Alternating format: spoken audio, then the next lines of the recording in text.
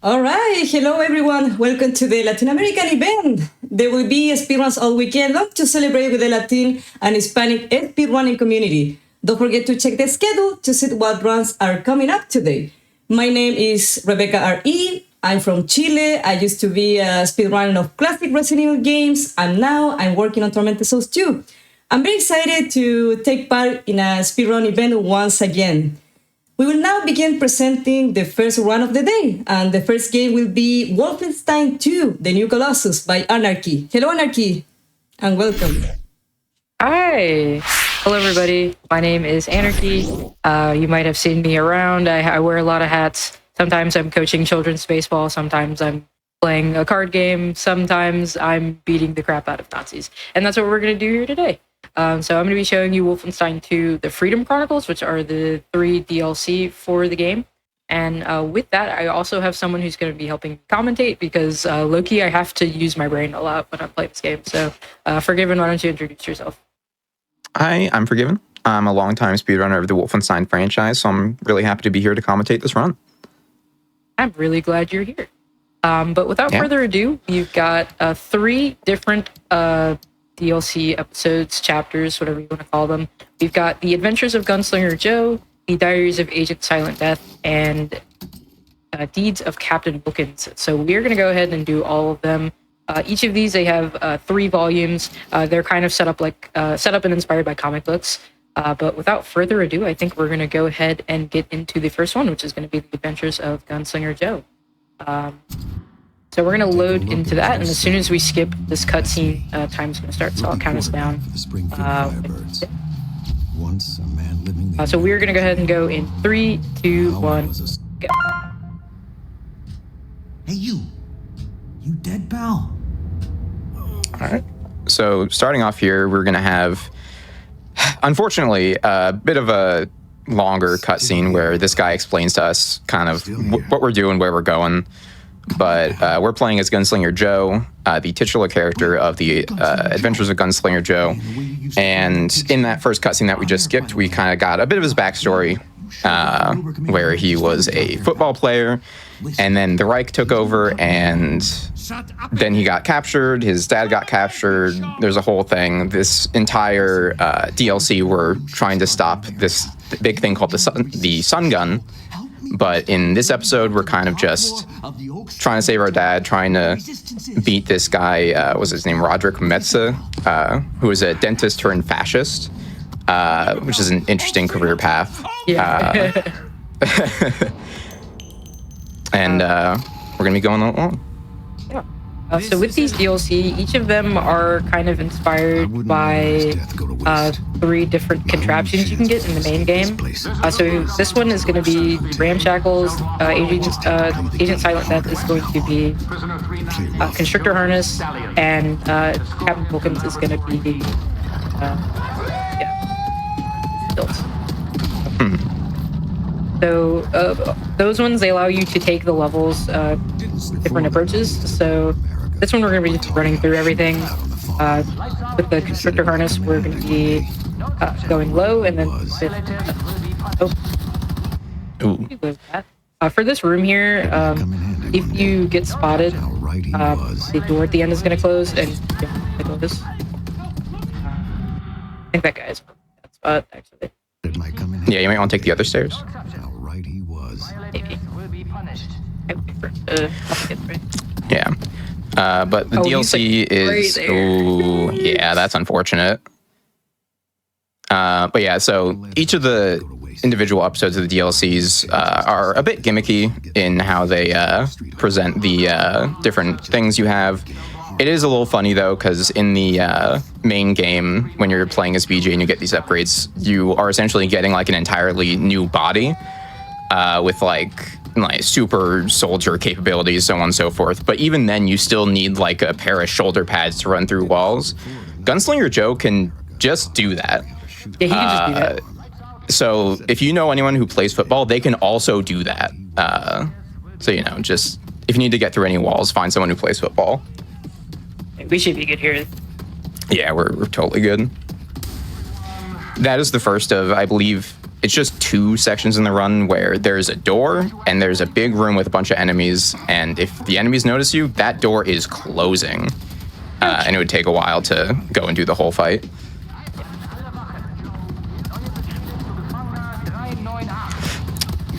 So something, if you had seen Anarchy's run at GDQ, you'll remember that there was a lot of clipping through the ceiling. Unfortunately, it seems like the devs kind of like noticed, and every single place where it seems like you can clip out of bounds by like sticking your head through the ceiling, they've done something to make it not happen. Yeah, they kind of figured out. Yeah, this run ends up being a little bit more grounded. We do have a few little tricks and skips going on here, but we're not sticking our head through the ceiling. Here you see that Anarchy is doing some jumping. This is faster by actually like a surprising amount. The way that sprint works in this game is kind of weird, where when you first start sprinting, it's your like max speed and you slow down a little bit. It can be a bit of a pain with Gunslinger Joe specifically, because you need to be running at a certain speed in order to go through a wall. So if you've been in sprint for too long, you'll just run into the wall and it won't break. So it's kind of something we need to manage. A safe haven to rest up.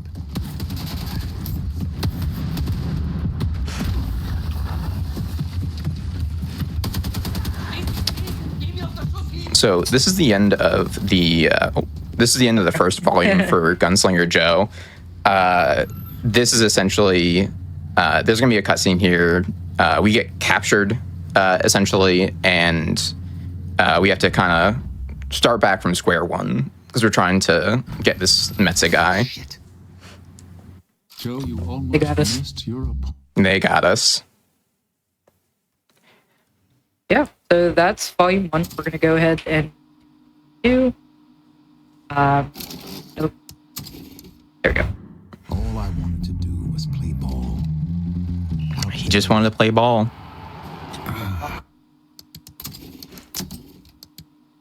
Yeah, so we're putting the difficulty on the highest difficulty here, and you will see why in a second.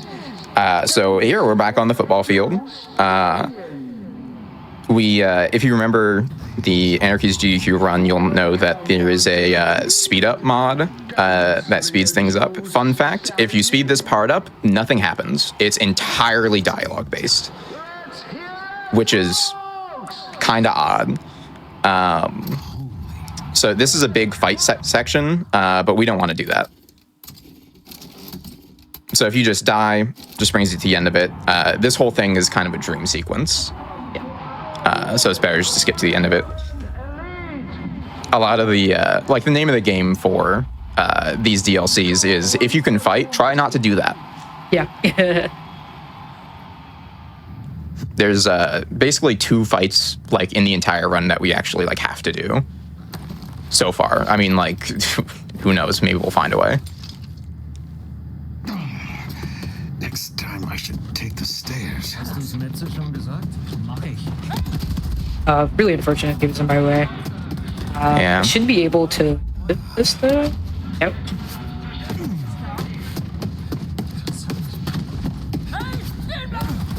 Yeah, so really just going through here, we're just trying to get optimal movement, getting as many jumps in as possible, just to speed things up. Okay, we're done. Yeah.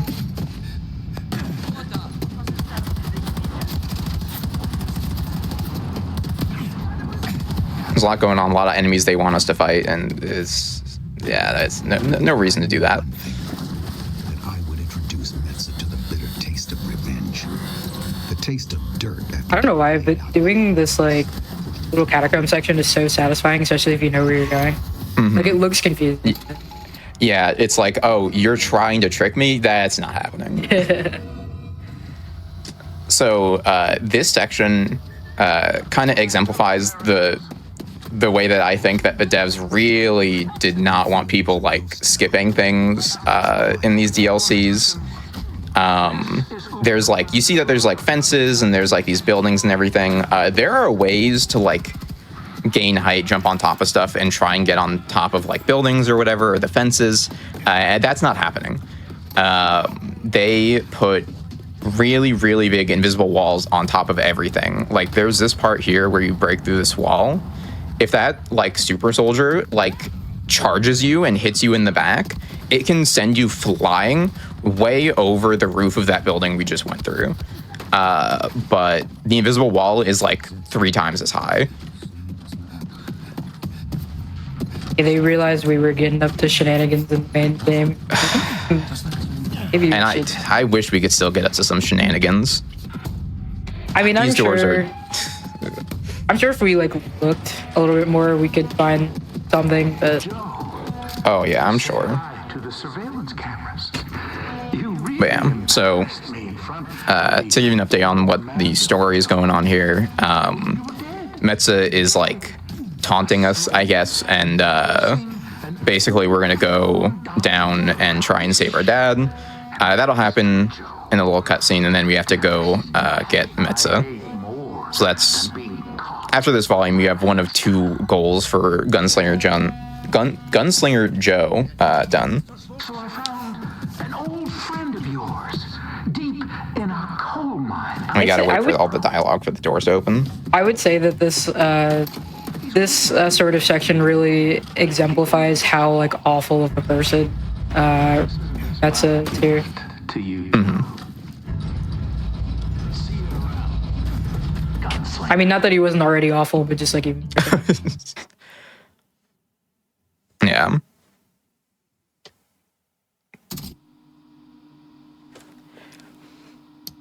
Oh, I just entered 2 again. Oopsie. Ooh, damn. He really wanted to play ball. Really did. My menuing Yeah. not the greatest, but still. No, Gunslinger Joe is kind of awesome. I mean, the whole, There we go. I didn't mention earlier, the whole thing of Okay. how he got here is when he was playing football, that he was like, okay, anyway, so now you play football for the Reich, and you are here for our entertainment. And he said, actually, I want to win. And he won. he won, and he got sent to prison for it. Yeah, I would say that Gunslinger Joe's kind of baller. He's like, he's is. pretty awesome. I'm not gonna lie. The DLC for this game are actually like, it's kind of good. I like wasn't expecting it to be that good when I played it for the first time, but especially when it's on sale, these DLC are like, I think the stories are all really interesting and they're fun to play. Smell 'em in here. So I would really recommend. Dentist's office. There we go. Yeah, it's on the, Dentist again. they really hide that button. Yeah. So, Metza had flown the coupe to Venus. This chapter, we're going to be starting to make sure that we actually like pick up a couple of things for a fight later in this volume. One of the 2 fights we actually have to do in this DLC. And there are definitely some guys in that fight that do not want to be found. Yeah. Well, once we get into the combat sections, you'll see that they don't like being found. They like peeking from behind cover and being like, well, you can't get me. You can't find me.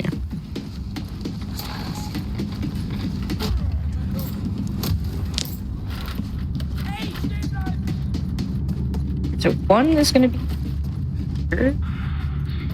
Where is he? There he is. There he is. Yeah, the commander's especially... Oh, you didn't fall down. Wow. Okay. You guys up here. All right. So hopefully... I mean, I feel like you got them fast enough where the super soldier did not spawn. Shouldn't be too bad. Yeah.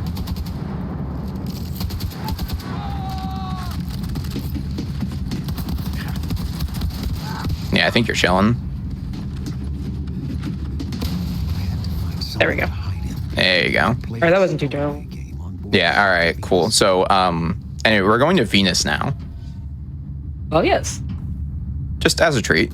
As a So if you ever want to try space travel, just find a shipping container going to space and get in.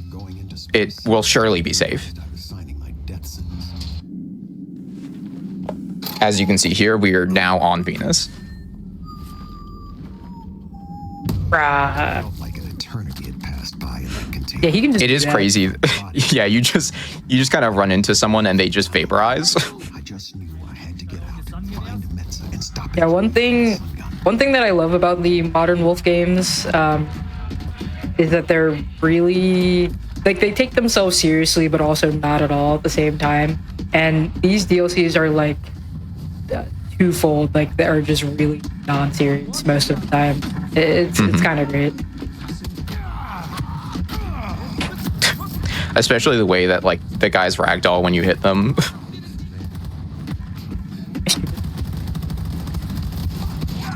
Yes. There we go. You turned around enough that I got lost. Yeah, I was like, wait a second. The way a lot of these levels are kind of laid out, it's very easy to get lost. Yeah, because a lot of the thing is that like the assets are like from the main game, and like so you'll see a certain hallway and you'll be like, yeah, no, I recognize this, and then you do not recognize it. Like I'm guilty of running through an area and saying like out loud to myself, all right, left, right.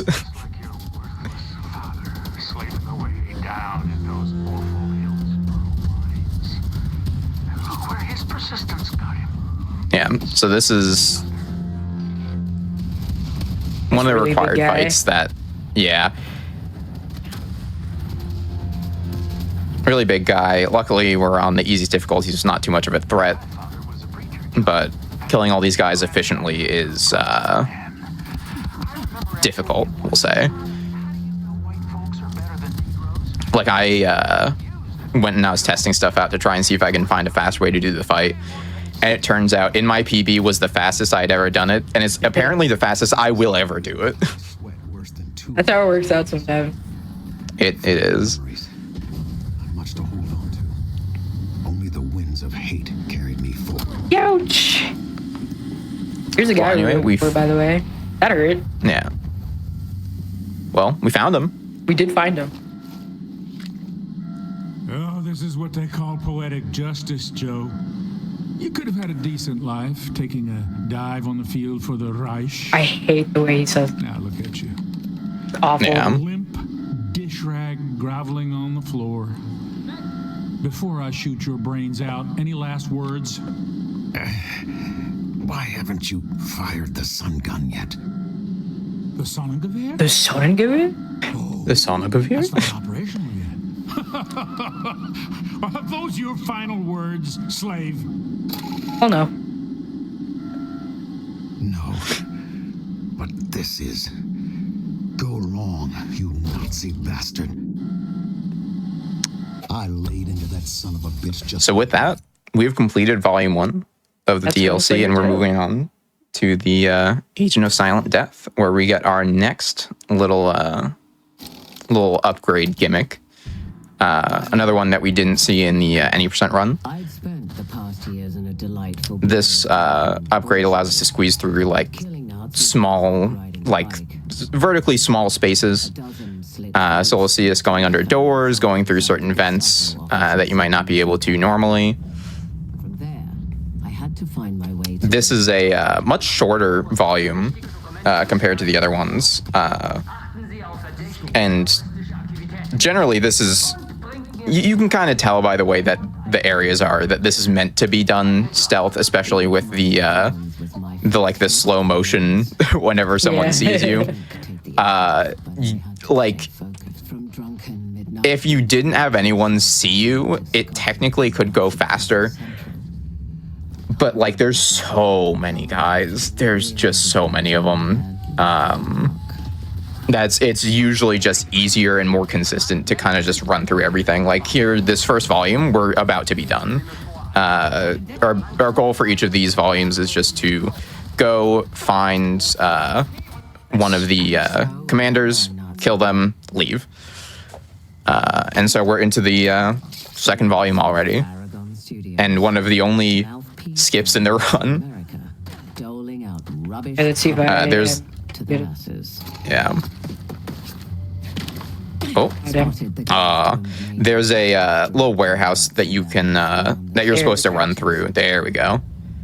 a warehouse that you're supposed to run through, but you can kind of just jump on top of that car.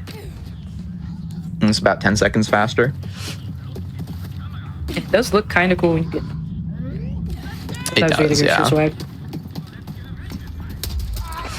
Yeah, we're here for swag shots, you know. That was a really fast entrance into that vent. Something that something that's interesting is that these DLCs, there is a certain level of like jank that just kind of like is inherent in them. If you ever see like Anarchy run up to a door and then just stop, she's not doing that on purpose. It just happens. It just does that. But yeah, going underneath in these vents, sometimes you'll go up to it, crouch, and then it won't let you in. Yeah, it is a skill. The Paragon Studios office building looked anyway. I was a big girl. Those guys hate you. I was gonna hope exactly 0 of them were in my way, but Jessica. one will do. Yeah, it seems. Yeah. Drinking. Everyone, the upcoming shoot for the new movie Blitzman. And here we're at the guy that we need to kill for Volume 2. And if you thought we were done with our space escapades, I assure you're so you we silly. are not. This is a modern Wolfenstein game. Of course we're going to space. Before someone discovered the body. So in this section, there's going to be a point where we are going to be inputting some stuff on a terminal. So it's important that we pick up some health packs to make sure that we do not die while doing this.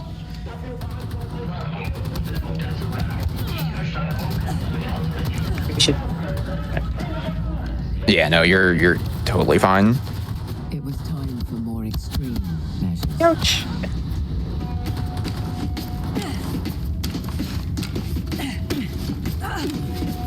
So basically, we're shutting down some. I don't even remember what it's some kind of generator. We're gonna shut this down, find the guy we need to kill, and then leave. Yeah, the story for this this particular DLC is actually pretty interesting. You can also see I just got stopped there randomly. I didn't do that on purpose. It did that. But for this one, we are Silent Death, and we're killing the guys that we're killing because we're in part the reason that her husband got captured and killed. Maybe Jack. So we're getting our revenge, basically, is what's happening. At least I died. And of course, revenge always sends us to space. Well, yes. I definitely think it probably is not safe to be under here, but you know, that's neither here nor there. It's chill. We get to see our constrictor crouch sprinting thing. So. Mm-hmm. Oh, wow. Okay. That'll do it. Hey, well, you made it. Yeah. And if you don't get here fast enough, sometimes this guy will get out and... Okay. Yeah, we're good. Yeah, this will be really fast, I think. Yeah, no, this is good. I can hear the dog behind. Oh, God. It is like the most... Oh. Yeah, it is such an ominous thing. I mean, even both the robot dogs and the regular dogs, just hearing them behind you is kind of like Whatever. Like that. They just get you. They do just get you. And that's already Silent Death. That's the shortest one by far. So now we're going to Captain Wilkins. The war against the Nazis was long. So this is, I believe, the only guy in the DLC that was like actually already like a soldier. Heavily guarded, and we're. Let's see what these boots can do. I'm gonna be honest. I don't even remember. We're trying to stop the sun gun, but I don't remember any other like mini plot for him outside of stuff that we're gonna see very shortly. Nice. Yeah, there we go. So as you can see that Captain Wilkins has the stilts upgrade. This you'd be a lot more familiar with if you've seen the 90% run. This definitely was the most fun to route for, just being able to kind of go up anytime you want. Funniest line in the whole DLC right there. Maybe even the main game. Damn, I wanted a goddamn cheeseburger. He really wanted his cheeseburger. Like, Wilkins is truly an all-American hero. Oh, I lost. Hello? Where? There we go. I don't know what just happened to me. Oh. I don't know what just happened to me. Where am I? There we go.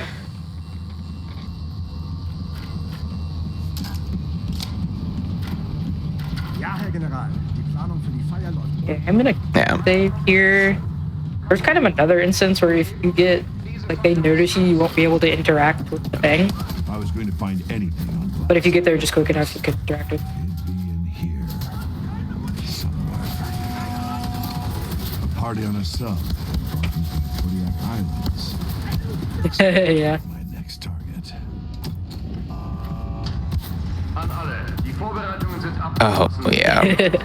Especially. Like, don't ask why I know. I just Yeah. On top of that, there is a little piece of routing here where you use the stilts to kind of go up. If anyone throws a grenade, it's over. Here where you use the stilts to kind of go up. If anyone throws a grenade, it's over.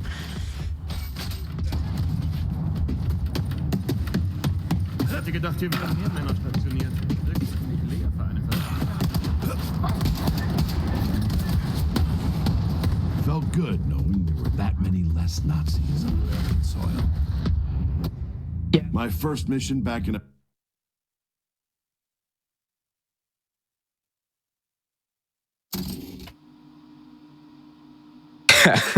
They'll knock you all the way back down. Clive was there with me from the beginning. We gathered all the misfit soldiers we could.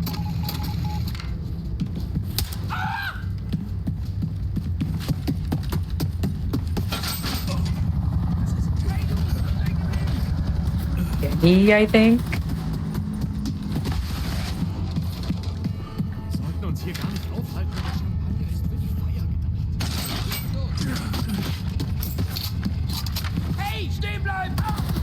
take it you've made it to the station? Armed and ready. But yeah, we are okay. So here is another instance where we're gonna really want to be careful about what we're doing here. So we are gonna save here. We're gonna wait for this guy to turn around. I'm gonna stealth kill him. And here we're gonna be careful about what we're doing. This turn here. All right. Okay. Good. Okay. So what happens there is essentially if you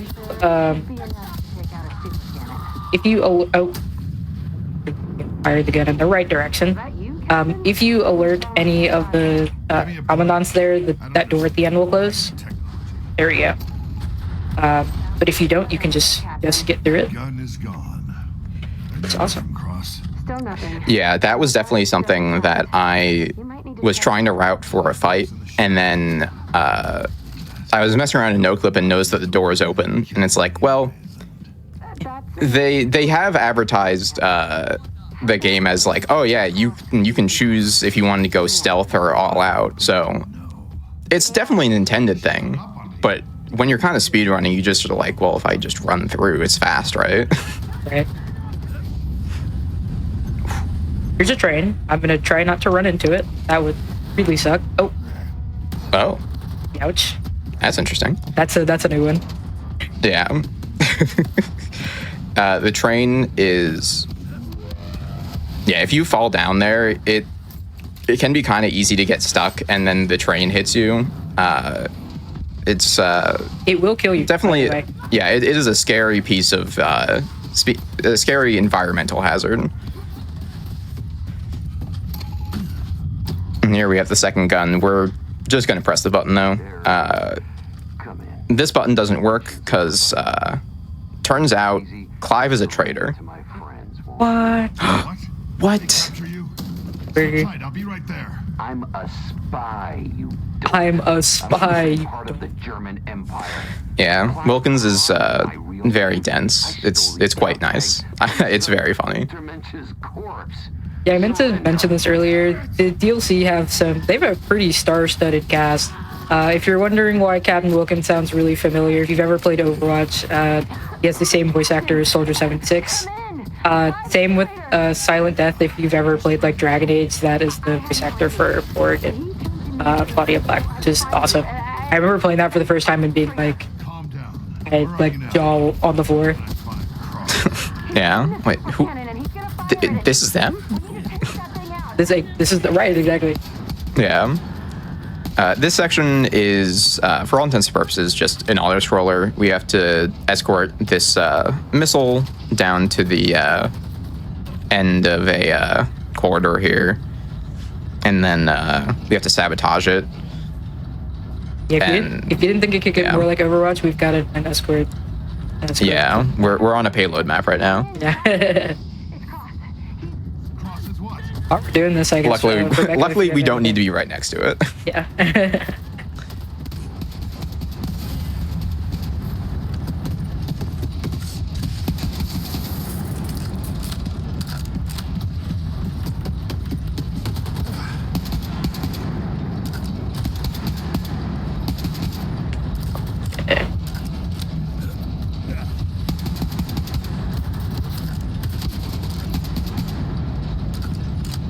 And it is going to take its sweet time there.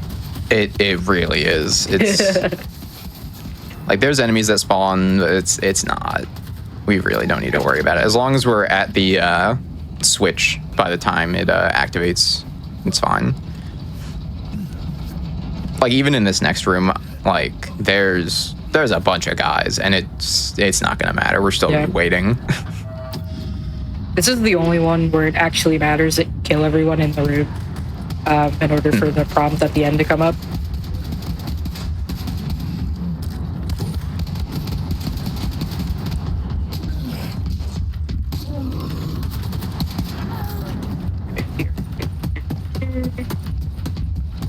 There's usually guys up here.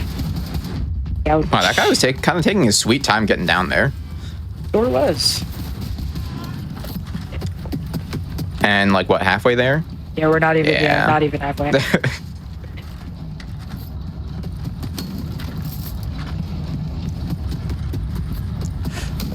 after this, we'll get into Volume 3 and things get a bit more interesting. Yeah. Then we'll be almost done. This is a very, very, very fast. Captain, we need to hurry. Cross is gonna shoot that gun any minute. I'll see what I can do. Oh, there's another guy. I'm surprised that we interact with it. I've never had that happen before. I've never seen that before, ever. Interesting. Usually, the prompt won't come up and you'll stand there looking stupid. Yeah, I did have in the at the end of Gunslinger Joe in that fight. I did in my PB. I had one guy that was alive, and it gave me the prompt, so I just went. But it is weird looking back that it was like, oh, like not everyone needs to be dead. So I don't know what that means for the prompt or what we can mess around with. But it'd be cool if we could skip those fights. I had only been back in America a few days. My best friend was a goddamn Nazi, and I never looked around. Yeah, so here we get some. This is where we do the routing right there. That was almost scary. This is where the routing for Captain Wilkins and the stilts kind of becomes a lot more interesting. I definitely, when I was going through this, and I didn't do that at first, I had to like actually be like, okay, I gotta think smarter, not harder. Like we have a free up ability. Water out of my ears. You put them on underwater? Like we have free uppies, and we should use them. We do indeed have free uppies. On the base.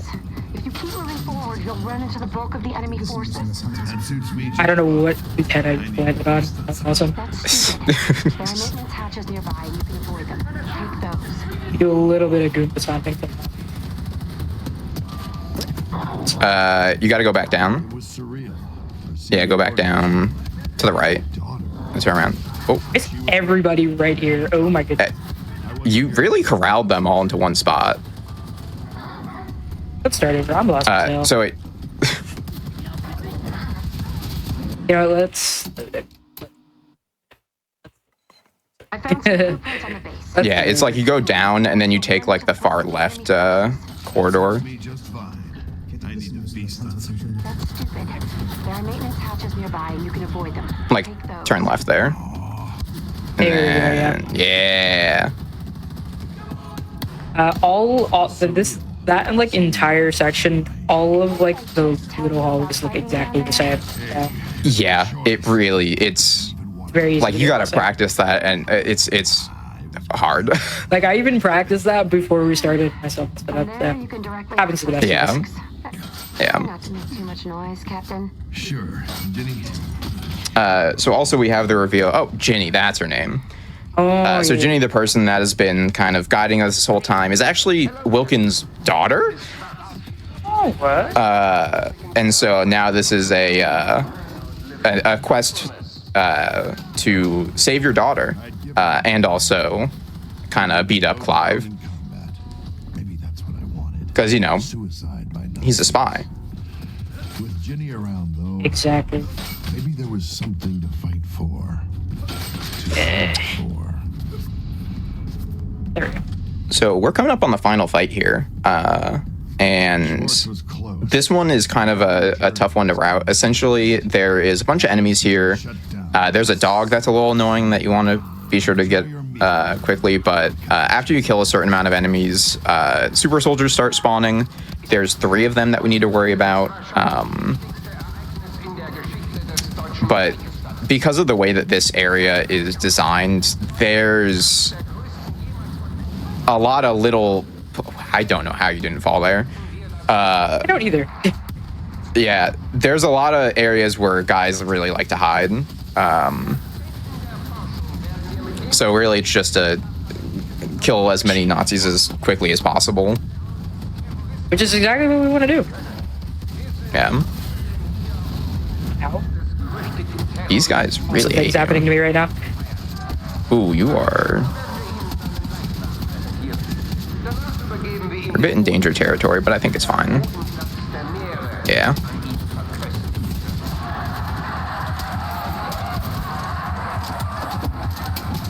My gun situation is a little questionable.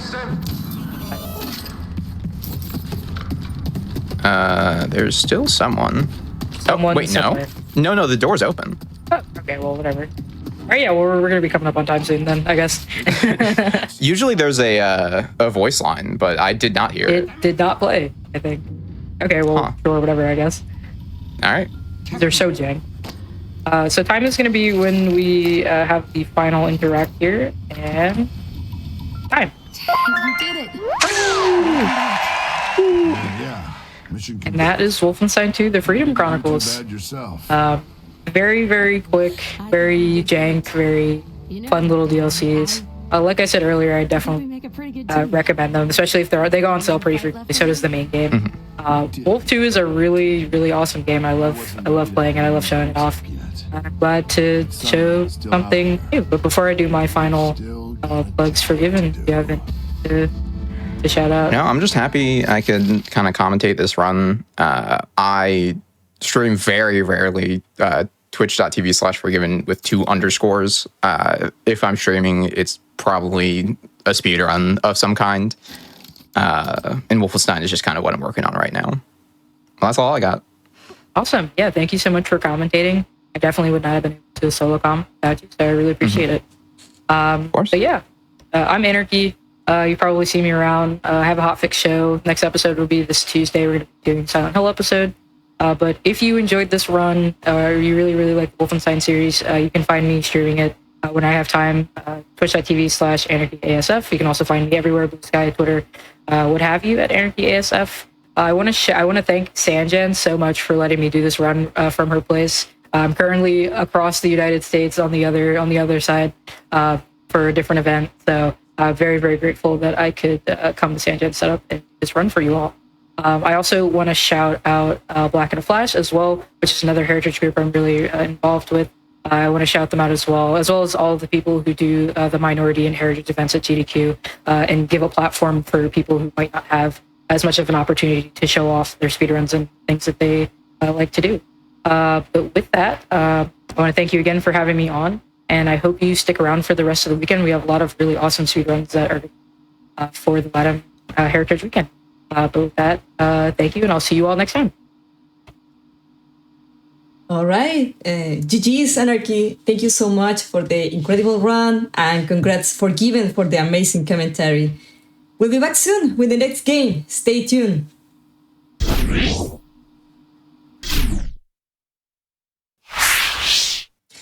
All right, this time I'm gonna speak in Spanish. Hola a todos, bienvenidos al evento latinoamericano. Tendremos speedrun durante todo el fin de semana para celebrar con la comunidad latina e hispana de speedruns. No olviden revisar el horario para ver qué juegos se vienen hoy. Quería también hacerles una mención especial a la comunidad argentina de speedrun de Resident Evil 3, que celebrarán hoy los eventos de la historia con un torneo a la noche llamado la Basement Cup. Toda información estará en el foro de speedrun del juego. Y ahora comenzaremos la siguiente run de hoy. ¿Qué será? Star Wars Dark Forces Remaster por Alnak. ¿Cómo estás, Alnak? Bienvenido. Un agrado tenerte acá. Muchísimas gracias, Rebe. ¿Cómo están todos? Saludo a toda la gente hispana que está viendo esta mini maratón. ¿Cómo están? Mi nombre es Alnak. Yo soy un runner de Chile que la mayoría creo que me conoce porque hago runs de Star Wars, y esta no será la excepción. Vamos a estar runeando un juego de Star Wars. Con la excepción de que esta es una run de que no recién hace poquito empecé a ronear. Esto es Star Wars Dark Forces Remaster. El juego es un juego de disparos que originalmente salió en 1995, como dice allá abajito. Esa no es la versión que vamos a estar corriendo. Vamos a estar corriendo en la versión de Remaster, que salió el año pasado y fue desarrollada por una compañía llamada Night Dive, que se ha hecho muy popular haciendo juegos remaster de shooter clásicos como System Shock y Quake 2 y otros tipos de juegos. Y eso, nada más que decir. Vamos a partir la ronda inmediatamente. Este es un juego como buen juego de disparos frenético. Tiene hartos skips que son donde se utilizan como explosivos y ese tipo de cosas. Así que vamos a explicar todo eso a medida que vamos avanzando, ¿vale? Ya. Entonces la ronda va a comenzar apenas comience. Aquí, presionando OK. En 3, 2, 1, ya. Ok, este juego... Muchas gracias. Este juego, bueno, a simple vista es muy parecido al Doom original. Creo que la mayoría de la gente que me ha visto reinar este juego en mis streams me dice que si esto es un Doom o es un mod de Doom. Bueno, sí, es algo parecido porque varios juegos durante esta época fueron de este tipo de índole, así como de esta perspectiva, y esta no es la excepción. La única gran diferencia es que en este juego, allá por esos años del 95, tenía la gran el gran avance, por así decirlo, entre comillas, de que tú puedes apuntar de arriba para abajo. En el original eso se hacía a través del teclado también. Bueno, una de las cosas que este remaster hizo es que ahora podemos tener soporte con el mouse, por lo cual podemos movernos libremente con el uso del mouse, lo cual hace que tanto para jugarlo de forma casual como también en la speedrun sea mucho más cómodo. Ya. Entonces, en este juego estamos jugando con un personaje llamado Kyle Katarn. Este juego es el primer juego de la serie que será conocida como Dark Forces y eventualmente se llamará Jedi Knight, que es una serie que contiene como 5 juegos de Star Wars. Este es el primer juego donde jugamos con Kyle, y este juego es súper aterrizado en el sentido de que aquí no somos un Jedi, no van a aparecer Jedi, no hay ese tipo de magia de la fuerza, por ejemplo. Aquí simplemente es como un juego más aterrizado en lo militar, no usamos explosivos, armas para poder terminar los niveles. La historia es básicamente que somos parte, o nos contrataron, la rebelión nos contrató para tratar de destruir un proyecto que se llama el proyecto Dark Trooper, que son estos super soldados que el Imperio está produciendo. Como trivia, ese tipo de soldados aparecen en la serie de Mandalorian, en la escena donde Luke pelea con varios robots oscuros. Bueno, esos robots oscuros aparecieron en este juego. Aquí fueron originados esos enemigos. Ya. Estamos aquí terminando ya el segundo nivel. Esta ronda va a ser súper rapidita porque los niveles son cortitos y sabes por dónde avanzar. Y vamos a empezar a romper el juego. Como mencioné, en este juego hay explosivos, y como en la gran mayoría de los juegos de este tipo, explosivos quiere decir que podemos comenzar a saltar a gran altura y empezar a esquipear varias secciones del mapa. Entonces los primeros skips van a estar aquí. Está como esa cascada que está al frente de nosotros, y nosotros tenemos que llegar arriba utilizando estas granadas, ¿sí? Entonces esperemos que suba el nivel del agua aquí. Si saltamos aquí rapidito. Oh, no salió. Bueno, okay. Vamos a intentarlo de nuevo. El tema es que aquí solamente tengo 2 intentos para poder realizarlo, ya que el juego solamente nos entrega 2 granadas por cada al comienzo de cada nivel. Entonces vamos a responder aquí y vamos a este salto de nuevo. Entonces, saltos en la run. Coloco aquí entonces aquí. No, salió. Sí. Tengo que estar apuntando un poquito más abajo porque está esa agua en donde si, por ejemplo, la granada cae del agua, no va a salir, está saliendo explotada, afortunadamente. Por lo cual tengo que tener un poco más de precisión aquí. Afortunadamente, con el tema del mouse, aquí esto hace mucho más fácil realizar estos saltos. Entonces aquí se sube.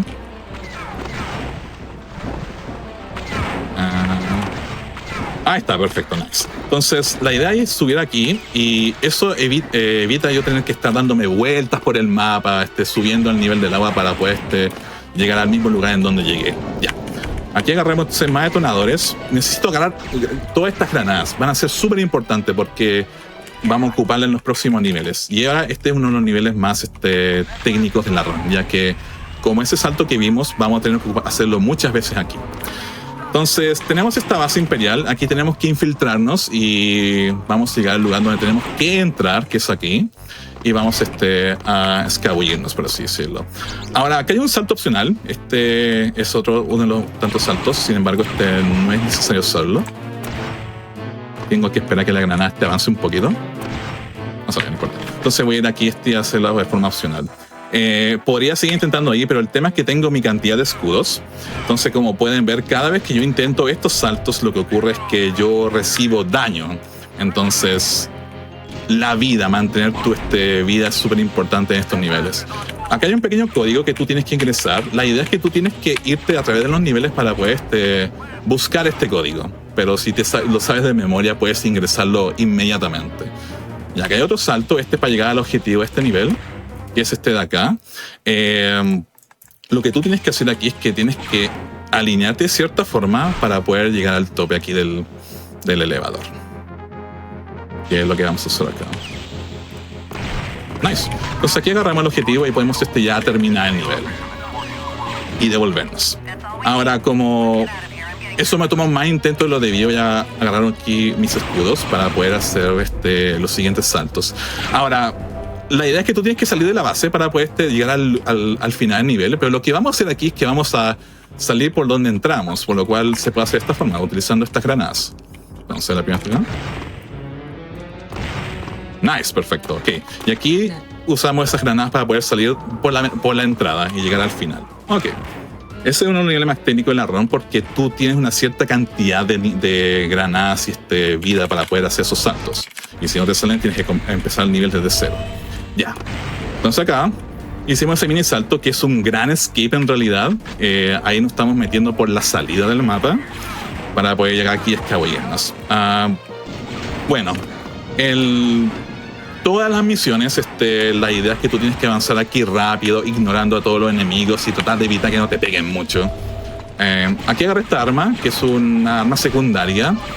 Como mencioné, tú ignoras a la gran cantidad de los enemigos, a excepción de los enemigos que tienes que matar para poder progresar con el nivel.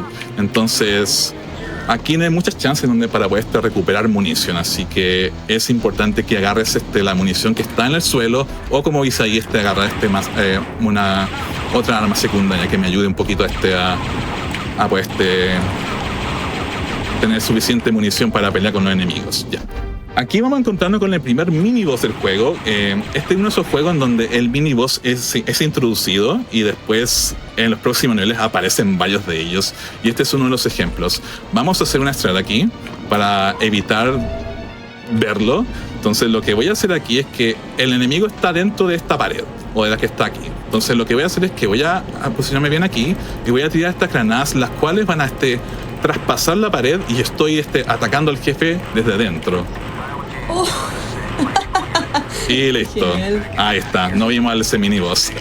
Y ya podemos terminar el nivel. Ya, y proseguido eso, hay otro glitch aquí que no parece que es mucho, pero es importante. Entonces voy a presionar este botón desde cierto ángulo y ahora puedo hacer esto. Entonces aquí la idea es que tú tienes que estar parado allá al frente para que y esperar que esta puerta se abra completamente, porque si tratas de meterte, la puerta se cierra.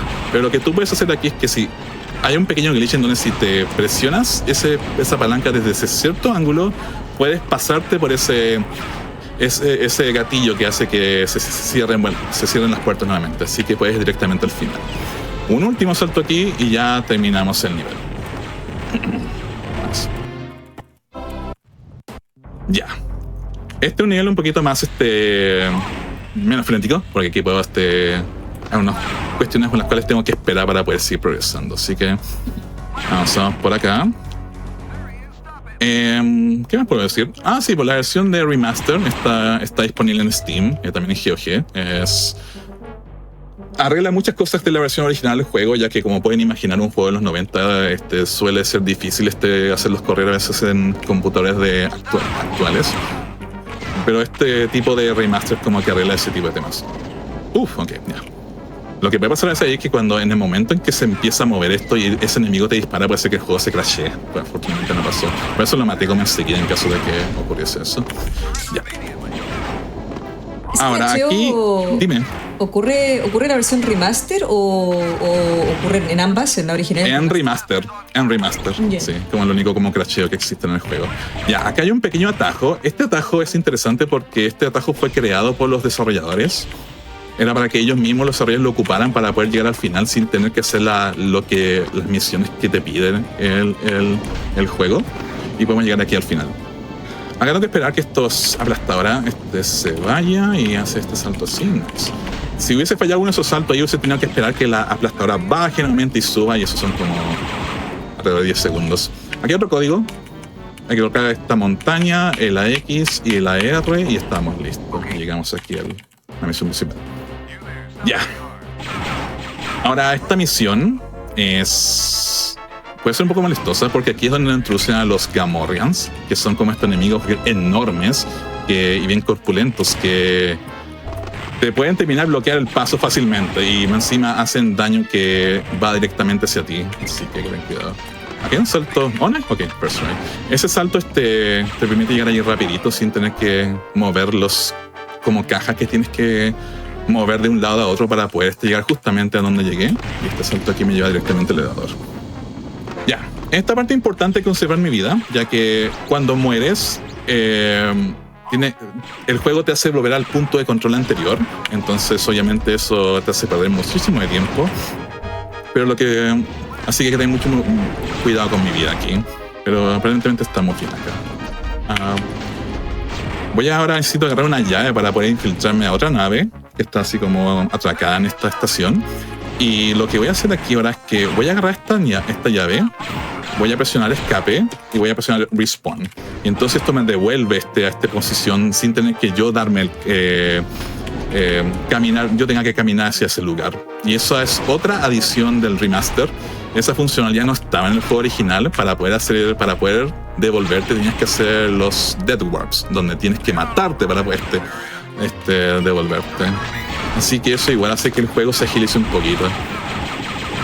Está un poquito corto de vida aquí, así que estamos bien aquí. Entonces coloco esta bomba y listo, terminamos el nivel.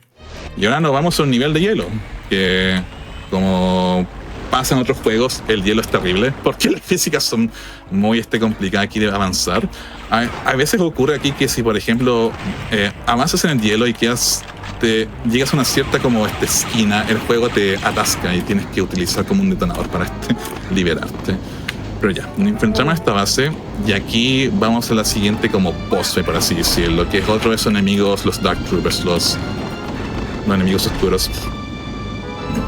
Lo que espera que esto suba y pasamos por esta parte. Ok, nice. Esos hielos que están ahí pueden detenerte o incluso dejarte atrapado, así que ten mucho cuidado con cómo avances en esa parte. Vamos acá, vamos acá y meternos aquí. ¿Qué es esto? Entonces en esta parte necesito agarrar un objeto importante que es como esta mascarilla, porque si no me va a estar haciendo daño progresivo el hecho de estar oliendo esta como este combustible que parece como avena en este juego. Y sí, Avena parece como, Quaker. sí, avena Quaker, sí. Entonces tengo que evitar eso. Por eso tengo la mascarilla puesta. Ya. Hay que poner 3 bombas, colocamos la tercera. Y como pueden ver aquí, algo importante, el enemigo está escondido detrás de esta pared también. Eso quiero que lo tengan en consideración porque va a ser importante para uno de los niveles donde está el skip más importante que se viene.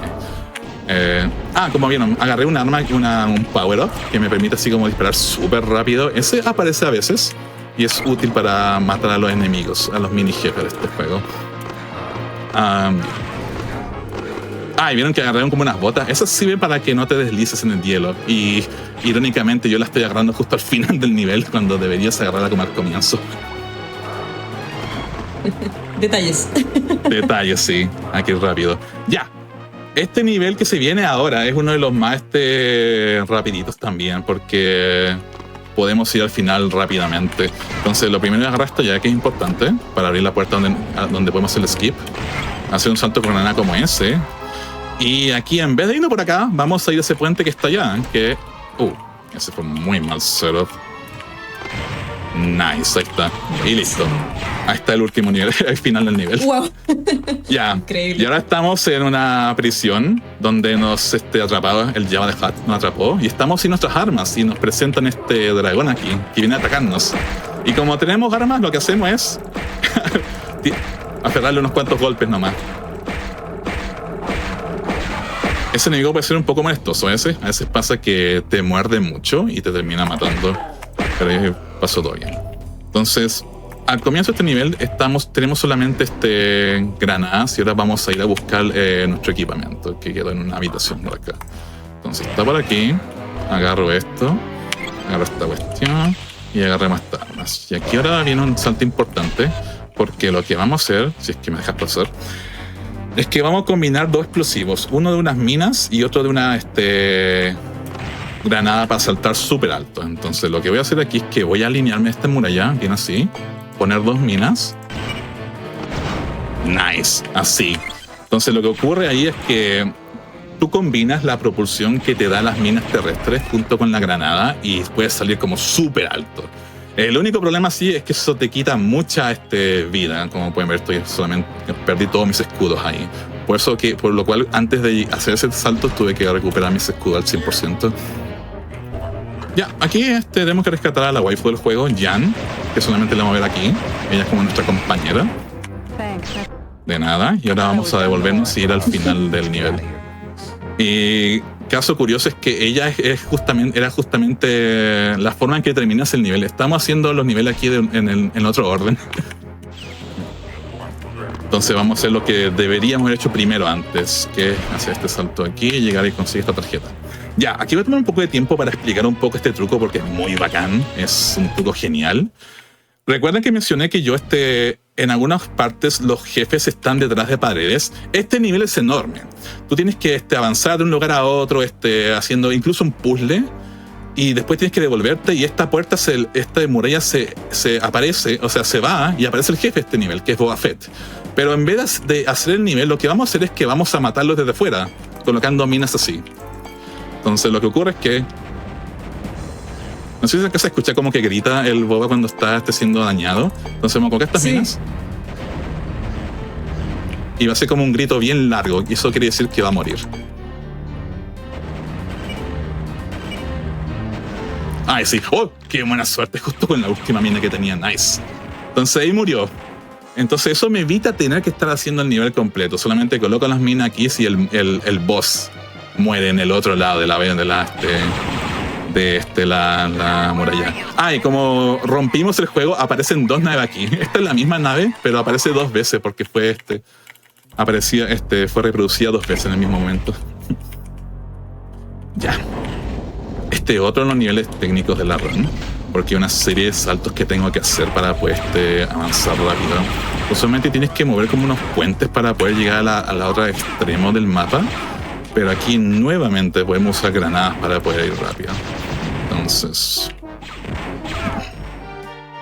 vamos a ir por aquí, agarrar estas granadas por si acaso y vamos a hacer un par de saltitos aquí. No, se nos salió. Entonces la idea es que tú tienes que saltar aquí desde un lado a otro. Es el primero. Ahora este enemigo hay que matarlo porque a veces te puede trolear, dispararte justo cuando estés soltando. Nice. Perfecto. Y ahí llegas aquí. Siento que estás moviéndote. Ah, y agarré esta arma. Maté a ese enemigo y agarré esta arma. Esa igual es importante. La vamos a ocupar en el próximo nivel. Y vamos a ir aquí directamente a...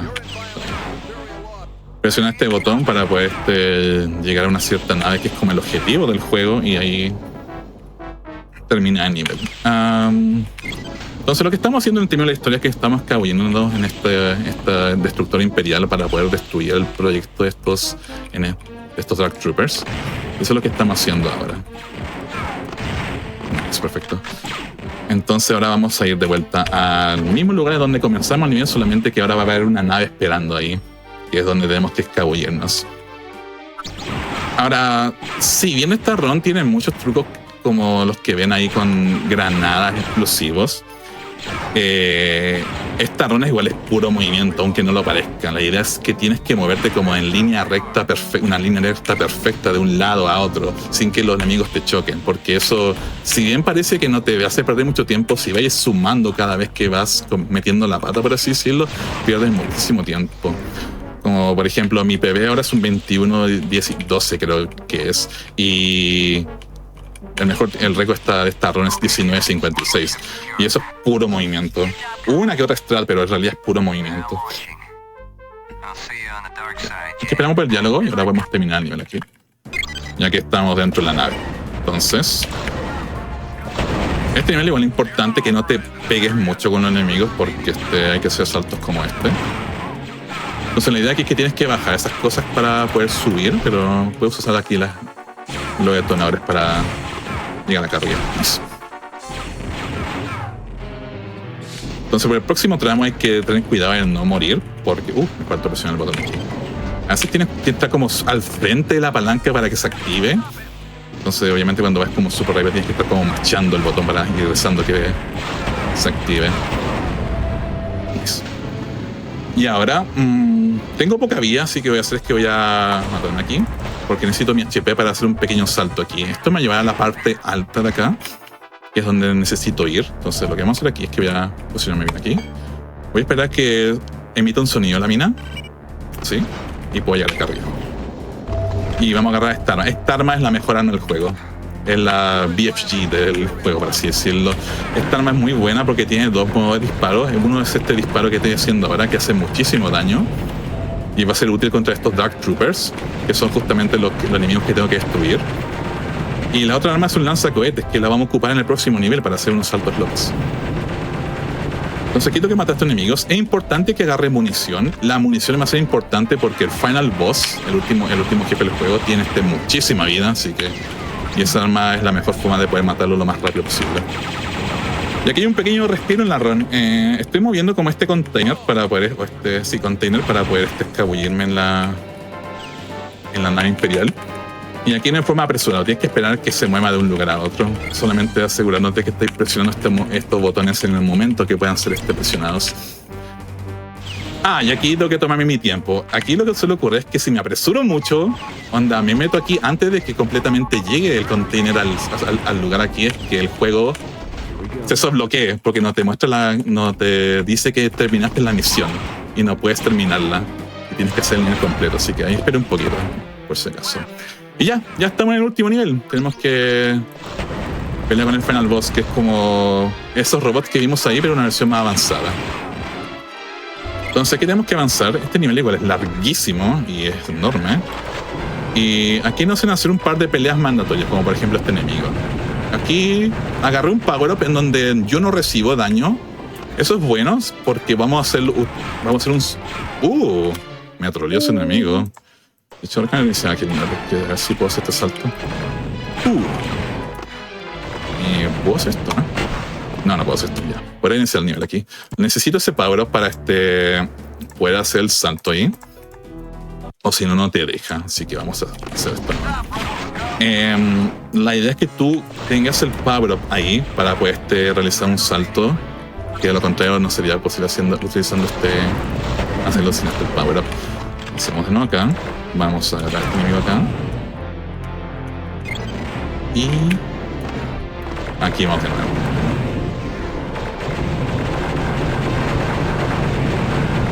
Y ahora darme la vuelta aquí y asegurar, sí, que asegurarme que no está acá. Ya, lo maté por si acaso. Y vamos a hacer un salto aquí y listo, más. Perfecto. Entonces, por eso necesito que tenga ese power up para que no recibir daño, si no ese salto no sé, puede ser posible hacer. Ya, entonces agarra esto acá. Pequeño salto con una mina aquí para ahorrarme el tiempo mientras sube este elevador. Y ahora vamos a la siguiente parte. Donde nuevamente tengo que hacer un salto con granadas. Sí, lo otro igual quiero conservar mi vida para la última parte porque sí, hay unos cuantos saltos que igual quiero hacer. Entonces aquí tengo que esperar a que esto baje para que pueda subir aquí, nice. Y aquí lo que voy a hacer es un salto con cohete. Así sale. Nice, ok. Para eso son buenos los lanzacohetes ahí, como que tienen un mini impulso con el cual si lo timeas bien con tus saltos pueden llegar a lugares elevados. Entonces estamos pasando por este destructor y esta nave gigante y colocando estas bombas, que es lo que te pide hacer la misión. Aquí hay otro salto para llegar a esta parte rápidamente.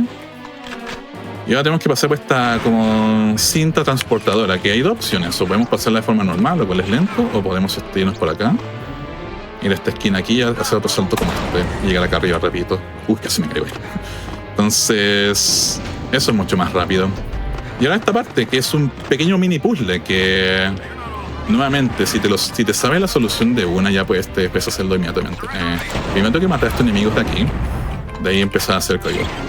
Aquí es 2, 1, aquí son 2, 1, 1, 2, 3, 4, 1, 1, 2, 1, 1, 2, y listo.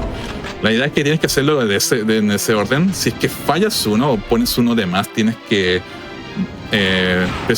presionar como 4 veces para que puedas volver a la posición en donde estaba. Así que es bueno que no falles esa combinación. Y aquí estamos aproximándonos ya a la boss fight. De hecho voy a matarme aquí porque estoy corto de vida.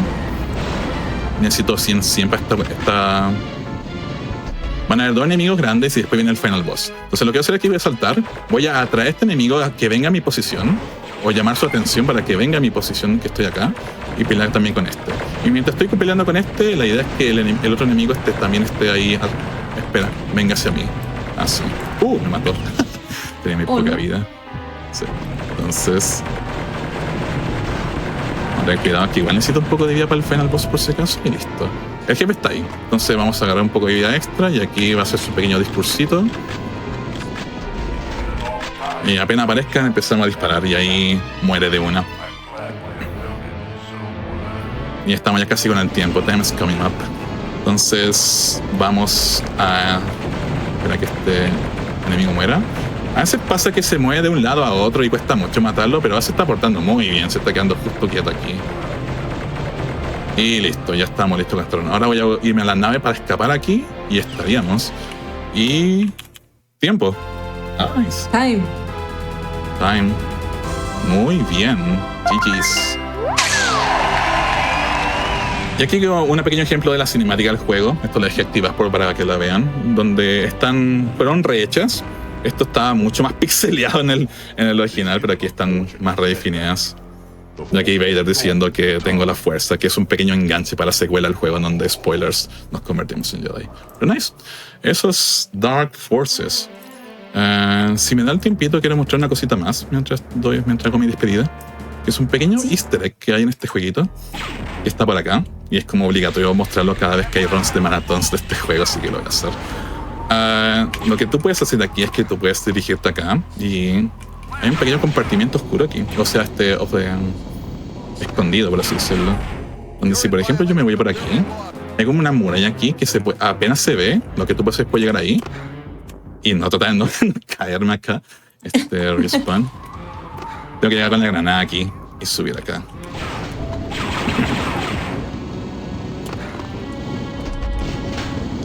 Lo que vamos a hacer es que... estos juegos de Star Wars de los 90 siempre tienen hartos easter eggs y este es uno de ellos. Sí, es verdad. Me caigo aquí y me meto acá. Entonces me meto a esta habitación y si abro esta puerta, aquí hay un Ewok que que está aquí como está atrapada con una esferita. Y está aquí, está haciendo animación. ¿Y no puedes salvarlo? No puedo salvarlo, pero puedo dispararle. Si le disparo, hace eso. No. Se le quema la carita. No, pobrecito. Sí, estos son los cuantos easter eggs que dejaban en el juego. Y unos cuantos más también. Y en las secuelas también hay otros easter eggs de este tipo. Pero sí, eso solamente quería mostrar. Y eso es todo. Dark Forces Remaster, una muy buena run. Recomiendo el juego también. Es un clásico juego de disparo antiguo donde tú exploras. No son lineales, como que son estos mapas gigantes y tú tienes que descifrarlos. El juego no te dice así por dónde ir, tú tienes que descifrarlos. Así que lo recomiendo, sobre todo por el remaster también, que de verdad hace que sea mucho más cómodo jugarlo. Pero sí. Espero que les guste la run. Muchísimas gracias por la oportunidad, como siempre. Gracias a ti, Rebe, como siempre. Y gracias a GDQ por esta oportunidad donde runners hispanos pueden hacer su showcase de runs. Así que, sin nada más que decir, muchísimas gracias y que sigan disfrutando la maratón. Muchas gracias, Anna, por esta maravillosa run. Estuvo increíble. Me gustó mucho también las similitudes que tienen con la strat de Quake y Doom. Son muy similares, especialmente lo de la granada. Lo de los impulsos también con las armas. Así que muchas felicidades. También puedes mencionar tus redes para que la gente pueda encontrarte. Por supuesto. Yo suelo streamear en twitch.tv/alnac. Voy a estar haciendo más runs de este juego, ya que igual quiero bajar el tiempito. Así que probablemente en estos próximos días me vean mucho con esto. Así que si disfrutan runs de Star Wars o de juegos retro, pueden seguir si gustan. Pero sí. Perfecto. Muchas gracias nuevamente por la participación. Saludos también a todos los chicos del chat que estuvieron apoyándote. Y bueno, nos veremos más ratito con más runs, así que no se lo pierda. Stay tuned.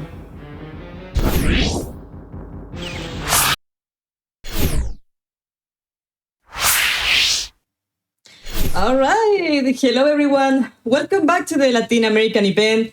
There will be speedruns all weekend long to celebrate with the Latin and Hispanic speedrunning community. Don't forget to check the schedule to see what runs are coming up today. And we will now begin presenting the next game, and the next game will be Silent Hill 3 by Failed Link. Welcome. Hi, hope you're all ready for some Silent Hill 3. My commentator to help me introduce yourself. Hi, my name is MJB Matt. I am also a speedrunner of Silent Hill 3, as well as of Silent Hill 4 and other variety of other speedruns like Resident Evil. And I will be here today to help out Failed Up Link with his speedrun. All right, are we ready for countdown? Yeah. All right, let's get it. I guess you'll do the countdown. Yeah. All right. 3, 2, 1, start. Go. So, all right, let's go. So in Silent Hill 3, we play as Heather. We're doing the new game, no quick save, no quick load. Which pretty much means we're doing the no major glitches category where we don't go out of bounds. Yeah. You want to explain this first part, Matt? Yeah, so right here is a really big RNG section. This is the closer. Right now we're actually looking for a specific attack pattern where he actually wants us to hit us twice with his left arm and then one attack on the ground. But unfortunately right here we see we're getting like some really bad RNG. So ideally we want to get 2 hits from his left arm as that one does the most damage. Because basically right now what's happened is Heather's in a dream sequence. And for easy, for this difficulty, the fastest way for us to wake up is to actually use this enemy here. So here we actually just need to just get a really good RNG here. He got another hit from a left arm, that was good. But now he just needs a few more. So yeah. If you're going for something like world record, this is like a really super or a new PB, this is like a very super reset heavy area. All right, so now that we have woken up, we are now in the mall section here. So just a quick synapse with the cutscenes. We ran into a cop named Douglas who confronts Heather about her birth and stuff. And Heather's just super confused and confused about what he was saying. So she just ran into the woman's bathroom just to get away from him. And Heather's objective right now is just to pretty much just get back home to her house. right now we picked up the handgun, and now we're just have to pretty much just the section's pretty much just getting a bunch of items for us just to make our way to the next area of the game. Right now, we need to pick up tongs so we can actually get a key that we need. For that though, here's the bread. Oh, it's bread. We love the bread. It's fun. Also, when he picked up the tongs and when he went into the room to exit, you notice he did a move called strafing. So strafing is a technique that you can do here in Silent Hill 3 where Heather will pretty much like skate or slide to the left or right side. It's really good for movement in this game because it just makes Heather go really super fast. And that's pretty much like the whole premise of this run where we just want to just go as fast as possible. Again, with this speedrun, movement is like super very important, and it's pretty much going to play like a very big role in the speedrun in general. So one of the perks about playing on easy is that Heather, as you saw there, decided to turn around and try to attack the enemy, because on easy, she has auto lock on with the same interact key. Yes. All right, for this puzzle, we just have to read the code here because the IGT pauses here, which is how we time this game on. And using this, I can see that the code is probably 8241.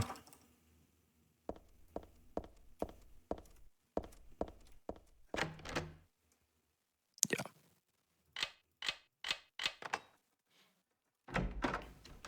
You basically play this game enough times, you'll start to be able to read the numbers and know what they are, even if you can't see the whole thing. And during that cutscene there, we ran into another recurring character her name is Claudia. She runs into Heather, and Heather's just asking her, like, what's going on? Where's everybody? And she's just like, Claudia's just very mysterious when it comes to Heather, and she pretty much basically tells her, you'll know soon enough. And basically now we're just making our way through the mall with our objective here of just getting out and just trying to just get back home. In the elevator, you saw there I was spamming I don't have map of this area, and that is because when you hit the map key and that pops up, it pauses the IGT time for I think a frame.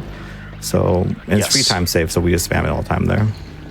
Yes, because the reason why, because of that add-on to that, when it comes to this game and how it is tracked on like the speedrun leaderboards, they use IGT time instead of real time. So using like little tricks, you're gonna see Failed Uplink do other similar tricks like that throughout the run. But yes, we want to do that just so we could slow down the in-game timer. Another thing about this category, easy, it is pretty much like the most standard category when it comes to like speedrunning this game. You're gonna really see easy a lot because it's the most optimal, especially for like the main protagonist Heather to just go super fast and just really good movement, and it just has just really good ways for really good movement. Okay, here, so he picked up the hanger so we can push down the ladder here, which will give us access to the upper area of the mall, which we're going to be using here to, again, get us a certain set of items so we can just make our way out and just get more access up the mall to get out of here. So right now he's going to pick up a key and head back down.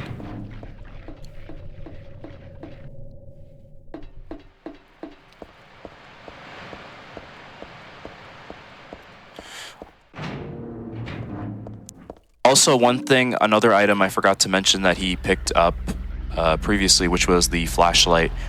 So the flashlight is super important in this game.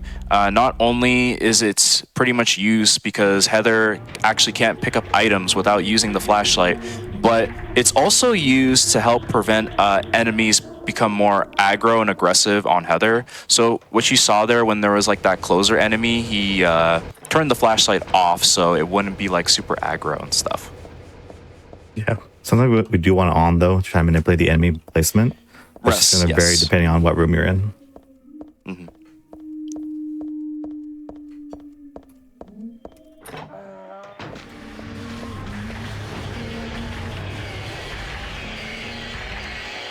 So right now he's going to go into this room here and use a nutcracker here to open up the walnut, which will give us a pearl, which we'll use to open up a door that we need. Okay, the door that locks to the final boss. Yes. Oh, the final boss. No, that's final boss. The final boss is there, yeah. Sorry. First boss coming up, yes. Yeah.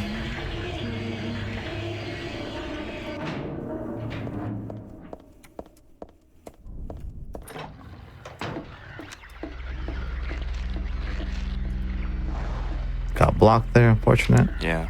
But so like as you could see there, he turned the flashlight off just so he could like evade the closer a little bit more often. Just little strats like that. But unfortunately with that placement there, it was just a little bit off with how the spawn was with bad RNG, but he managed to get through there.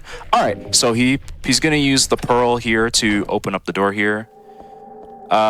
Interesting enough, that section could actually be kind of RNG because the dog could just be there. But coming up here is our first boss fight here, which is the worm. Now, the thing about boss fights in this game, every single boss fight has, their health is actually random, and every single boss has a quick kill. So the quick kill for this is optimally 6 shots. However, if you don't get the 6 shots, you would have to pause the gun, so don't just aim it, and wait a few seconds and do the 7, 8 shots, because this boss can take 6, 8 shots. 2, 4, 5, 6, pause. Okay, so that was not shots. the quick. Yeah, 8 shots.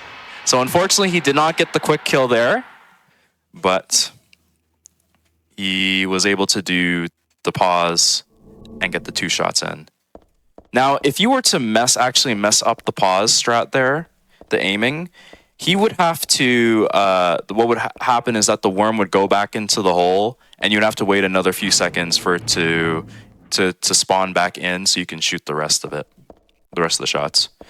All right, so now we are finished with the mall area, and now we are going into the subway section. In that cutscene, we also ran into the cop again, Douglas, pretty much asking us like what's going on. Like both of us, both Heather and Douglas, are both confused on what's going on. So they both went their separate ways, and now we're pretty much continuing with the rest of the story with the main objective of trying to head back home.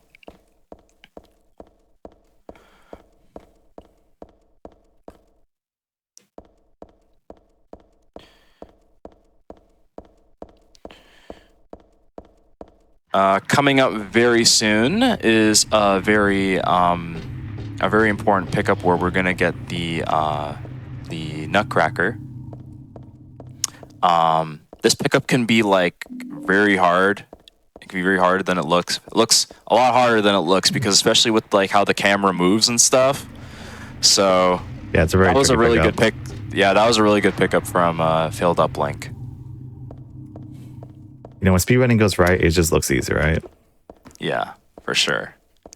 We have Mimo. So now he's going to use this. Enjoy. Oh, cats! So now he's going to use the Nutcracker to actually open up another section of the subway.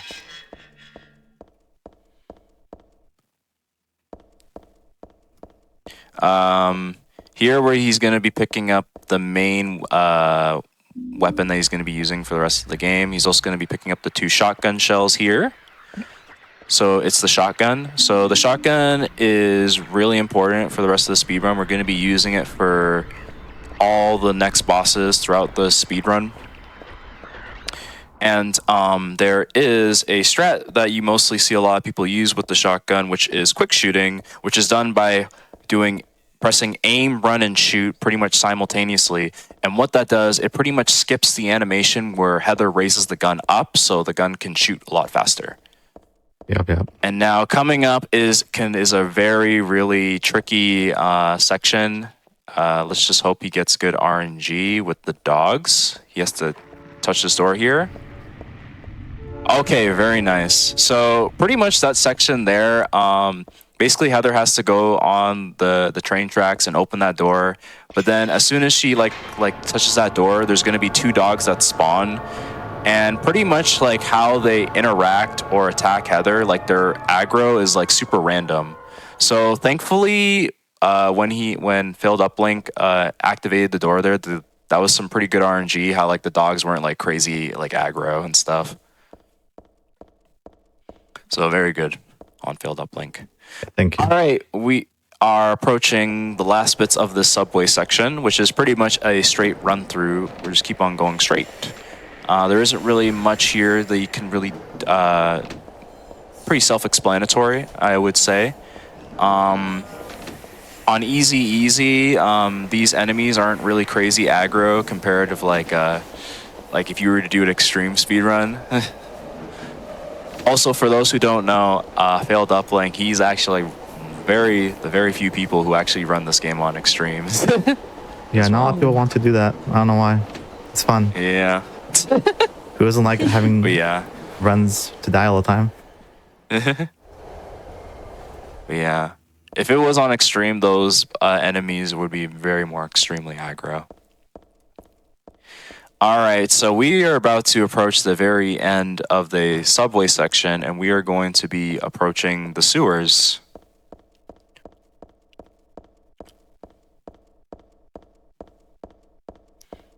Yeah, the sewer has some of the more tricky rooms in the game as well. Yeah. Mm-hmm. It has another pickup that can be a little bit hard that can be a little bit tricky for especially like speedrunners, but we'll make do of it. Again, the same objective with sewers, where you basically need to we need to collect items so we can make our way out of here.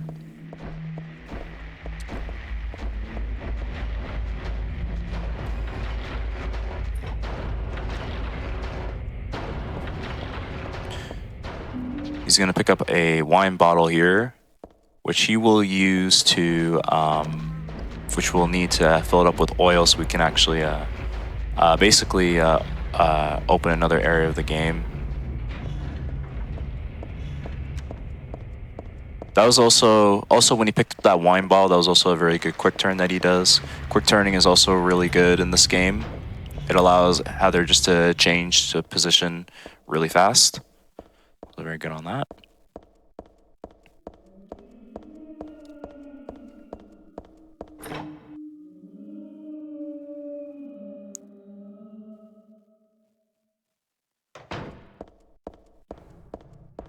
I touched on it a little bit earlier, but when I exit that door like that, so the we call it skating, is where you're spinning in a 360 direction as well as turning and strafing at the same time.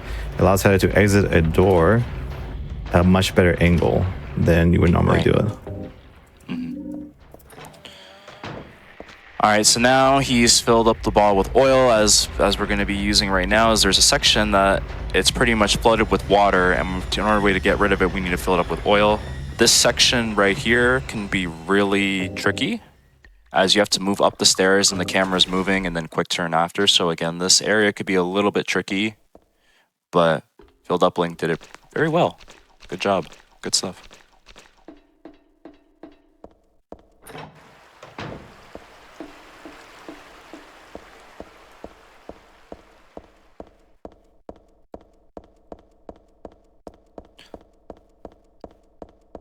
Now we're approaching the other half of the sewer, where we're actually going to encounter another hard pickup right now. Very soon. Pretty sure it's the same scream you hear in Silent Hill 2 in the apartments. Oh, really? Mm-hmm. I think they've used that same one.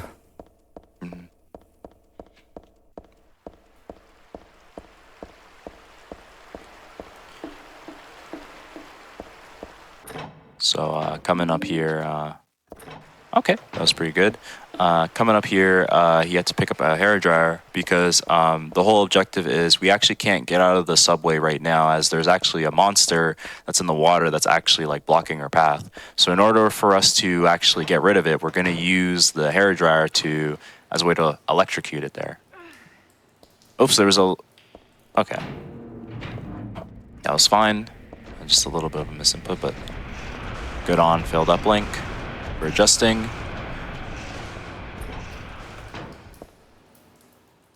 All right, so he's gonna use the hairdryer so we can get rid of that enemy there, and we can make our way out of the subway section.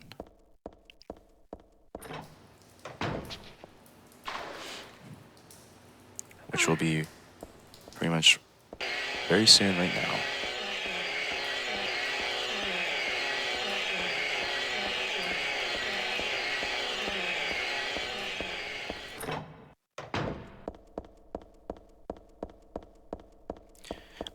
I know, like I mentioned a lot, how I talked about how movement is like really good in this game when I talked about it prior, but I think this game really did hit the mark when it comes to like movement and stuff compared to the other Silent Hill games, especially with Silent Hill 1 on the PS1. The controls were like just very clunky and stuff like that. But the way how they made like the games and the controls, especially with this game, I think they really hit the mark really well. And it can really be shown and exceed, like, just especially like through speedruns and stuff. So yeah. Yeah, Heather in this game can be very snappy. Yes. All right, so now we are finished with the subway section, and we're gonna move into the office area of the game.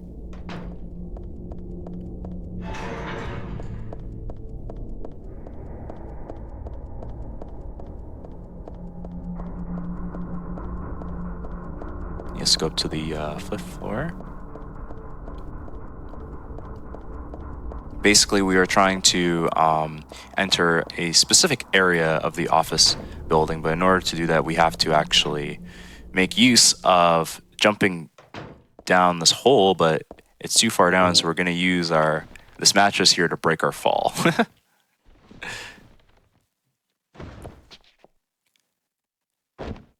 Yeah, all Heather wants to do is just get home, and she has to traverse some of the most worst areas to try to get back. For sure, for sure, for sure.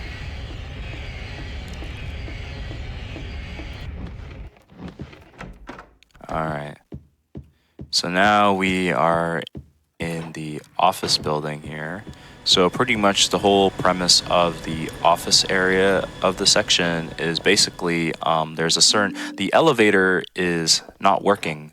So we need to pick up 2 items, which is a rope and a jack, so we can actually open up the elevator so we can use it to access a certain floor that we need to get to. So there he picked up the rope, and now he's going to go to the 5th floor here so we can pick up the jack.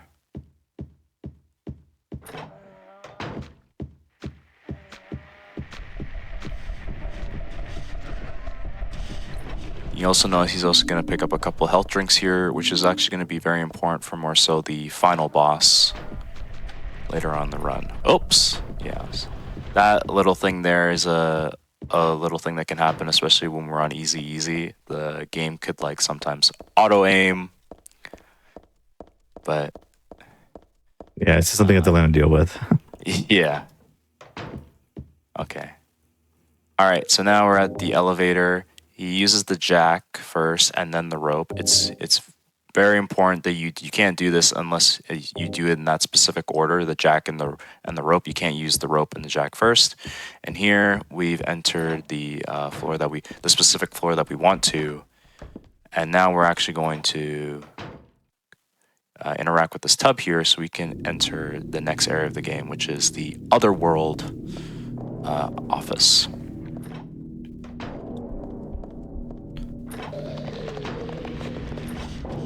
And here we run into our other character named Vincent, who has connections with Claudia and stuff like that, and pretty much urges us to keep going to see her and meeting her, as well as meet our objective, as well as just trying to get home. So the whole premise of the Otherworld Hospital is that there is this enemy called the Glutton that is blocking our path for us to leave. And in order to do that, we need to get a certain set of items to open a specific area where we can get a note to a fairy tale, and that fairy tale will actually cause the Glutton to go away.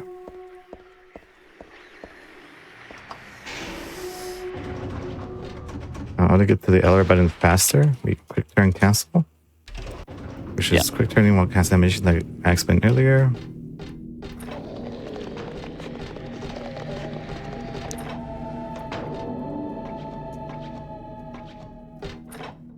Oh, good. And now we have slurpers to deal with. The slippers can be one of the most RNG part of the game. Whether they knock you down or whether they grab you and hold you for a long time, they can really make you lose a lot of time in the speed run. Yes, this area is actually the first time where you actually see them, the Otherworld office. And when you knock them down, again, like what Failed Uplink says, like what will happen is that Heather will fall to the ground and she'll be laying down there for like maybe like a good 5 to 8 seconds of time loss, which can be like really annoying, especially if you want to go for like a new PB or a world record or try to get world record. Yeah.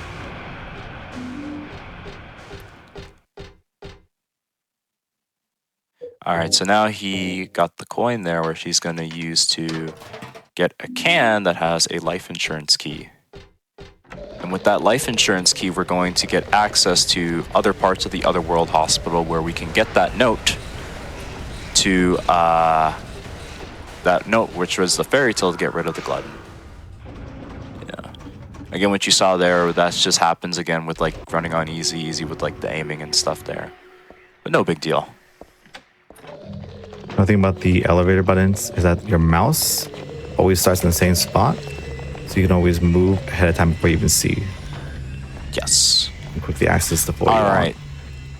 So this is the note, as I mentioned, that talks about the fairy tale on the glutton, and by reading that, once we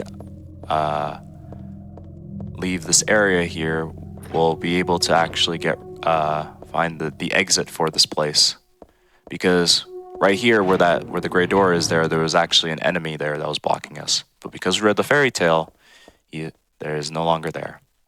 All right, so after that, we are back in the ordinary original world, and we're going to head back home. Yeah, that actually went very well. The slippers did no slurping in there. That was nice. It can be a very big time loss.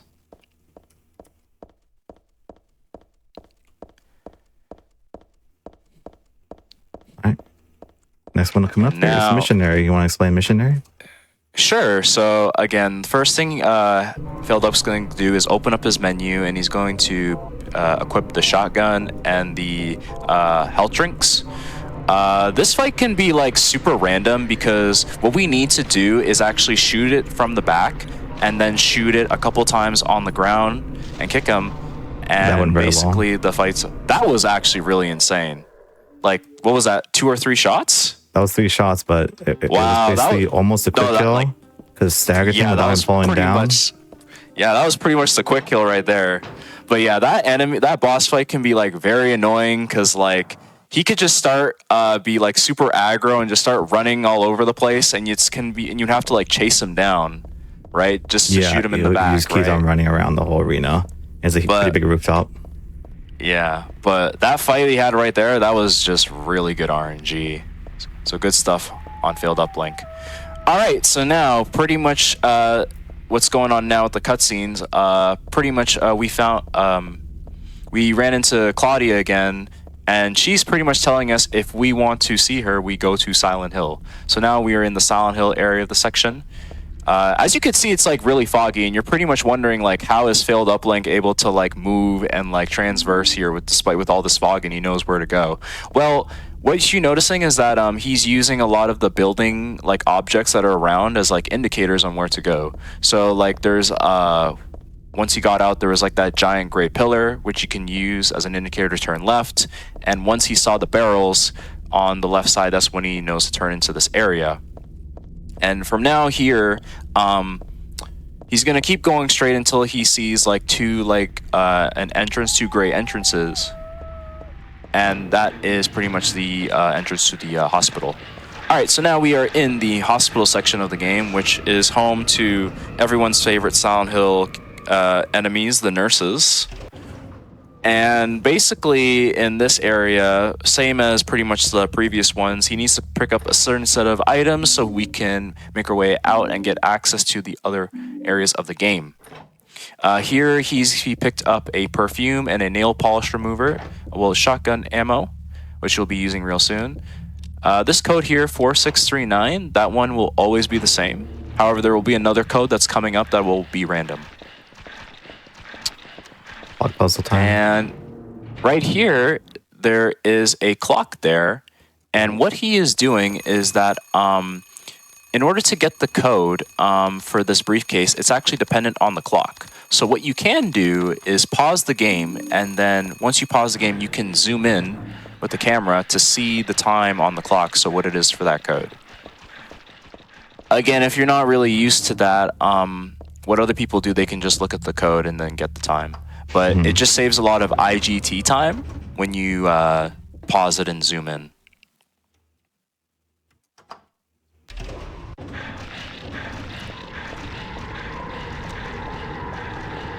I also would like to say, like, this is a very great game, a very super nice and like beginner-friendly game, speedrunning game for anyone who is like interested in speedrunning Silent Hill. So I would definitely give this game a good recommendation, whether it's like true glitchless or no quick save, quick load with failed uplink is doing. All right, so now he's making use of the nail polish remover and equipping the shotgun, because you'll be using that very soon for a boss fight. And with that nail polish remover, we got access to a key here, which is the lower section of the hospital, where we're going to make use of getting the submachine gun ammo and the submachine gun actual gun, because we're actually going to be implementing both the shotgun and the submachine gun for this next particular boss fight that will be coming up quite soon in the speedrun. All right. Now it was with 9564. Yes, 9564. So now with the briefcase that we got from there, we got a camera, and we used the camera here to get a specific code that we're going to be using on the third floor of here, because this code here is actually the one that I mentioned is random. So with that, we're going to be using that code here. And here we're going to, I think it's the 12th room. 12th door, yeah. Yeah, so where we're going to get a phone call by a creepy stalker guy named Leonard. And from that call, we actually use it to, we're able to actually get access out of this hospital, and go into the next section of the game, which is Otherworld Hospital.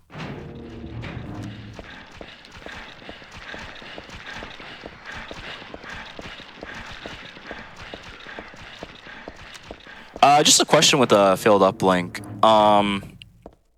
You usually like to, I know I was talking about like with the flashlight and with like particular enemies, and I think like the flashlight, especially with like nurses, it just definitely does like make them like less aggro as well too, right? Yeah, but yeah, on one of my recent runs, even with the flashlight off, I had a nurse shoot me, which can happen. Yeah, it's just very unlikely, but very rare. I don't think I've ever had a run where like the nurse actually shot me. They're not as aggro compared to like a dog, like the dogs, or like, you know. Yeah, the split heads are definitely the ones that like to attack you the most. Yeah, for sure.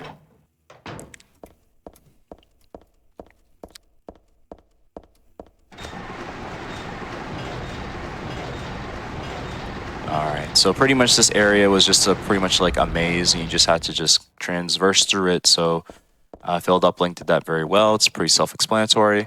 And here we have a ladder section, which can be Konami's favorite thing.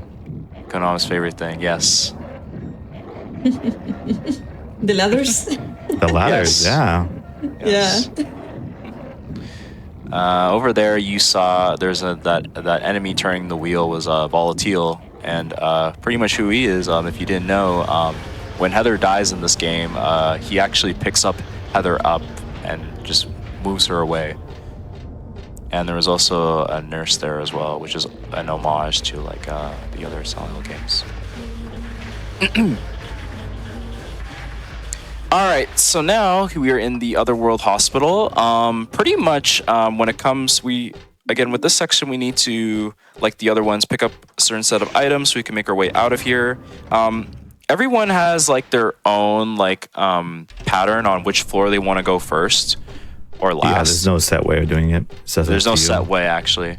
So for Failed Uplink, he likes to do B2, 2, 3, and 1. This area also does have the slurpers as well too. So he's gonna try to avoid them as much as possible. The third floor one is the most aggressive one. Yeah, for sure. You know, for me personally, that area that you're in like right now, I always find like the camera can just be so weird sometimes. Yeah, so one of the things is we can control the camera with 2 possible viewpoints. And it's up to the runner how they want to do it, but I mean, and just like I said, this third floor slurper likes to knock you down. Yeah. Even with no flashlight, it just goes for you. Yeah. You also notice there he equipped the perfume, which will be very important, especially when he gets into the next section, because there will be an enemy that will be blocking his path, but with the perfume on, it will actually prevent him from pretty much despawning from going away. All right, so with the items he picked up with the bag, blood pack. The blood pack, we can make our way to this section here, the second boss fight. Sorry, third boss fight, Leonard. So he gets the quick shot, awesome. 2 shots, and then gonna move up and use the submachine gun. Good fight. Nope, so this is a kick. Oh, couple of kicks. There you go. Okay. No, that was still pretty good. I mean, yeah. A little. Again, all the bosses, their healths are a little bit random. Yeah. But what was really good about that fight was that he didn't get the bad RNG with the with Leonard, which is the boss. Basically, in that boss, you can get 2 fights. One where he got the good one, where Leonard was actually staggered. But the bad RNG is where he actually starts swimming. And that can just save up a lot of time. And you actually need to wait where he stops swimming. And then you can shoot him again to hopefully stagger and shoot him. Right? So that fight can be like super, very RNG heavy. And if you're like grinding for like world record, and if he's swimming, that's like an instant reset. So this game has a stamina feature. And the only way to regenerate your stamina is to heal. So there's a sound there, I don't know if you heard it. But we use our supply to use the health tongs that we got earlier to not only heal Heather, but also to regenerate her stamina so she can keep sprinting across town. Yeah. So now we're going to make our way back to the apartment hotel where we at. Yeah, Jackson. Yep. And where we're going to meet with our familiar character. If you play the Silent Hill 2 remake, there's a Easter egg in that at the same room that Heather was in right there. Oh yeah, that's right. That's true. There's also the It's Bread achievement trophy that you can get in the Silent Hill 2 remake. Yeah, there's a homage. I think I forgot about that one. Yeah. So pretty much we talked to Vincent here, and we are going to make our way to the amusement park of this game so we can confront Claudia. Because in order to meet Claudia, we have to get through the amusement park section. Yeah, this is actually the first Silent Hill I played as a kid, and it actually took me a long time to finish this one. I was stuck in the mall and couldn't figure out how to pull down the ladder for months. The Lakeside Amusement Park, which is home to everyone's favorite mascot, Robbie the Rabbit.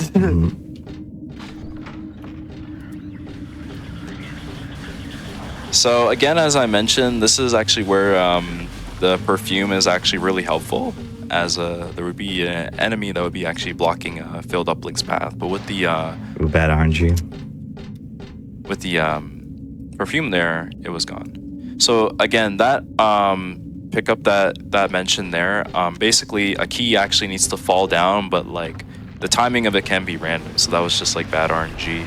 But in that section there, as I mentioned prior, you need to have like your flashlight on to pick up items. That's one of the items where it's vital to have the flashlight. or else you just can't pick it up, even though we can see it though. Yeah. I mean, to be fair to Head there, we also have the brightness on max, so we can probably see more than she can. Yeah. And with that, we can, with the key that we got, we were able to turn on the roller coaster here, so we can make our way through it. So we can. Oh, we turn it off. We don't want it on. It's dangerous to have it on. Sorry. I meant access it. We can use it to access it, so we can make our way to the next part of the game that we need to go. Sorry. You're good, man. But in that cutscene, it turns it back on though, so she has to jump off of it. And here we're up to our next section here, which is the Borley Mansion, which is everyone's favorite part in the speedrun. Why is everyone's favorite, Matt? Tell me. Because we have this really nice announcer guy telling us everything. Oh, okay. About this haunted mansion and the wonders of it. Man, we're going so fast too, aren't we? Also, every speedrunner just loves breaks in their runs, don't they? I mean, I enjoy a good break. It can be too intense sometimes. We all love cutscene breaks in our speedruns, don't we?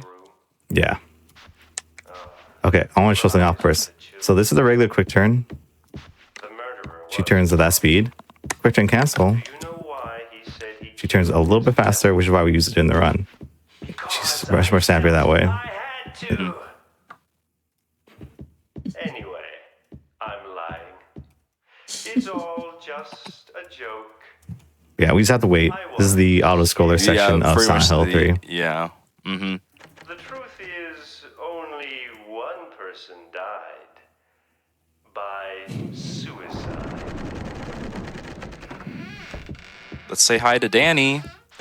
No, thank you. That's Danny. Danny, a quiet young man, but quite friendly, as you can see. He was so eager to meet you. His hometown is New Orleans, but he came here after first losing his way. What are you, Matt? When did you first play Silent Hill 3? It was actually pretty recently, to be honest. Oh, yeah? This is a new one to you? Yeah. Okay. Yeah, this was actually my first game that actually got me into it. This mansion is quite old. Okay. Very recent. That's cool. It was like during COVID. But yeah. I was just used to be a really big RE fan. What are you, Rebecca? What's your experience with Silent Hill 3? There's the exit. I hope you enjoyed your What's your experience with Silent Hill 3? Experience? With Silent Hill 3. What did you call it? What got you into it? What got you into it? Yeah, I'm a big fan. I'm just sad about the when I saw the first death of Harry Mason the first time.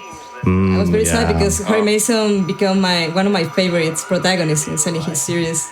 And when I saw his death, I was like, oh no, why? I was almost crying the first time I played this game. For sure, it's a very emotional moment. For sure. Yeah.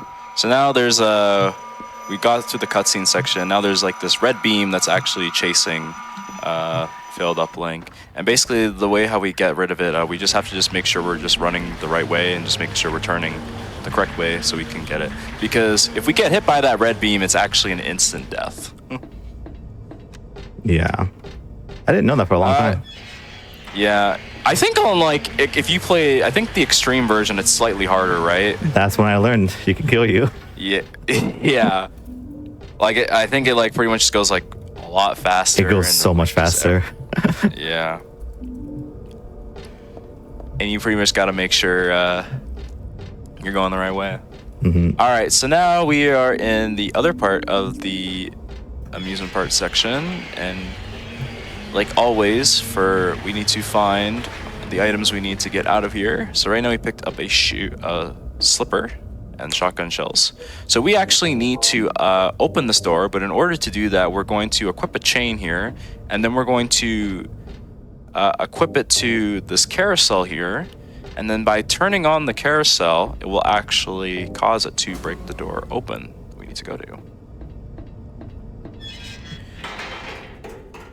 And there he is again. We run into Douglas again. And here we're going to pick up a doll head. and he's going to equip the doll head on the left and the slipper on the right.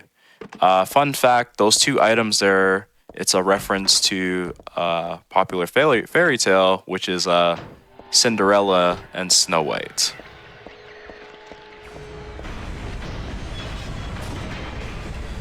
And now we are going to be approaching the carousel section, which is the next boss fight.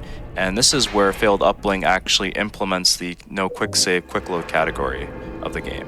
So here he's going to go into the save menu. He's going to wait there just for like a few seconds and then turn and then go back into the game. Now what that does is it basically activates the cutscene of the horses turning on a lot faster. Because if you didn't do the save strat that he did for a few seconds and go back in, the horses and the carousel wouldn't actually turn on. It would just wait. You'd have to wait a few seconds there for it to turn on. So here in this section here, in order us to trigger the next boss fight we need to do, in order to trigger it, we need to shoot all the horses here. And this is where it's very important that Failed Uplink implements talking to the horses, because again, by talking to them, it slows down the IGT. You're mostly going to see him talk to them when the horses are all the way up, because if they're all the way up, the shotgun shells will actually just miss. So as soon as the horse is all the way down, you shoot them. Ideally, we want to use quick shots, as that's like the super fastest way to shoot with the shotgun. And once he's done with all the horses, waiting for a sound cue. There it is. Sound cue. And with that, he's ready for a sound cue, and he's going to implement the quick save, quick load strat again by going in the save, waiting a few seconds. And because of that, it pretty much triggered the cutscene that we need to for the boss fight super quickly. So then this fight here is Alyssa. She's basically going to have a bunch of phases with a knife, pipe, and it's knife, pipe, gun, and machine gun, right? I believe so, yeah. Yeah. And could you explain, I Failed Uplink, do you mind if you could explain like how you help with like the spawning? Yeah, so it's a trick to manipulate the camera in that position where Heather stands in that position, then you hold the camera adjust button, and she should spawn, if I did it right, in the same spot every time, basically. Yeah. Again, similar to like with this boss fight, with the missionary, this fight can be kind of random on how Alyssa interacts, because she could be like very she could actually just run away from you at the very start where you shoot her with the shotgun the first time. Right, and sometimes you'd actually have to chase after her and stuff. But yeah. But good stuff for Uplink for finishing the boss fight. And now we are on to our final section of the speedrun, which is the church.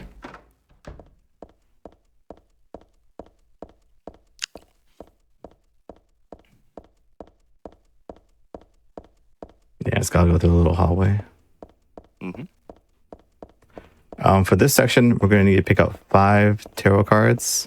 Tarot cards. And so that'll be used to unlock the final boss door, basically. Yes. We run into Claudia here again, but in order for us to see her, we actually need to, like what Failed Uplink said, we need to get 5 tarot cards.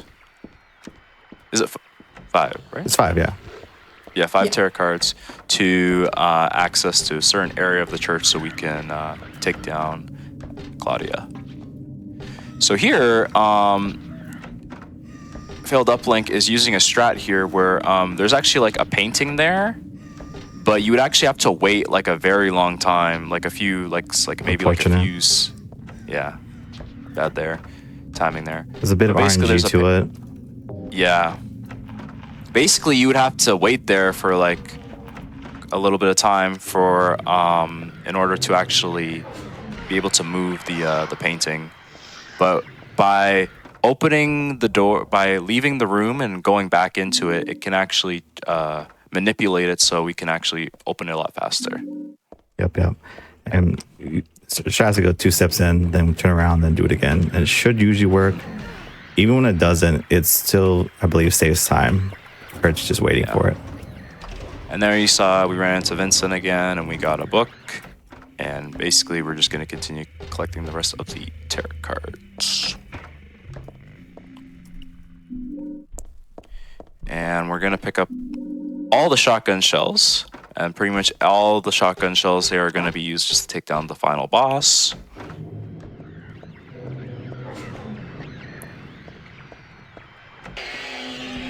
Keep in mind a lot in this section because the pendulums, which are those flying enemies spinning with the blades, have to creep over here. We have to go through this area multiple times, so I want to try to hopefully keep them away from the hallway.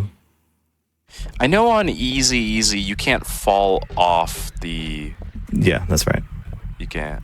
You cannot fall off on easy. I don't know, but I think I remember, it was kind of weird because I remember I did a speed run of this and I was like, I think I was on easy, but then for some reason when I was in this section, I actually fell off by accident. Interesting. Oh no. Yeah, I think maybe I was on the wrong difficulty, but yeah. So here again, he's gonna he's gonna use the strat again, where he's gonna exit and open the room again, because again, there's another cutscene here where we have to wait a while for like footprints to appear. Got it. But with the strat that he used there, we just open the door instantly. So yeah, that's a good example. Like we get one that worked and one that didn't, and that's just part of the run. Sometimes you don't get it, even if you do it right.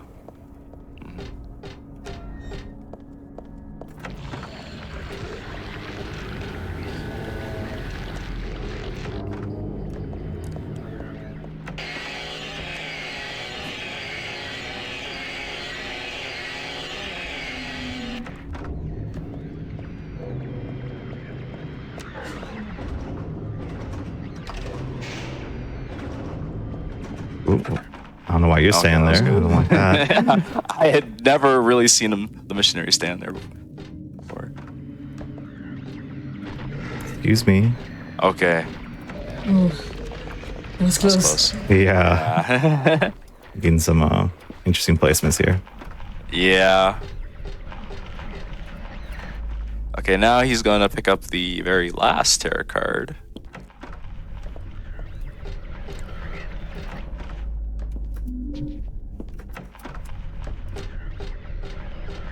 And with that, we're going to make our way all the way down again so we can open up a specific area that we need to meet Claudia, take her down.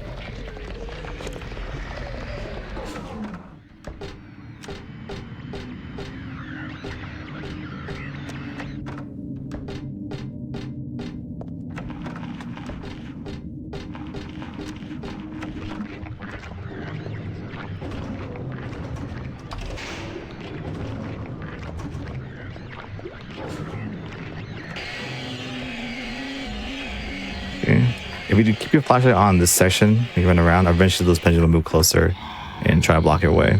But that's why we have to use the light a lot of times. Yeah, very good. Very good. Good stuff. All right, so now we're approaching. Door puzzle, go and explain it. So pretty much it is, this one's always the same. So he's going to put that one's the priestess on the right, correct? Mm-hmm. And eye in the middle. The eye in the middle, and the other one's facing upside down the left, and that one on the top right. I think the one on the top right is like a moon, and then yeah, that's right. The one on the left side is pretty much one guy facing up and facing down. That puzzle is always the same. All right, go ahead and explain. We have the final boss here. All right, so this final boss here is God. Basically, in order for us to trigger it, we actually need to use a pendant that we got here at the start of the game for us to actually trigger it. And it's actually very super self-explanatory. All we just need to do is just shoot up first, and then as soon as it comes down, we shoot his head. We just go back and rinse and repeat. Like I mentioned, this is where we actually make use of pretty much the majority of our health drinks here.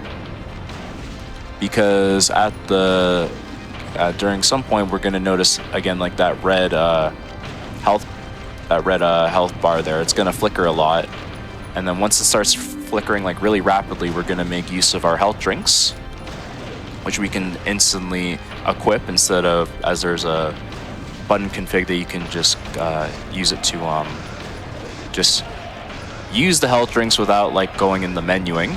And it's coming up here. Yep. And Time. very soon. GG's, good stuff. All right. Would you like to say your outros, I guess, then, Matt?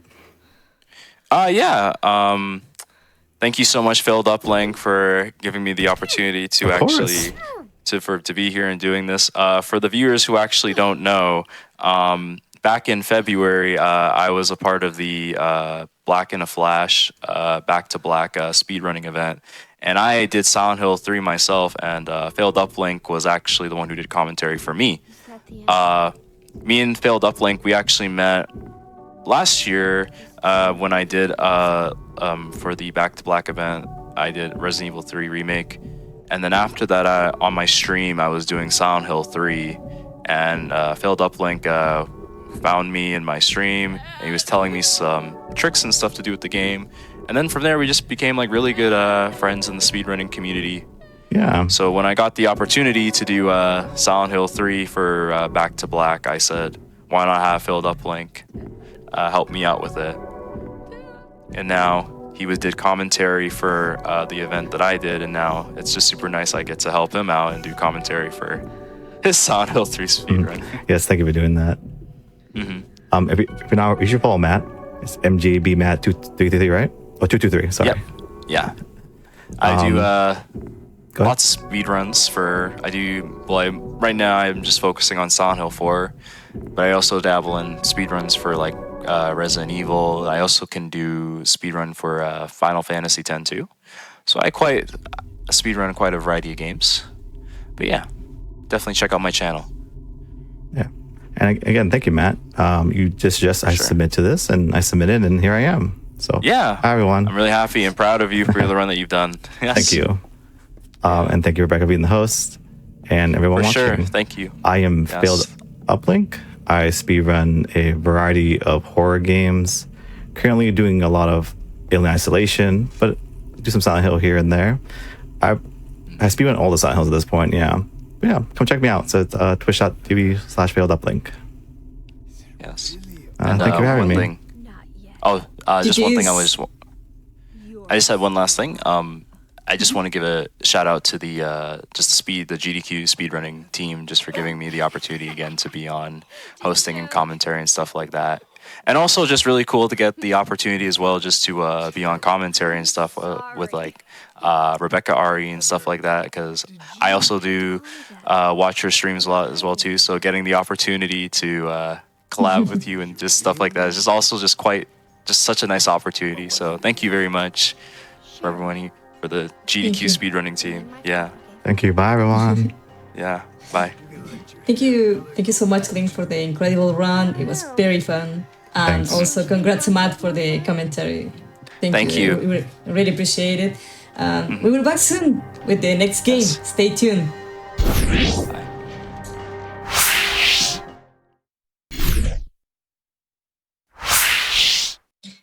Hello everyone, welcome back to the Latin American event. There will be speedruns all weekend long to celebrate with the Latin and Hispanic speedrunning community. We will now begin presenting the next game. And the next game will be Bloodborne by Volger. Hello Volger, welcome. Hello. My name is Volger. I'm Brazilian. And I'm here to speedrun Bloodborne. My pronouns are they, them. I am an agender person. I think that's it for my intro.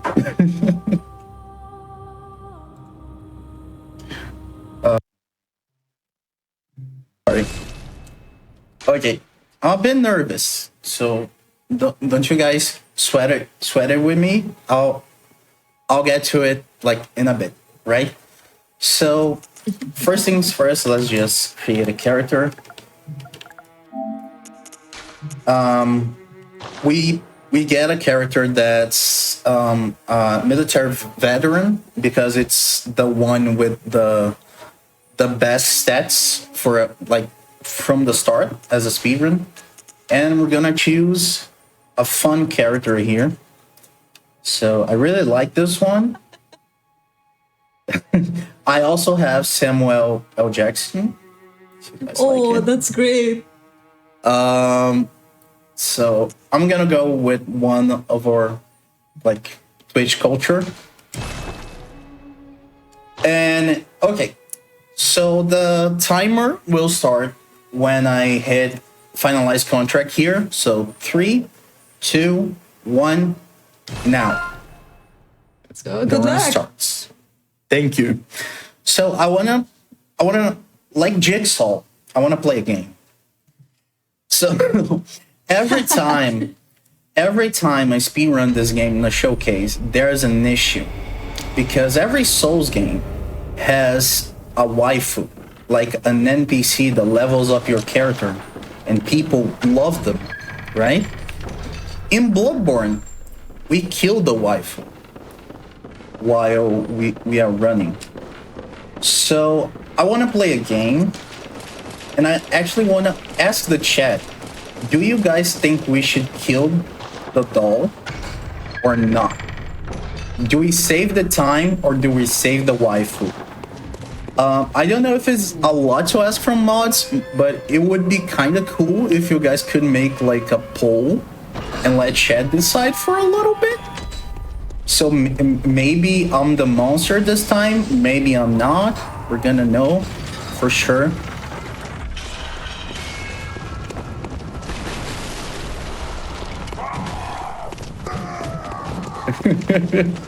People are saying no, save the time. Save the waifu, give us blood.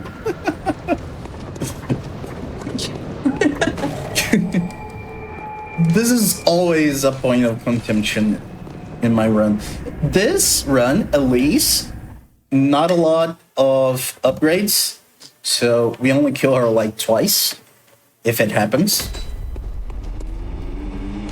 And it's gonna take a while, so there's time to make the poll. Save time every time. Yeah, kill her. Never kill the wife. Oh, I love a community split.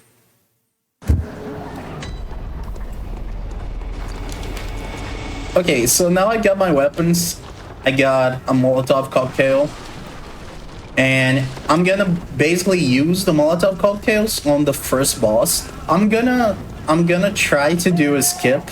Usually it's a pretty tough skip right here.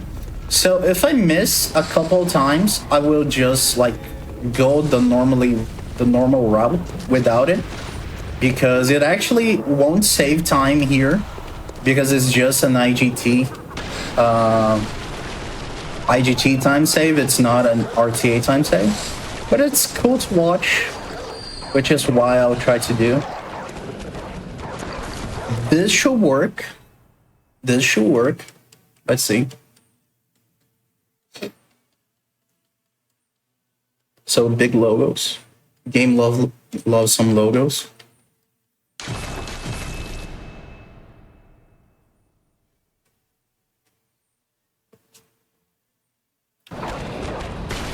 Okay, I got it. Let's try. Nice. Trick question: you can't cause pain to a doll. In response to that, I am gonna say that one of the dialogues in the game is that she tells you that she loves you. So there's that. You can do with that what you will. Let that inform your opinion or not.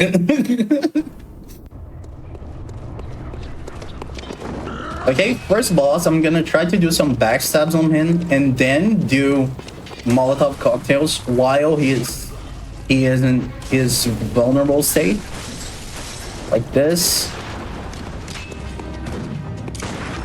If he does not give his back to me, I'm gonna parry Visceral, which is a critical hit, and then throw another Molotov. Now he's gonna transition to his second phase. We usually want to cancel that. I didn't manage. but that's okay. He's gonna give me his back. Second phase done. I do another hit. Oh, okay.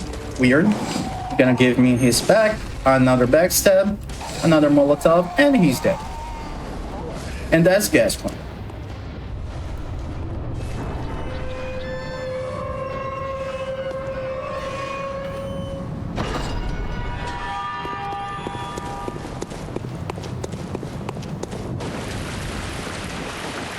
So yeah, first boss, out of the gate. Save the wife was already winning. Nice.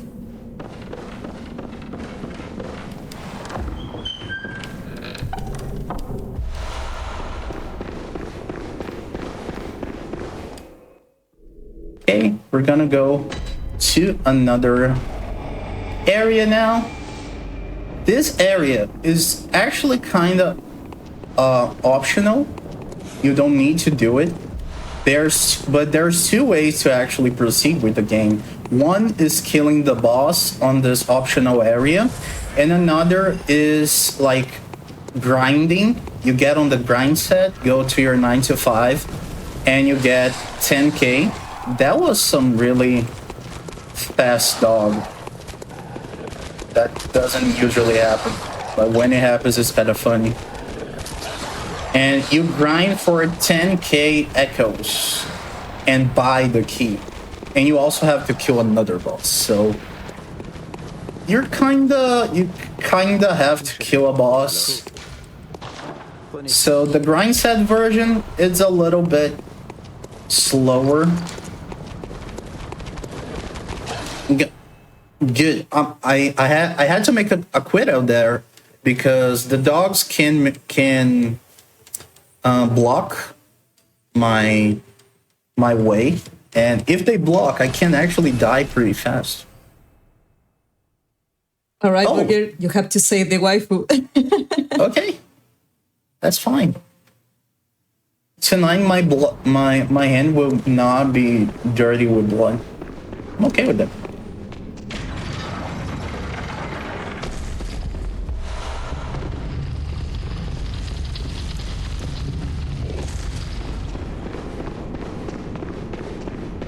This is something that I started doing every showcase, the save the bell thing, because every time that I would just play the game normally, people would be jump scared whenever I killed her. Like, I was playing normally, and then I went back to the drain, and they were like, the doll! And I went back and I started hitting her, and everyone was like, whoa, whoa, what are you doing? What are you doing? And yeah, so I started just, you guys want me to save, and it works. So let's kill some lizards. And do another skip real quick. Oh, I actually missed that. Okay. That's pretty bad. That's kind of a big run, but that's fine. It can happen. Let me see. Oh, no, I see what happened wrong. That's fine. I kind of landed instead of so what we want there, we jump in a way and we hit the roof in a certain part, and it causes your character to slide. So I wanted my character to slide, but he actually, like, how can I say this? He actually landed on the portion of the roof. So that kills the momentum, and I didn't make it all the way. That's fine. That's completely fine.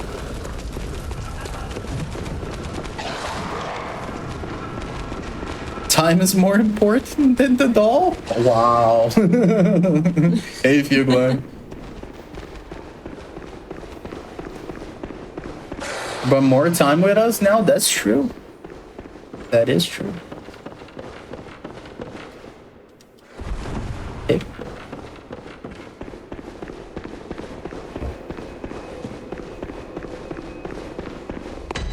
Hey Tuka, thank you for showing up. Okay, let's do this again. Okay.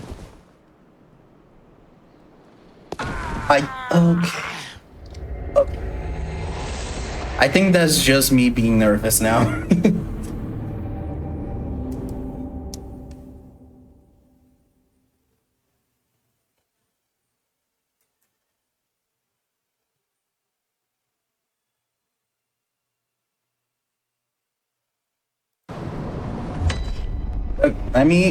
Let me refocus.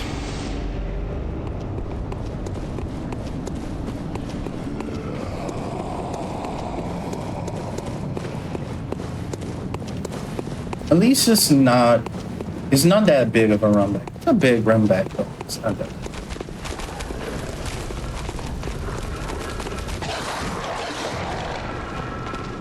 Oh. I was looking at chat. Come on. That was so unpolite. They blocked my way while I was looking at chat. How dare they?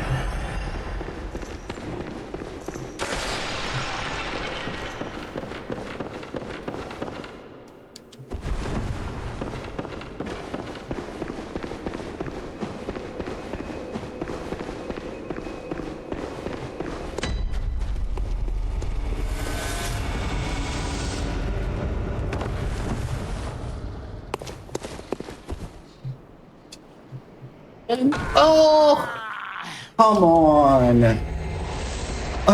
I knew it was going to be wrong this time and I still did it. I'm so sorry. I'm so sorry, guys.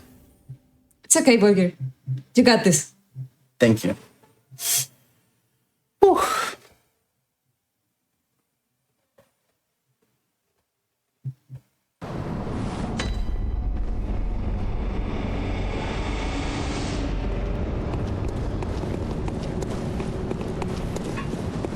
Chat is bad, don't look at that. Sorry. I was looking at chat and reading that. That was so ironic.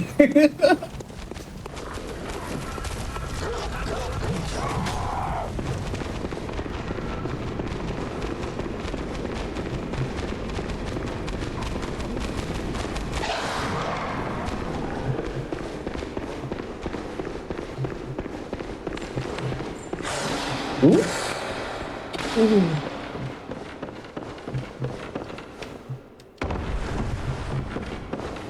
I'm gonna do something. Normally we don't do this, but I'm gonna grab this lamp just in case for some reason I fall again and I come back from that. Should have done it earlier, but hey, there we go. Let's go. That's the skip. As you can see, there are no glitches in Bloodborne, just advanced parkour. So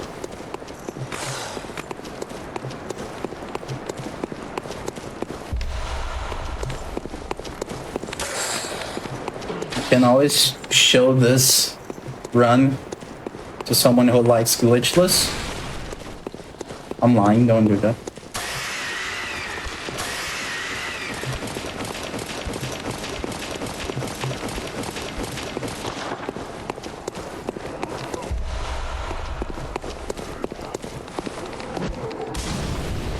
Okay. There we go. Everything is probably gonna be fine. So we're gonna use some items. I'm gonna put my weapon on fire. I'm gonna use this pellet that I will explain in a little bit when I get more time, and throw the bait on the wall. So the boss will be trying to get the bait instead of me. And throw another bait, hit the boss 3 times. Gonna go for another double backstab.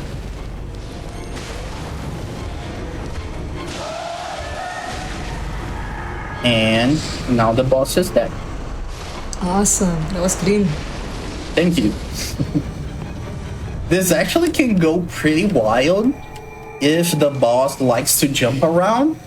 Like, sometimes she will just like go all over the place and the bait will wear off, and that sucks when it happens. But this was pretty okay. Well, now we're gonna go back to the place where we once were, right? Like where I keep coming back to when I was dying, right? And we're gonna grab some items. About the pellet that I was using before.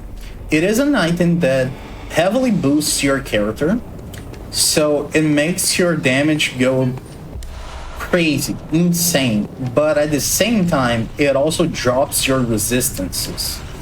So you deal a lot of damage, but you also take a lot of damage. So it gets really easy to die, but everything kinda become wet paper when you're using it. So it's a very important item in the run, and I'm gonna be using it to basically destroy the bosses as much as I want.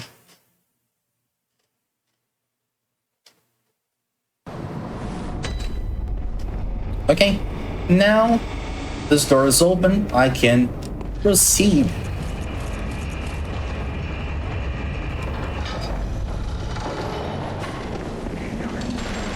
Gonna switch to my new drip.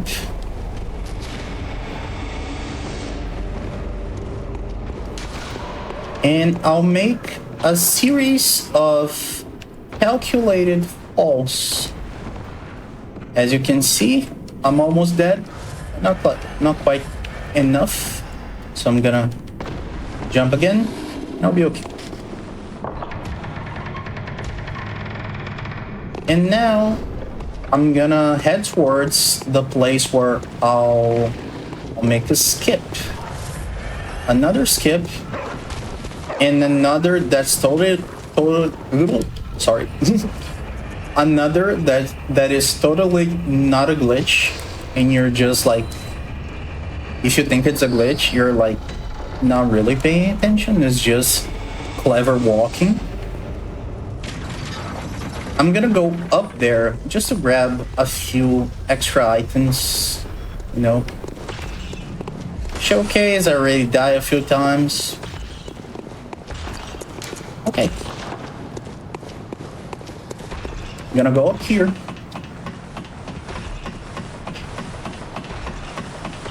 Oh, yeah. Thank you for asking that, Tequila. So, the way, let me just pay attention and I'll explain it for you.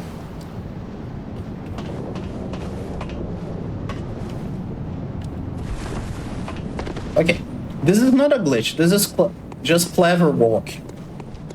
So the way the game works is that when you equip an item, the game actually despawns the model for your character for a little bit and then respawns it again. So if you keep spamming equip and unequip, your character model will also be flickering in existence, and that makes the enemies not see you sometimes. So that's why I do that. So as you can see, my clever walking has led me some places, including the Void, trademarked. And I'm trying to finish navigating this section. This is actually one of the hardest skips in the game because it's pretty tough to know what you're doing. You actually control your character with tank controls like old Resident Evil games on this part, which can be very disorientating. You have to keep track of where you're looking at as a whole ordeal.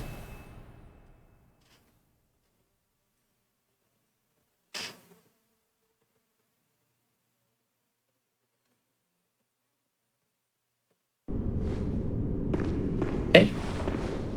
Whee. Whee.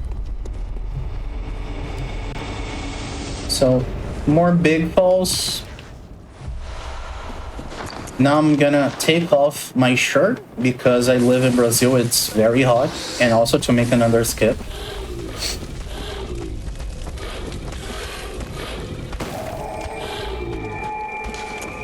And I'm gonna make the first upgrade of the run and not kill the doll because you guys voted for the doll not dying. Good for you guys.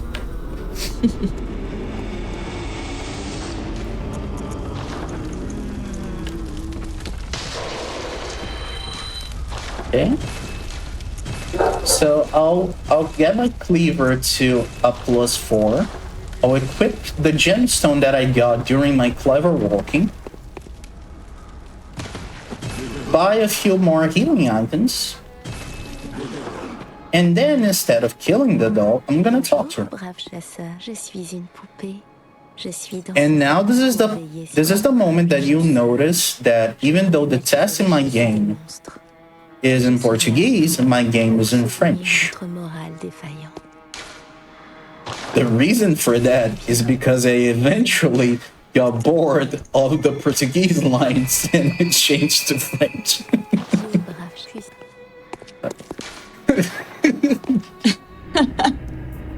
Yeah. So I decided to make my game French. And it's quite awkward because I have this idea that the French language is a bit more romantic. And some of the bosses turn really, really romantic. Interesting reason to change the language.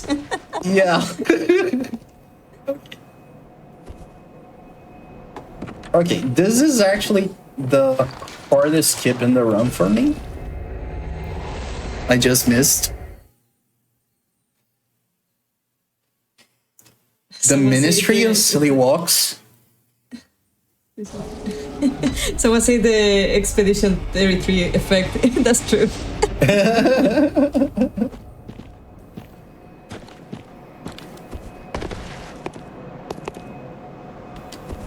I almost sent a run of Expedition 33 for this event, but I couldn't record it in time.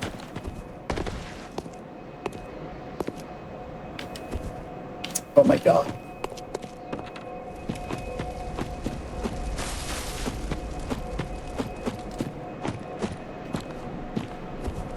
I was so in the clear at the first try and then I messed up. So what I'm trying to do here, I think you can imagine, I go out of bounds and I'm trying to roll and land on an invisible collision that's there. I'm pretty sure that's the collision for the wall of the hut. That's like... But instead of actually being on the wall, it's a little bit like in front of it. Come on, I can do this. There we go. There ain't no way.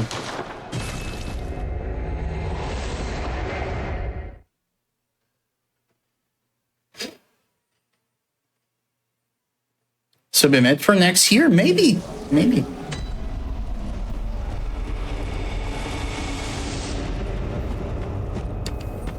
Okay.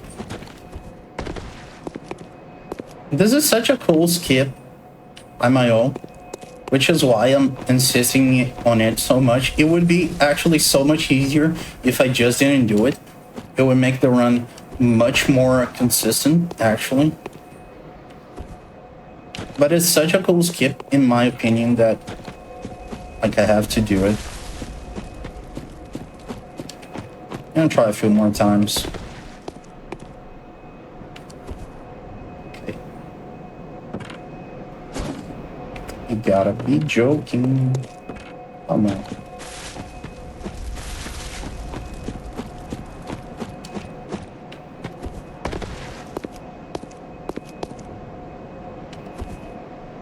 Oh. It hurts to miss it so much.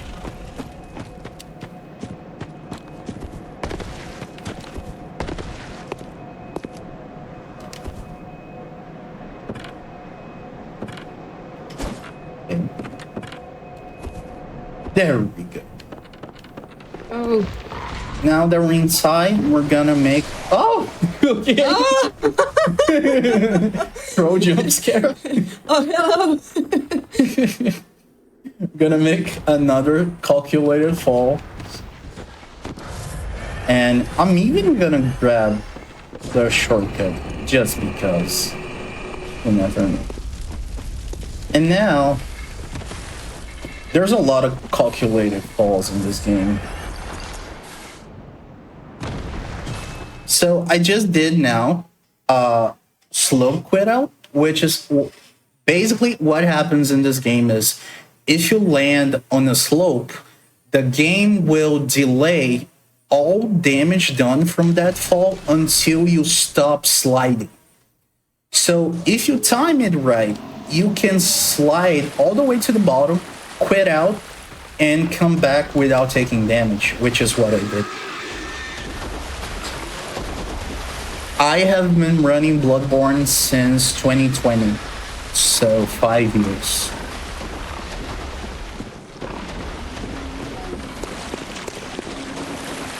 Answering Uko in chat. And now, for another glitch, this area of the game is basically all optional because I do a big glitch that skips all of it, and then I glitch the boss.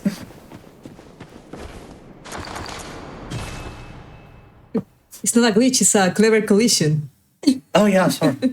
It's clever walking. I'm so sorry. It's a glitchless run. Yeah. Longer than not knowing you, that's true. It's a glitchless run. Sorry, guys.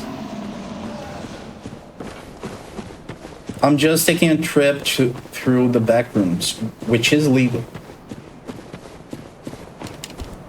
Okay. This is one of the hardest skips for people to learn when they're starting. And I have some tutorials on YouTube and stuff, and people always don't understand that jump that I did because you basically have to walk to the left, and at the last second, you have to jump right. And you can't jump right like full to the right. You kind of jump northeast instead of east. And then you land behind the thing. It's a tough jump. Yeah, it's just clever collision.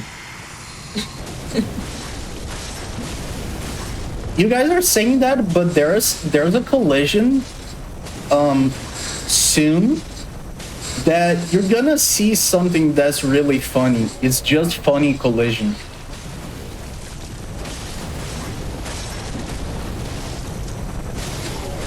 We're like 3 or 4 minutes away from that. Hardest boss in the game, as you can see.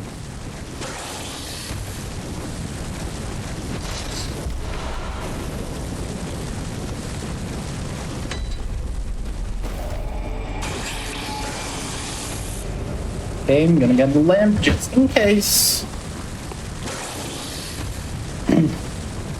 Now I'm gonna make another quick skip. Normally you have to go through this building and jump on the water. But if you use the geometry and collision of the enemy, you can actually jump on the water from down here. So now we're going from clever walking to clever jumping. It's a very clever run, if you think about it.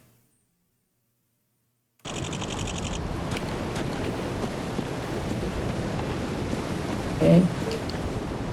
I missed, that's fine. So if anyone has arachnophobia, I would suggest looking the other way. This boss is basically a giant spider with a lot of small spiders. Okay, so trigger warning for you guys. Oh no. Gonna kill 2 of those small spiders. I'm gonna pop a pellet. And I'm gonna kill the spiders trying to move in a certain way so that the boss doesn't actually go too far.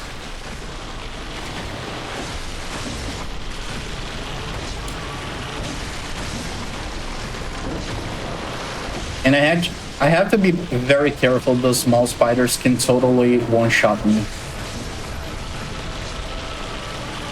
Okay.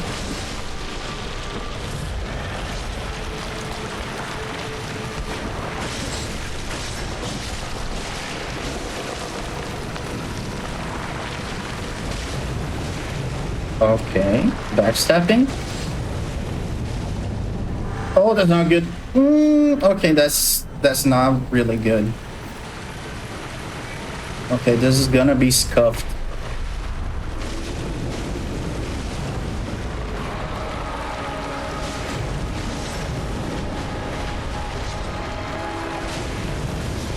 Okay, we're fine. We're fine. Checked it up. But we're done. Don't worry with the trigger warning anymore. We're cool. I'm gonna have another one for spiders soon, but I'll let you know. Thank you. Oh, you actually have it? Yeah, I have arachnophobia. Okay. Okay. It's great that I warned then.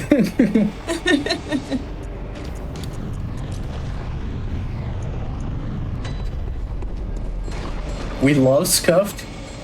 We're speedrunners, guys. Of course we love scuffed runs.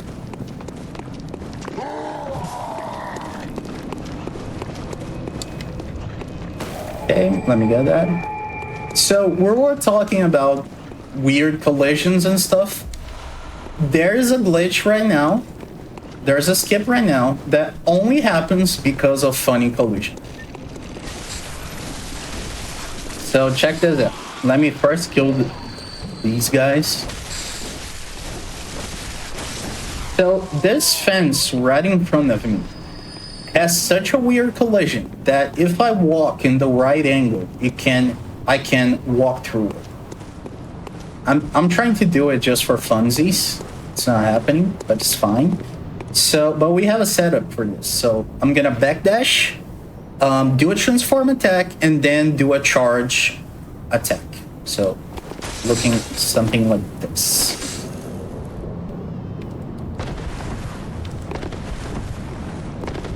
And there we go.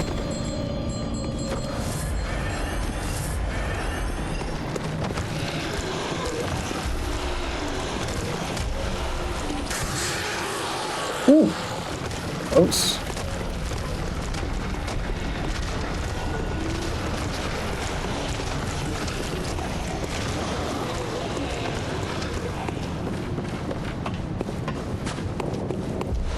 Gonna grab this because I'm gonna need it soon on the next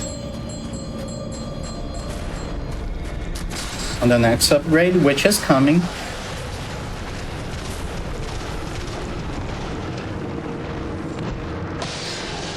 For another bait, gonna grab this, which is basically an upgrade for my weapon.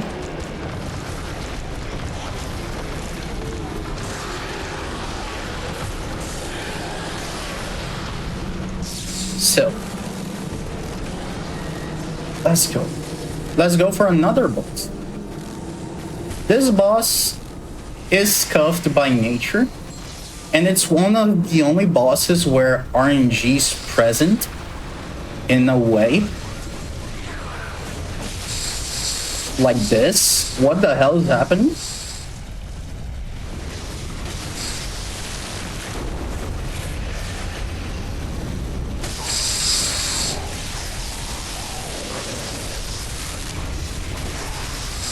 This is awkward as hell. Okay. So, I have no idea what actually happened here.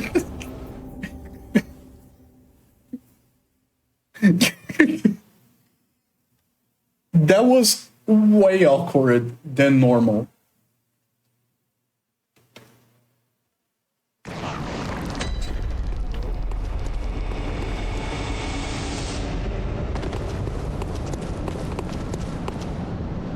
Okay, that's fine. Stuff that makes showcases special.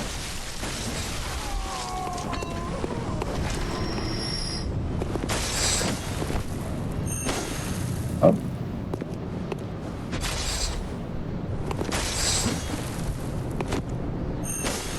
Oh, sorry.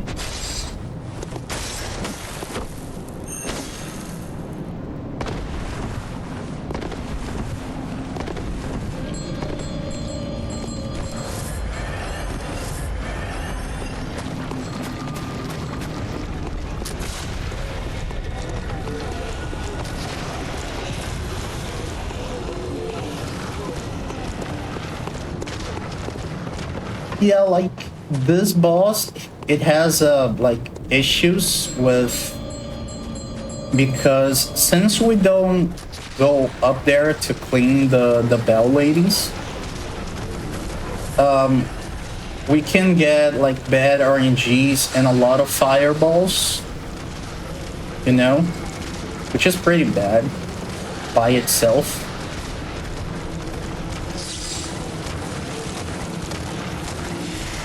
Oh no. Oof. But that was actually way scarier because I don't know what hit me when I was, oh, it was the leg. I don't know what's happening. I have no idea what's happening with this boss. Oh, okay, let me think. This is scuffed now. This just became a very scuffed run. Because I lost my echoes.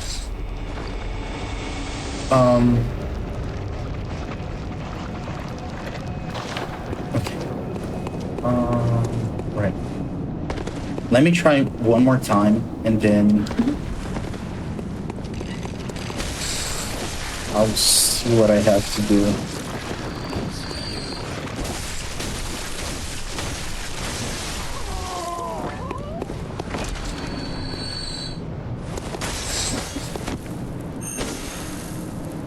So the thing is, I kinda need my echoes from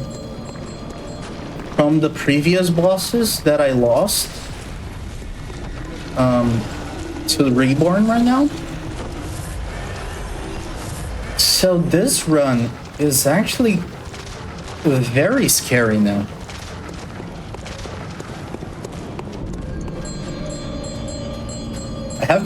I have about 40k. He's gonna give me 20k.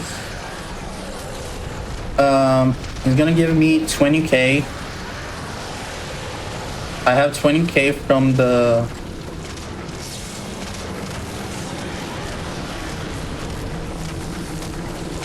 cold blood that Ron gave me. There's another cold blood running the way to Mensis.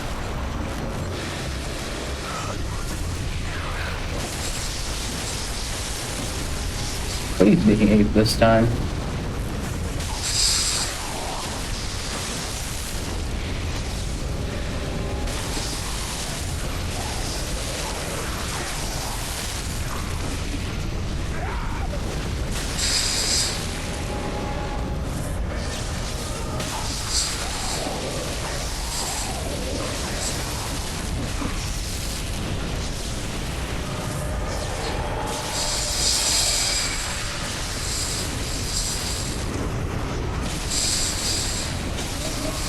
Okay, he's dead.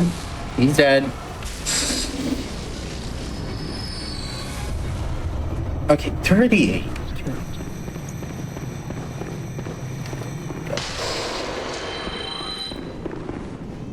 Okay, we have 60k. We have a little bit extra. I'm gonna have to go to the Forbidden Woods. Okay.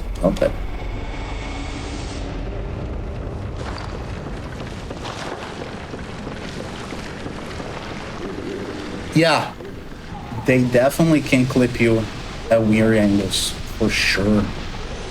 Which is what happened. I think so.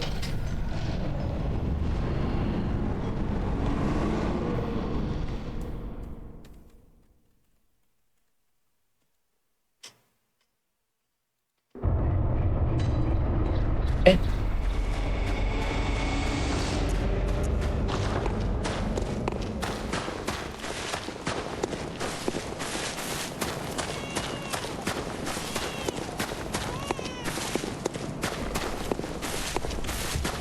So, if I remember, that's a cold blood for 10k. Or maybe 5. I think it's 5.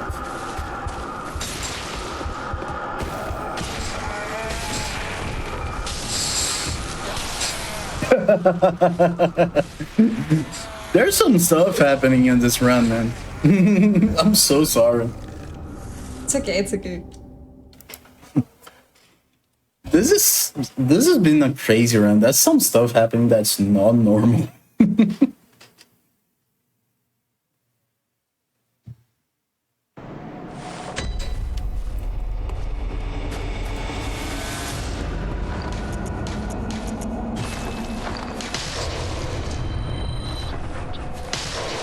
Yeah, it's a 5k. So, can I at least get 25 on both? Let's think.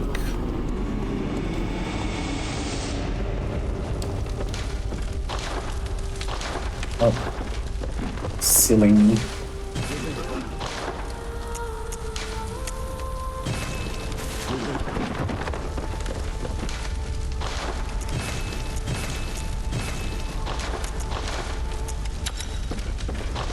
Okay, I got 62k. I gotta buy some vials. Bienvenue. Très bien. Okay. 25, 23. I think I can manage that.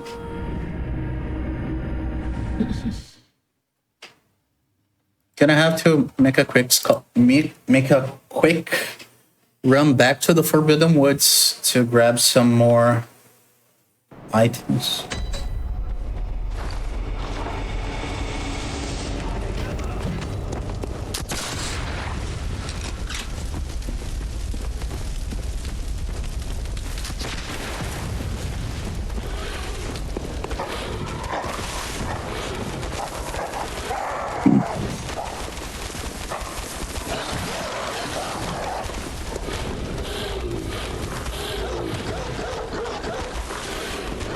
French voices, yes.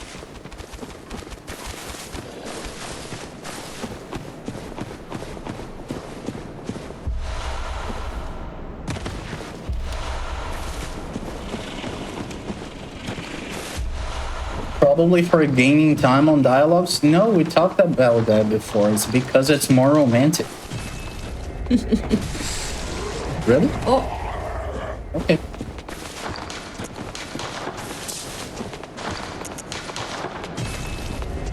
Enemies are so disrespectful today. Yeah, they are. They won't let me free.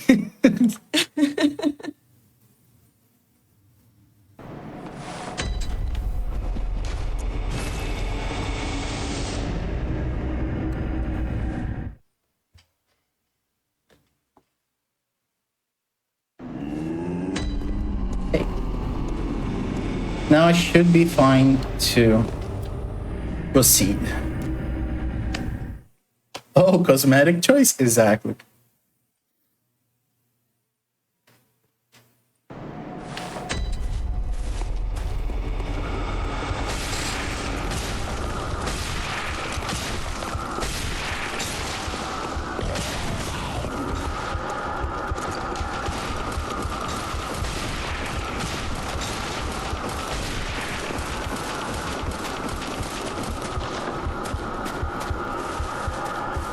I agree with it. Nice.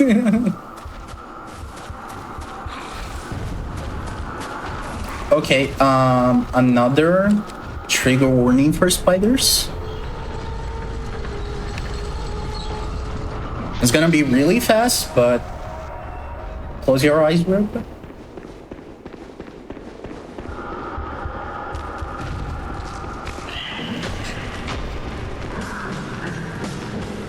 Okay, we good. No spiders, no more.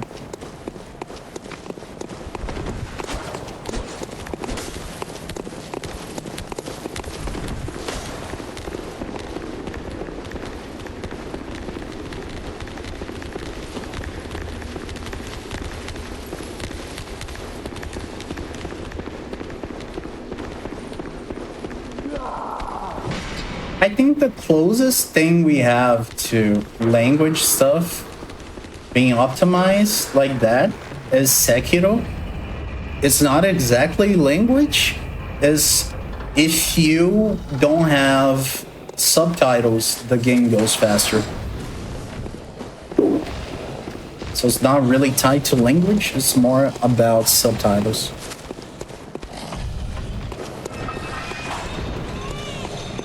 Which is also a game I run.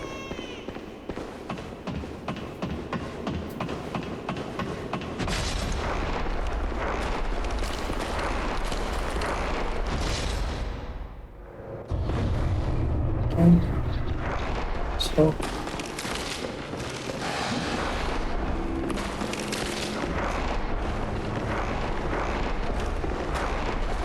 Okay, now this boss is kind of a jerk.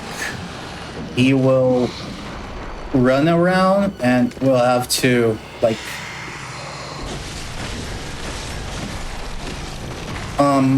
lead him into a room, burden like this. But if you shoot him, if you hit him 3 times, you actually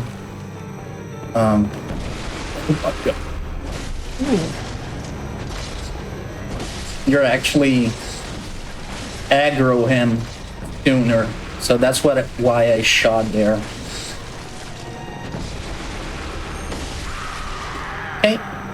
Now he's gonna teleport to another place.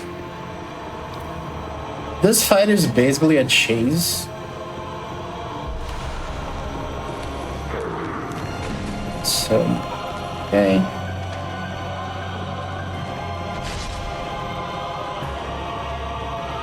Oh, cool. He went straight for the place we wanted him to go. Which in the community we call Swedish. He's a Swedish Mikolash because we used to have a runner that would get this RNG a lot of times, and he was Swedish. Nice. That was pretty clean. Good. Can't afford to lose much more time.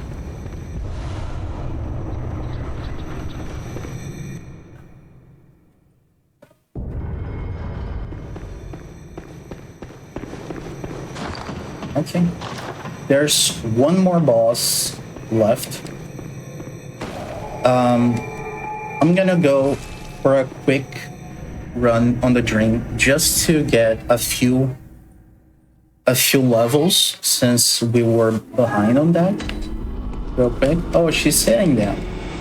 Please don't be depressed. Okay. Perfect. That's what I wanted.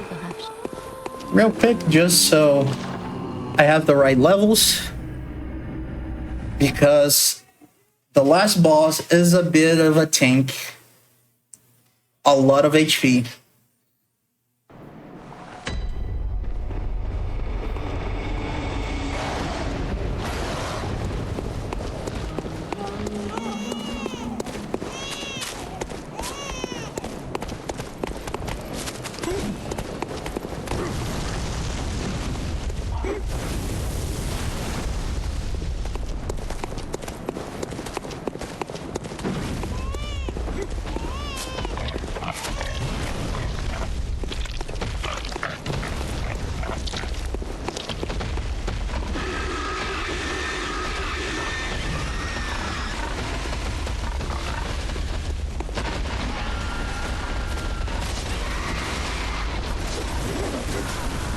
What?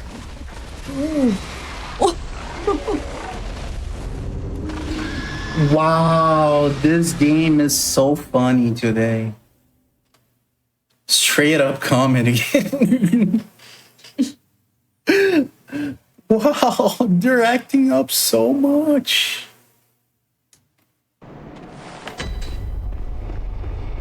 Wow.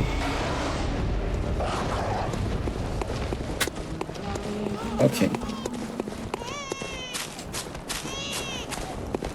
And like I since I lost her a lot of time, I did not get the item that makes for a safe run through that.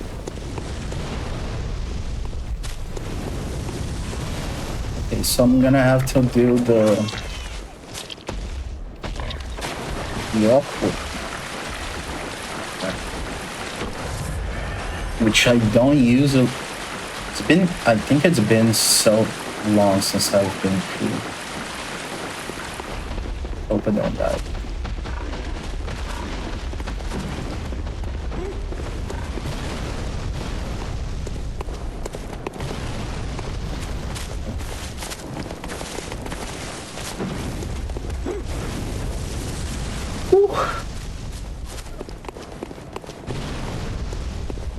Hello. There's a lady here.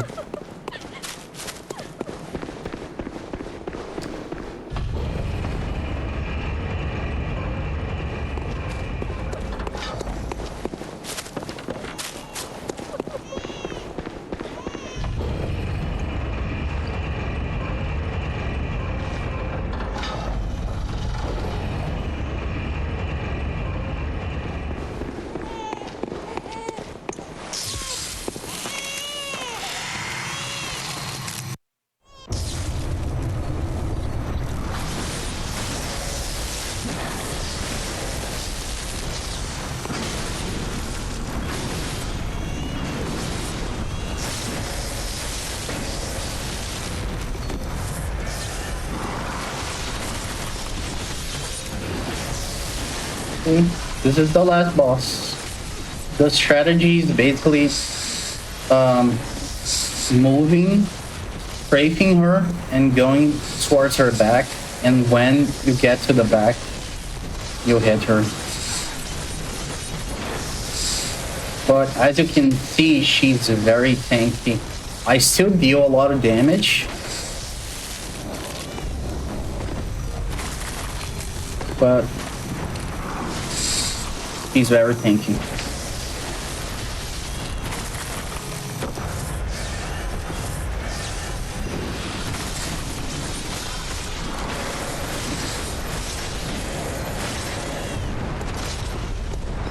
See, my pellet died, and you see how my damage went from like a lot to nothing? That's what we're talking about.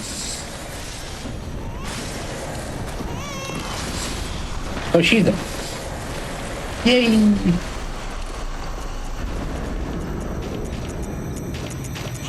And this is almost the end of the run. I just need to go surrender to German. And it will be over. So, timer person, get ready.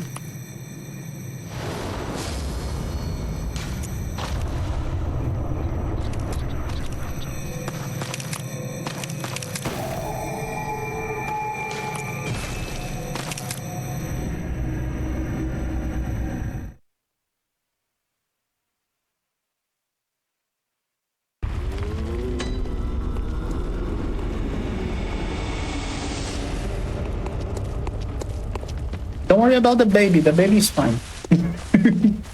Yay. Yeah.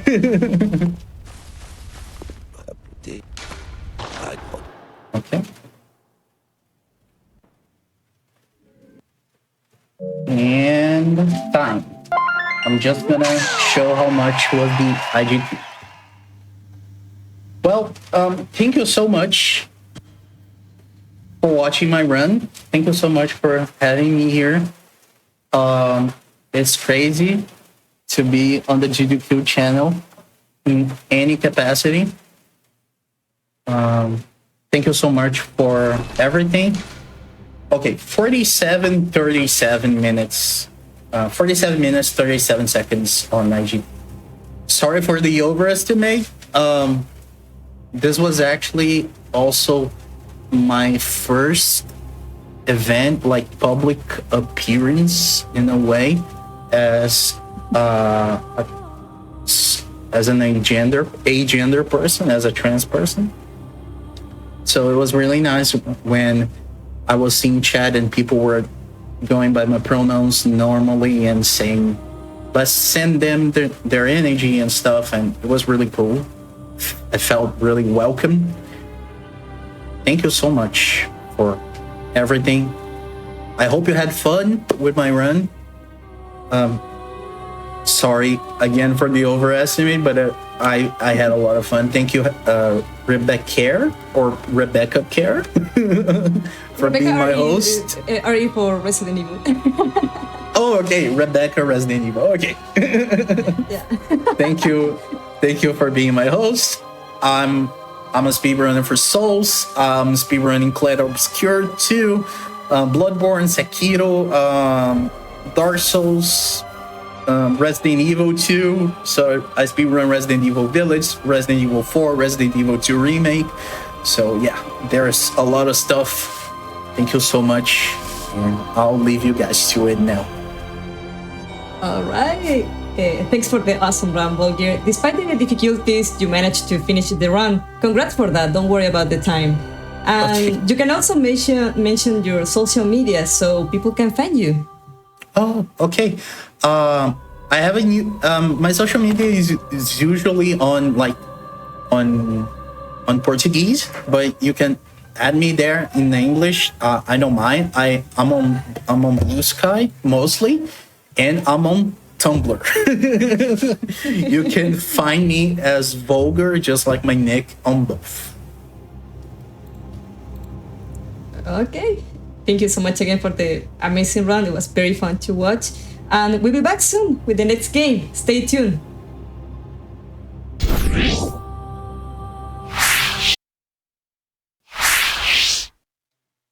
All right. Hello, everyone. Welcome back to the Latin American event. There will be speedruns all weekend long to celebrate with the Latin and Hispanic speedrunning community. Don't forget to check the schedule to see what runs are coming up today. And now, we will now begin presenting the next game. And the next game will be Dark Souls 3 by Gun. Welcome, Gun. Hey, hi everyone. Thank you for having me here. I'll be running Dark Souls 3, 20% restricted. I will get into why is it called restricted in a bit. Can I start the run? Just tell me when. Sure. Do you want me to start the count? The counter starts as the screen turns black, so I just count to 3. 1, 2, 3. Let's go. Okay, good luck. So this Dark Souls 3, the object of the game is to kill 4 lords and finish the game. And in N% restricted, I'm supposed to be doing that by following a certain rule set, which is not doing a glitch we call teardrop.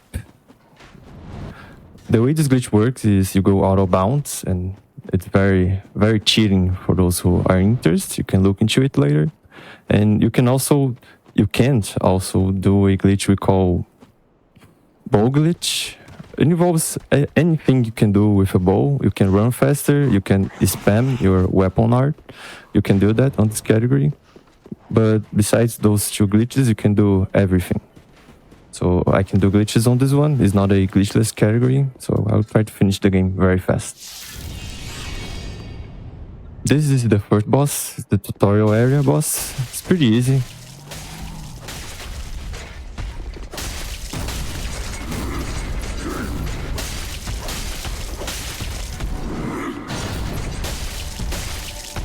Now he'll go into phase transition if he wants to. Thanks.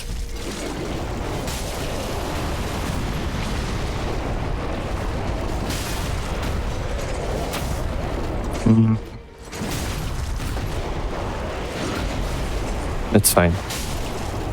I did a charged attack too fast, had to wait a bit. Still fine.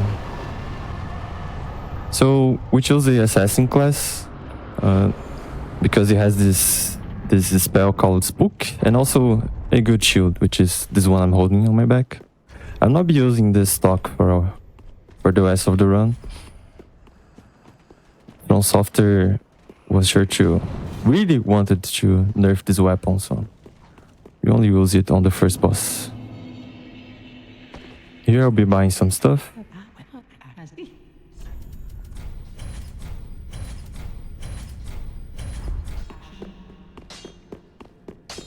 Well, Done. So I chose a fire gem as my starting gift, and I infused it to my weapon. So I have now a fire short sword, and I bought a miracle. I'll not be using it to heal myself. It's called healing aid, I guess. Yeah, wait. I'll be using it to do a glitch called tumble buff. I'll use it in a second, so you guys will get to know it.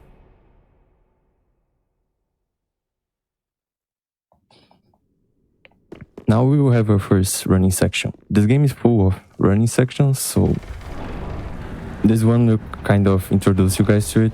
I'll be always looking at my stamina bar. If I use all my stamina, the game will punish me. I will not be allowed to run again until I regen all my stamina to full, and I will have to wait a little bit to the game. It's the way the games want to punish you for trying to go too fast.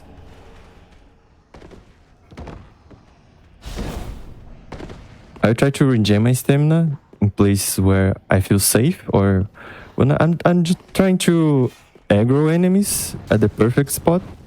And you see sometimes I will be regening stamina really close to some of them, and I will do it because they will take longer to aggro me, or this is the safest place to do it, even though I'm surrounded by a lot of them. Here I'll be using Spook for the first time. It's a spell that negates all my fall damage and also will... Meu Deus, tá, I'm good. I thought I missed it for a second. It's a spell that will negate all my fall damage and silence my footsteps. So the enemies will not hear me walking past them, which is really good. But sometimes I want to aggro them, so they will miss an attack, like right now.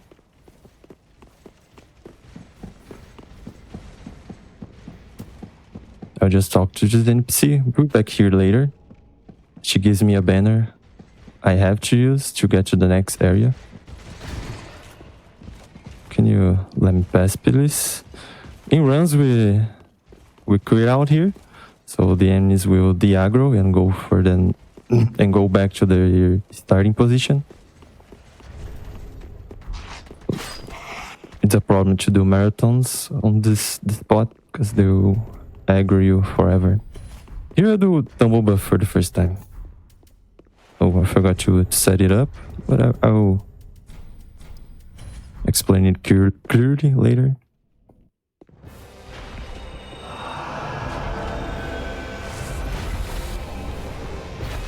Okay.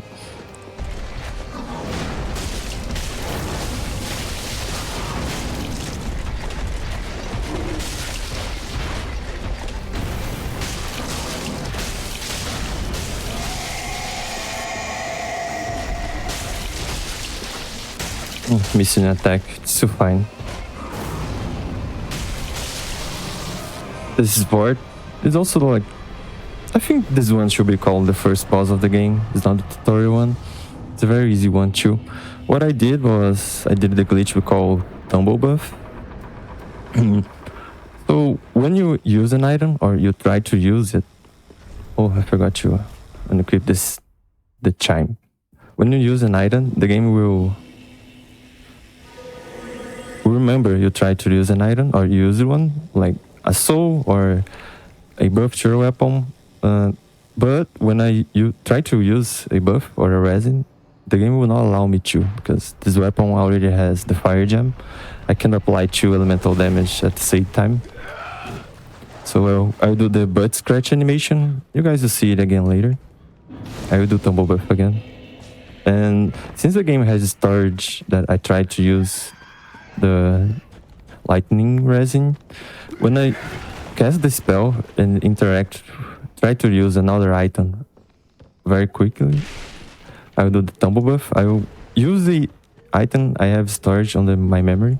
So the game knows that I have the lightning resin on my memory, and I will apply the resin to my fire weapon. Now I have double the damage. I have a fire weapon and a lightning weapon. I'll just run through every single boss that I try to use it, but it's not very fast as the game goes on. I will get the main weapon of this category later.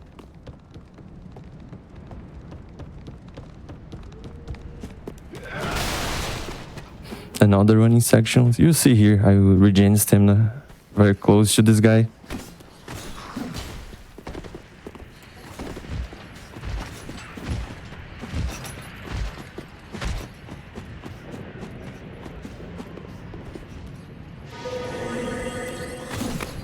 He's still following me.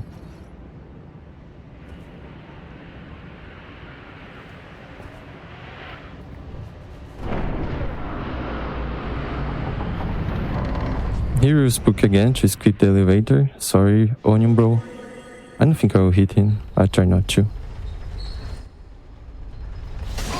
Okay, I did. Sorry.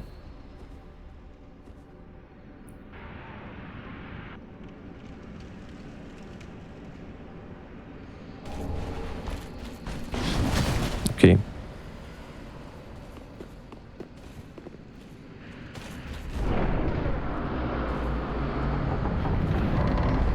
Now I'll do one of the first major skip of this category. We call it a rest, whatever. Why not? We call it Farum Keep skip. It is exactly what it's called. I'll be skipping Farum Keep, which is the swamp area of this game. No one likes it. So what will happen? I will jump into the abyss. I'm not trying to kill myself. I'm trying to trigger the death cam. So the way that this game kills you, as you jump in the pit, oh, let me just do that. I almost died. Not supposed to happen, but it's fine.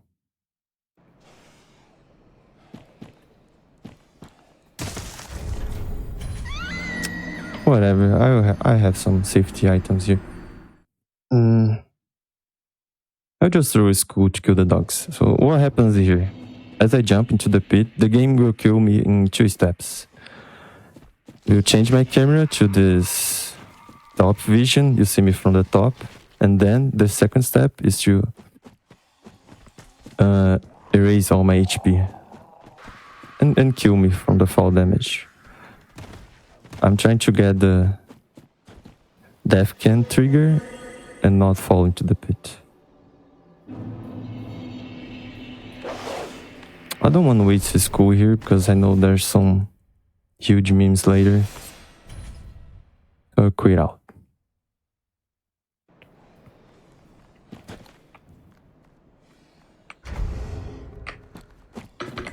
Here, I done it. Can you please not bite me? Thanks. Okay, now I'm in the death cam. While we're on this stage, some things will not load. Like you see, a lot of the textures will not be showing up, and I don't even walk through the next area with this camera all glitched. What I want here is 2 items. I'm not going back here, so I have to grab those items while I'm on this camera.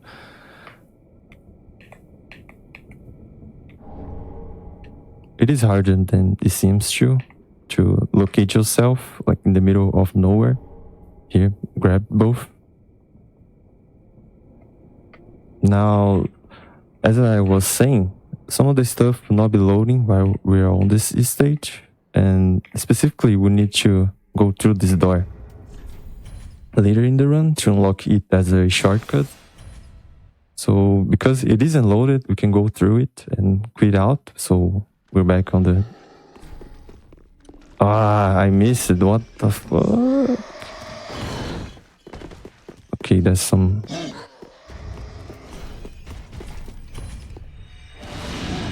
where, I mean, not supposed to happen. I just need to remember I'm short on 3k souls. That is a very cringe moment.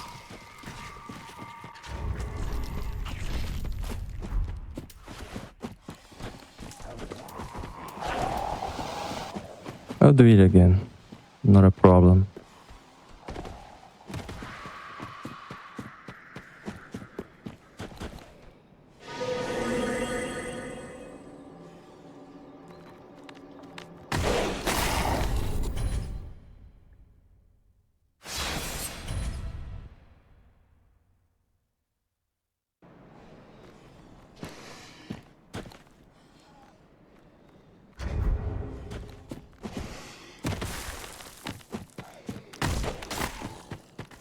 Whew.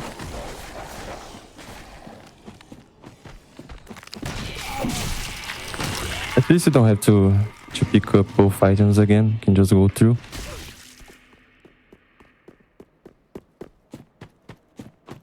Very annoying when the dog bites you because the camera gets a little bit weird every time you got hit by an enemy. I guess we're fine.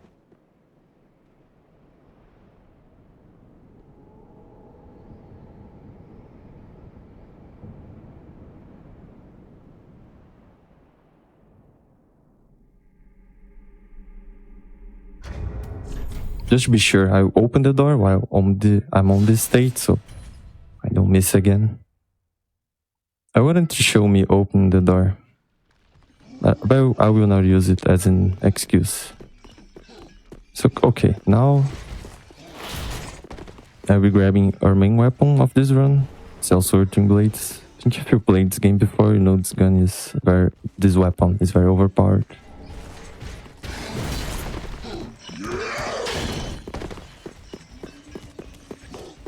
I don't have the levels to use it yet. I'll have once I kill both the next two bosses, which are Watchers and Volnir. I'm using a route similar to the World Record route, so it's good because the next two bosses are very fast, not that hard to do.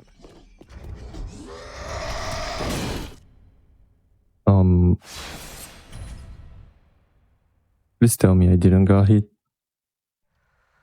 Okay, I'm alive.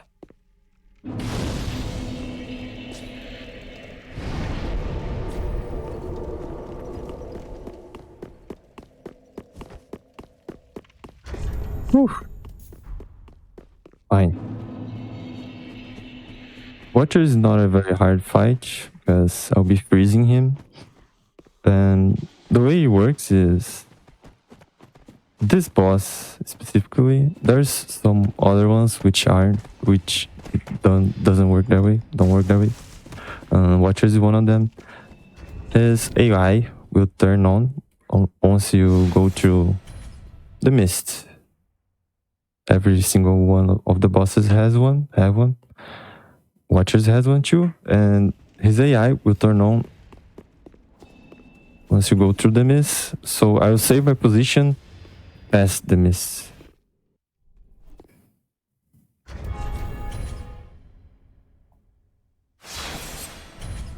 If it works, I'll be already inside the arena. Please work.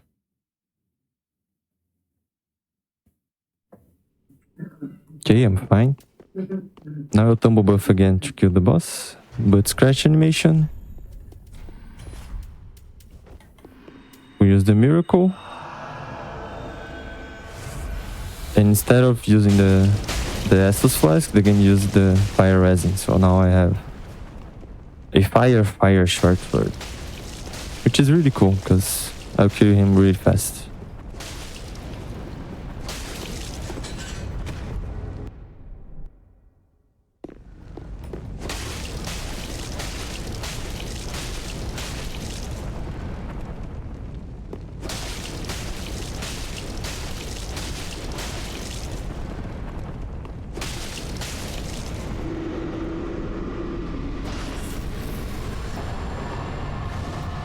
Do I need to sit here? No, I don't think so.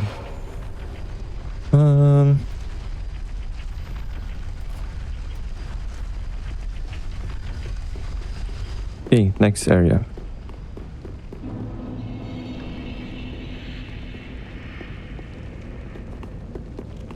Here we're going a little, very risky little adventure. I need to grab a certain item which will help me to increase my DPS by a lot.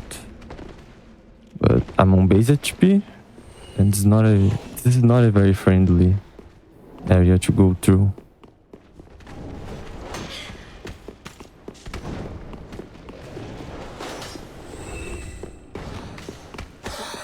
Okay.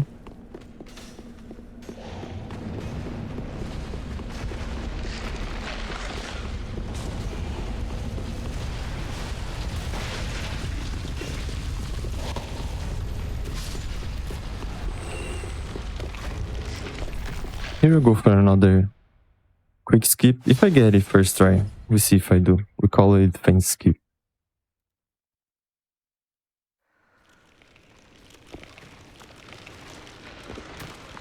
Forgot to change spells. Wow.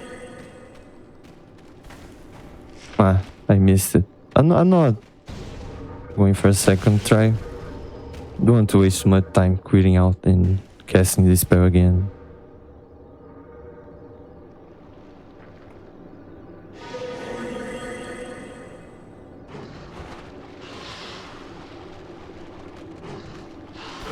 As I said, spooky you mute my footsteps, so you could see the rats were kind of lost.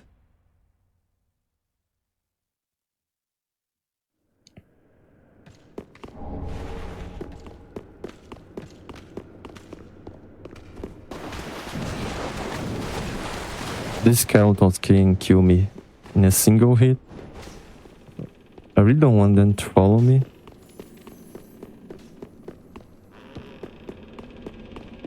Okay, next boss. Now we're going to Owner. I'll be tumble buffing again, but first I need to destroy the bridge. I'll be using that in a second.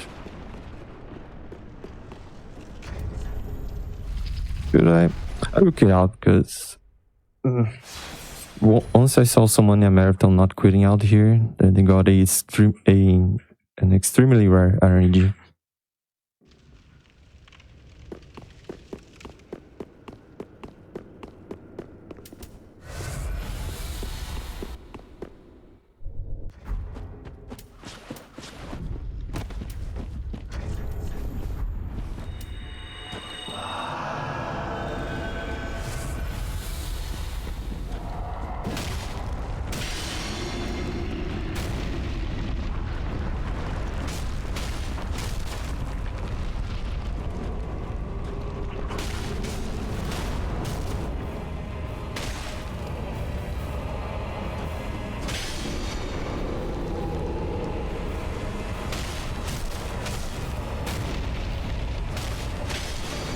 Owner is not a hard fight.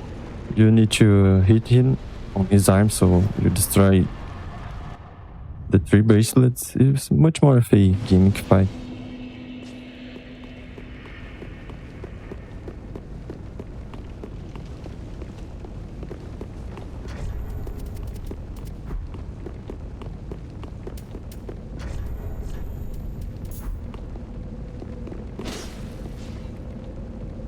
My controller. I'm having some problems with placing my controller on my lap, so I can do the skips on keyboard and mouse. No Volnir moment, thank you.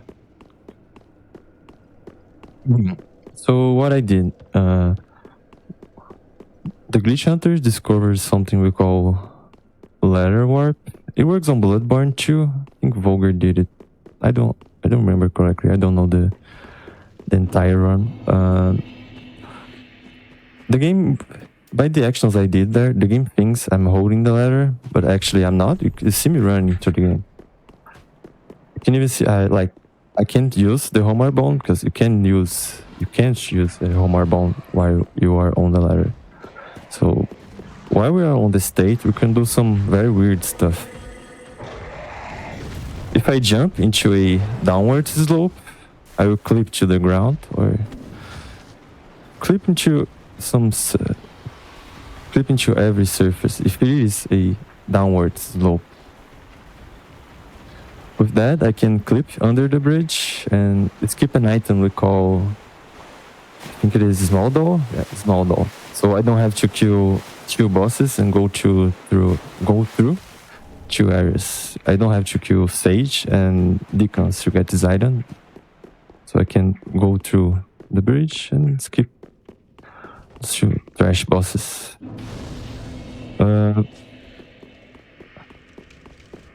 A year or 2 ago, we called this category NTD, which was no teardrop.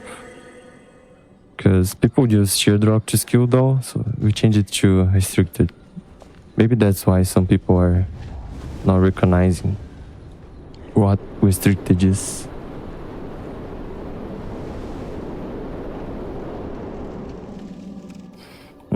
I'm out of mana. I'll use the Dash and Estus.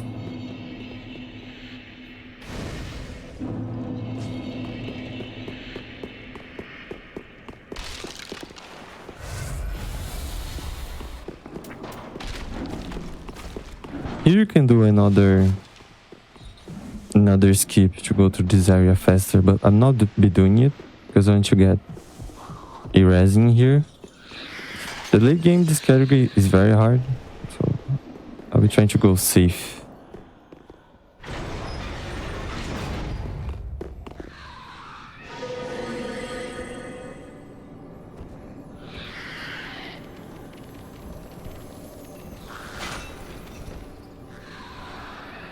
Hope I don't die here. Cast Spook again just to be safe. Okay, I'm fine.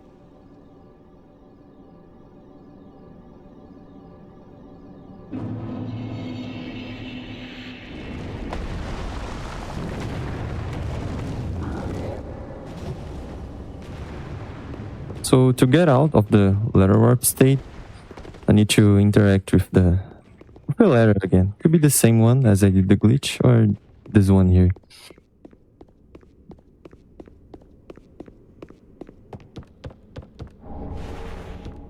I could quit out, but I can't spawn at the ladder next to the vulnerable arena because it isn't loaded anymore. So if I quit out before I get out of the ladder warp state, the game will crash and I will lose the run.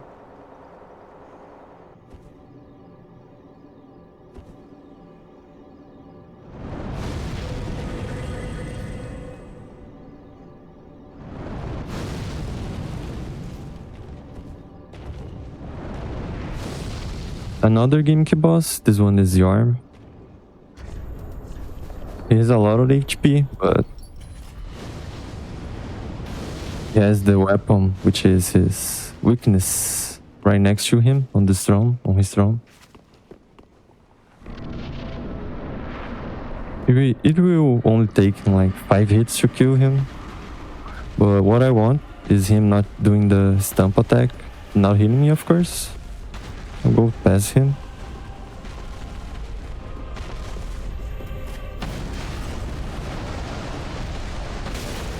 One stomp.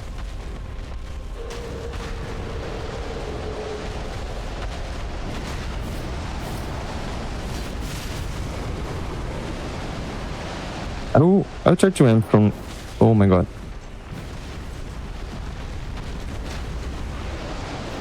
I try to aim from his head so I can get a headshot. I'm not trying to bait a certain attack. This one. I thought I had... Oh my god. Please? Okay, I'm safe. I thought I had it, but he did a different attack. It's fine.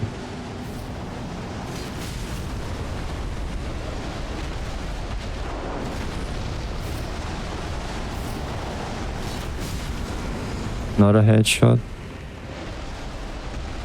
Okay, he's dead.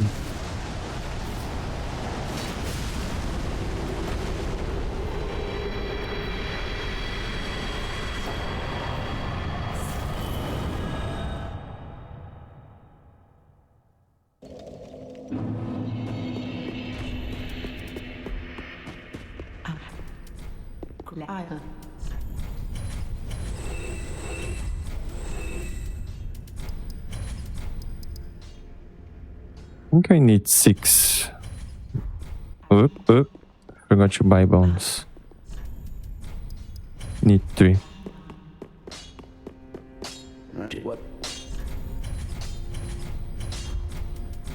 You have to print.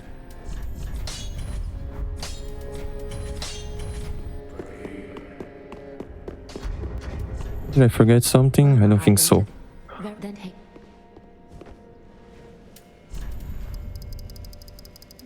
Eternite decks. Fine. So I got the main weapon. Got it infused with a charge gem, so the damage will scale better. Where I need to go here.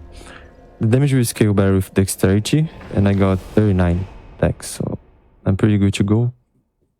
I will not level up the damage for the rest of the run, which is kind of the problem because now we're heading into the end game. And my source of damage will be solely a resin I bought. I bought 4 of them, but I had 2 before. This resin is called Cartus Rouge. This is the one who will bleed the bosses or mobs in the area. Bleed is a status. There's like poison is. The player can get bleeded, such as the bosses. When the status bar is full, it will do a fixed percentage of the HP as damage to the boss. So, and I'm playing on a old version of the game, so on this patch, bleed is very OP compared to current patch. So if I get it right, you see me doing tons of damage to the next boss, which is Pontiff.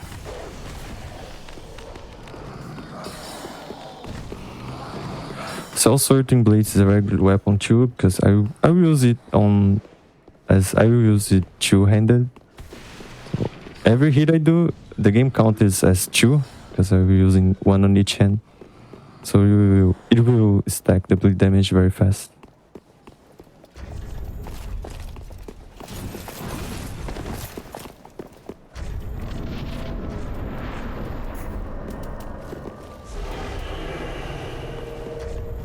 This one is a very tight fight. I hope I don't get anything wrong.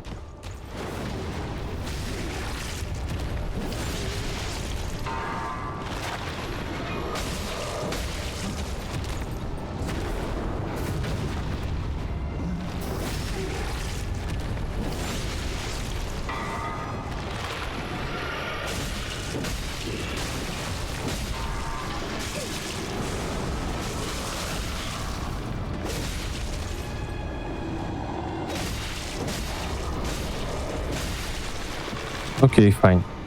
Whew. You can see we get carried by Bleach a lot.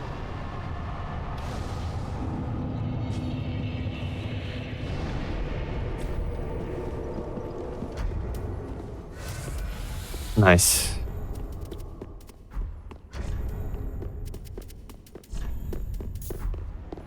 Another running section. As the run goes on, these running sections get a lot riskier.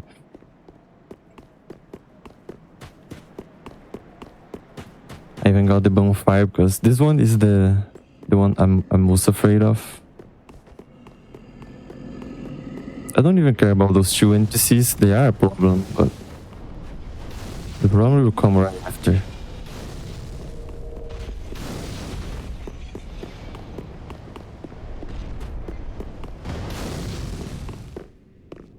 Yeah, I forgot to say. We can grab items that will upgrade the merchant back at Firelink. So we can't waste a lot of time picking up shards to upgrade our weapon. So instead we grab the item that allows the merchant to sell them to us.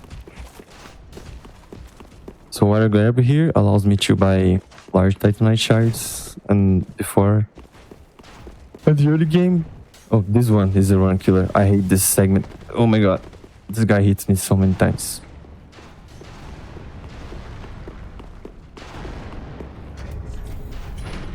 So before Volnir, I grabbed the one that upgrades the merchant to sell me the small shards. Now will upgrade her to sell me large titanites.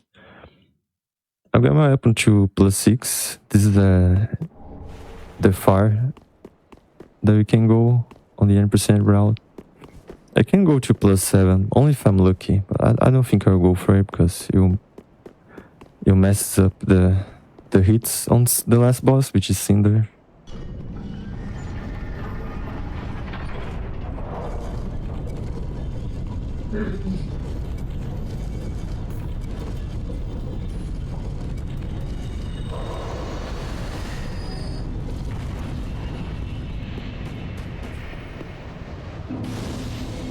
Back to Firelink.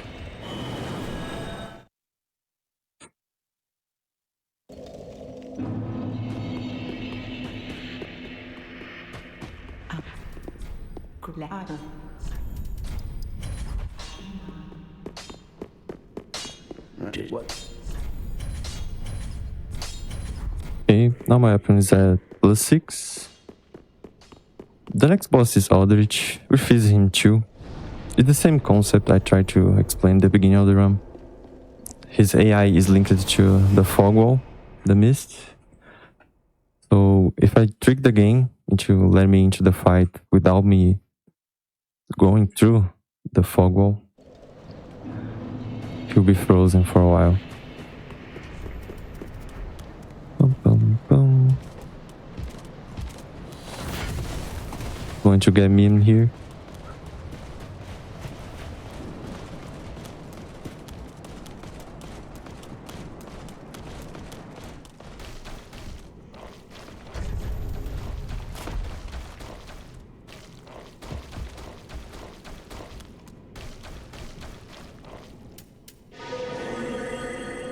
I got an extra Estus Flex upgrade.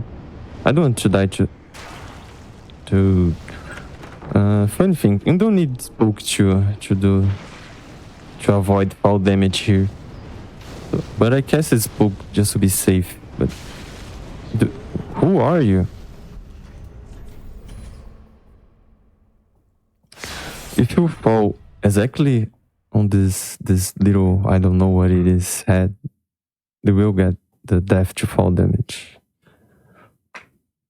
So I'm glad I casted it. So now to do the glitch, I will interact with the fog wall from very far away, and the game will get a little bit confused if I join the fight or not, so I can just hit Aldrich until he's dead.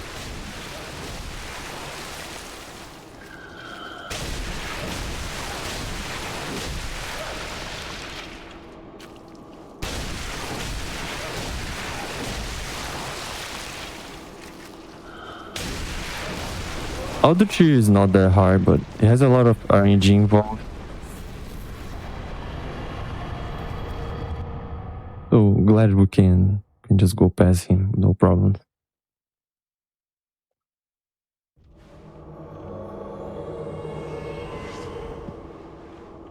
Now we're back at Emma. She's dying already, so I'll just take her out of her misery. She'll die anyways if we wait here for a while. So please don't be sad with that.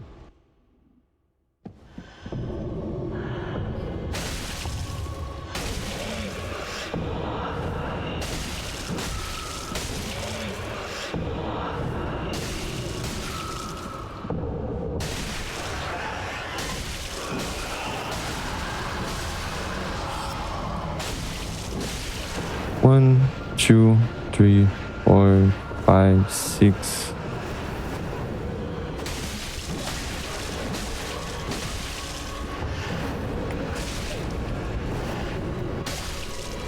Fine. As I said, I'm holding one blade on each hand, so sometimes when you attack, only one of them will hit the boss. And I got a half hit. We call it half hit. She was literally one hit away from dying. I'm not supposed to see phase 2 attacks very often.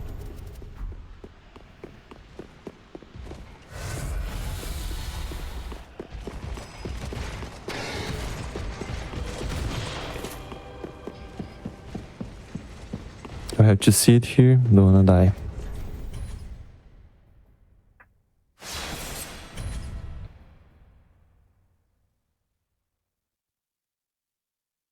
Okay, the next boss is a problem. It is Dragon's Day armor. The guy is so tanky and we can't bleed him, which is our main source of damage right now. So this fight will be a little bit of a problem. I forgot to grab the elevator, so I hope I don't... Oh my god! I hope I don't die here. I'll grab another bonfire. I don't want to waste Estus. Can you please not be a problem?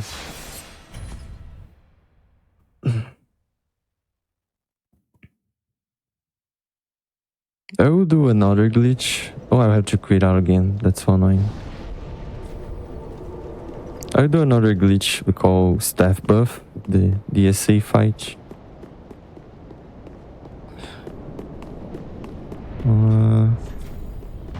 Quit out as the fire goes off.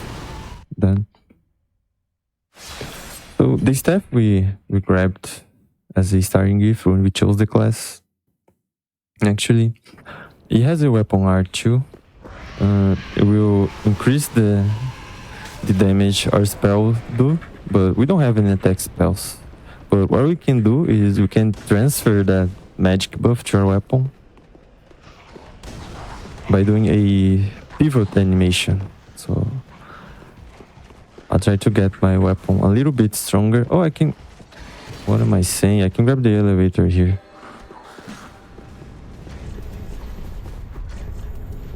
Let's think about another elevator.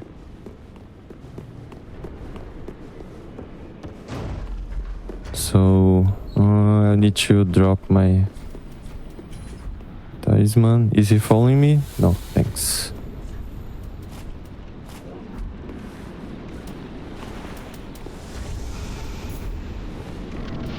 Yeah, I think we're good to go. I missed it. Here's over the fine.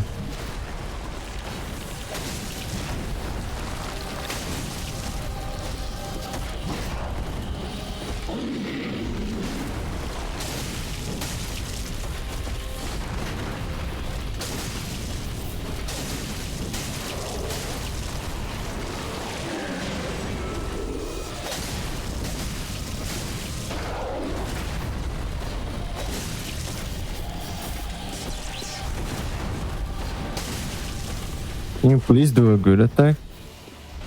This won't work.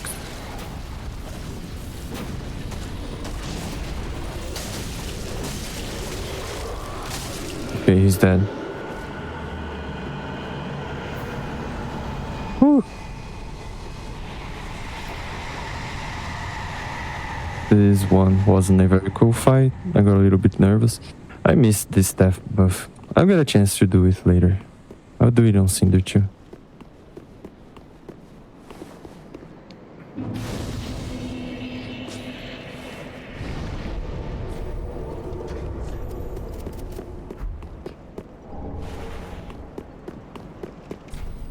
Okay, now this one is the final boss of the running sections. And since I'm playing on older patches, bosses not, mobs were more aggressive on this old patch. So this running section here is a little bit of a problem. I hope I don't die. A lot of mages throwing me stuff.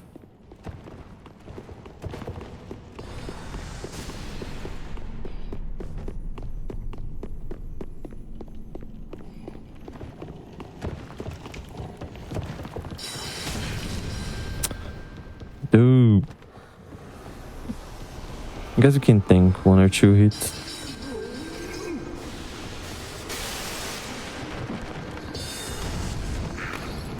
Okay.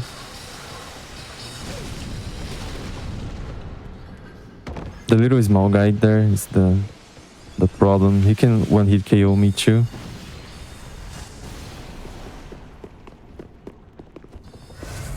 Over here again.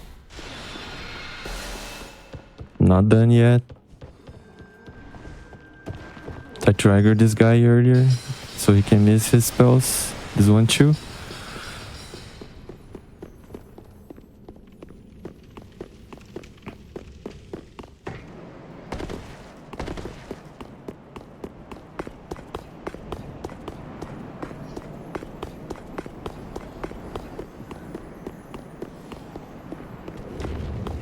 He's be cool.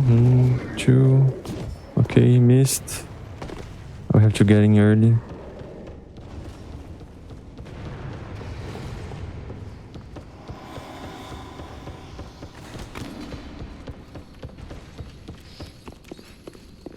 Now the gank squad.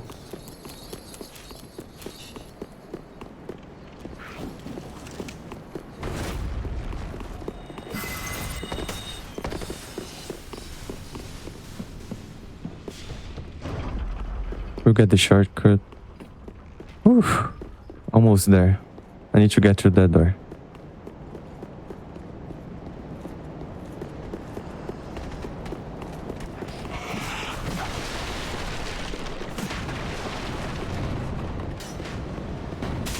Ah.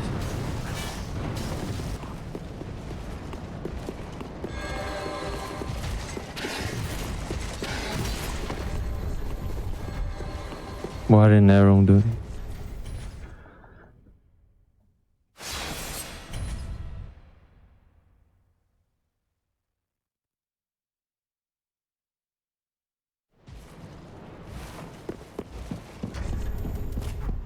Okay, I have 2 Estus. I don't think it will be a problem. I hope not.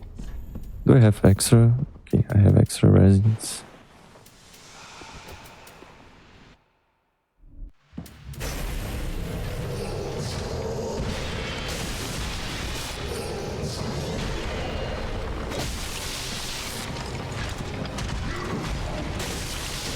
So, this is Lorian. The boss called Twin Princess. First phase is fighting against Lorian first. The other brother will spawn later. Well, I will do something too. So he isn't a problem anymore. I tried to.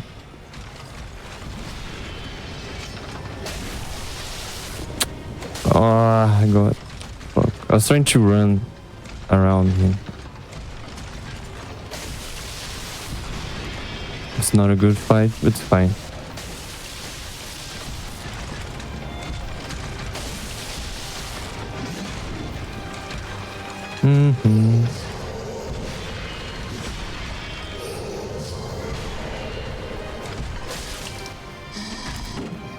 Dude, my resin ran out. What the fuck?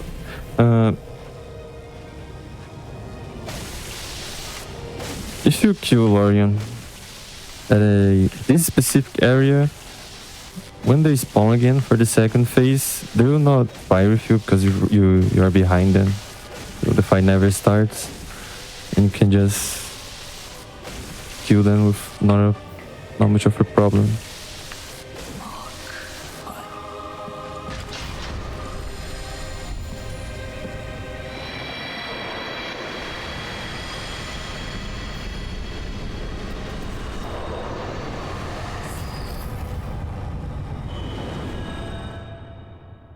Even if I level up Dex into the end of the world, like all that I can, I put into Dex. I'll not get much more damage because my weapon is at +6. So instead, I level up Vigor, which is HP on the game. And I'll use it as a as a resource. Sometimes I will get hit by the last boss, but I'm using it to regen my stamina while I'm stunned or while he's ending his attack animation. I'll have a giant wealth bar now. It's good because it's safer, but I'm getting hit sometimes. Farewell, Ashen One. I think I can... Yeah, I have an mana Estus here I can trade. What?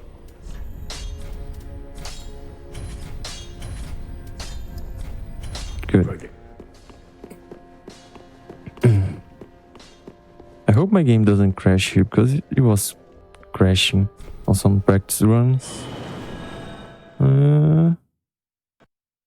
It crashed, but I think I'm fine. I'll just reopen my game.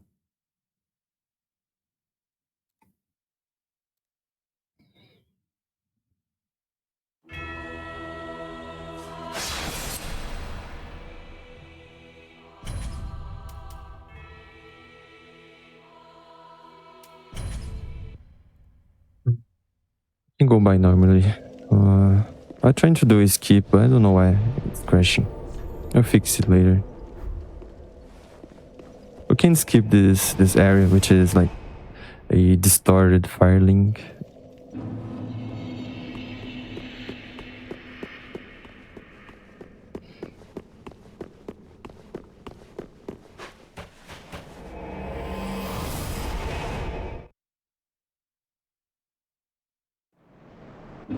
Okay, nothing happened. We're good. So this one is the final boss, Soul Cinder. Oh, I had extra money. I'll try to do the staff buff again. I hope I don't choke it. This fight is also a problem. I don't want him to change into some weird faces he has. I don't want the... Dude, I missed it again. Whatever. Just apply bleed.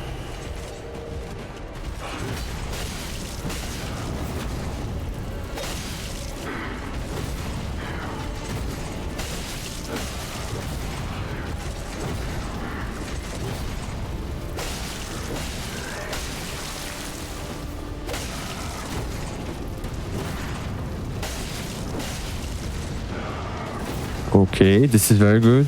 Please don't change it to some weird stuff.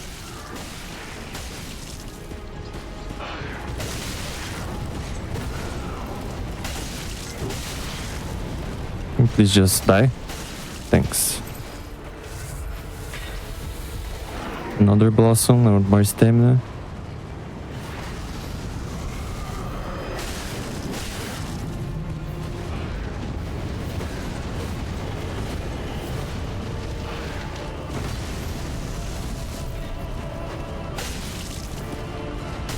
Oh.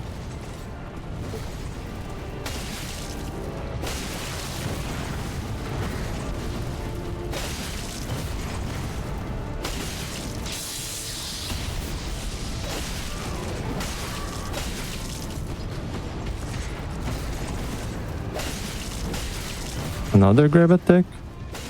What? Okay, he's dead. Whew. Timer stop as the screen goes black.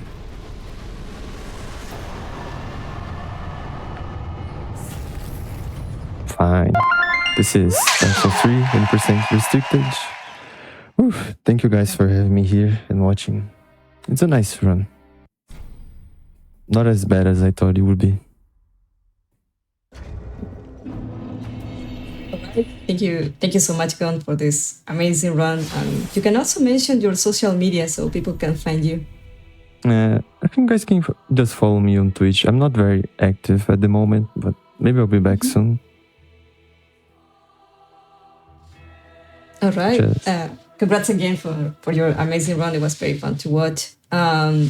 This is my last time as a host. I want to thank GDQ once again for the opportunity to be part of this wonderful event.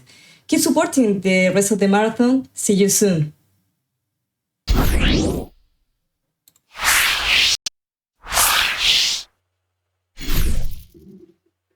Hello, everybody, and welcome back. You are watching the 4th annual Latin American Heritage Month celebration here on GDQ.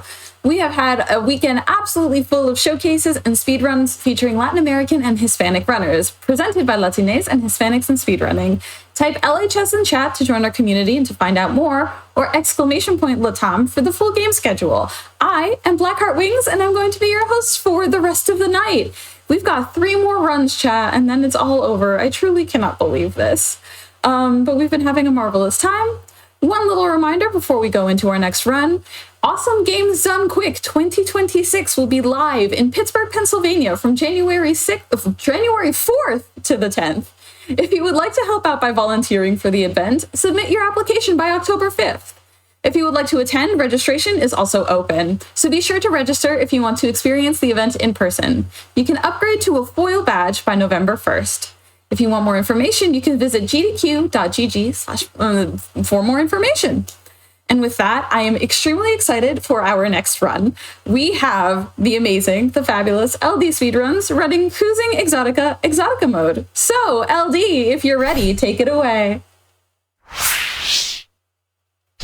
Hey, what's up everybody? Good night for everyone here. My name is LD Speedruns, and I'm very honored to be here. Presentation on Games Done Quick. It's so amazing to be here with Cruis'n Exotica, the Exotica mode, because I have playing a lot of this game with my dad, and I got so emotional talking about it. So, well, this is so great, so amazing to be here, guys. My channel in this year in SGDQ was the responsibility of do the race stream in Portuguese. So it's very fine to be here finally showing up my speed runs. So let's talk blast and play more. So let's go. Well, I picked this up GDQ profile where I can take a lot of characters. I will go with alien weapons. Let's go. So in Exotica mode, oh sorry, the timer will start when I pick up the car, right? So for one who in the tech check can do it.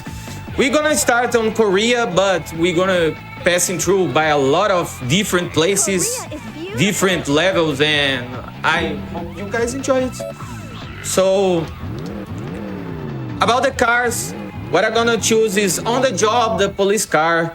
It have the best acceleration and the best aero. So it's the best car you can choose here by the default cars.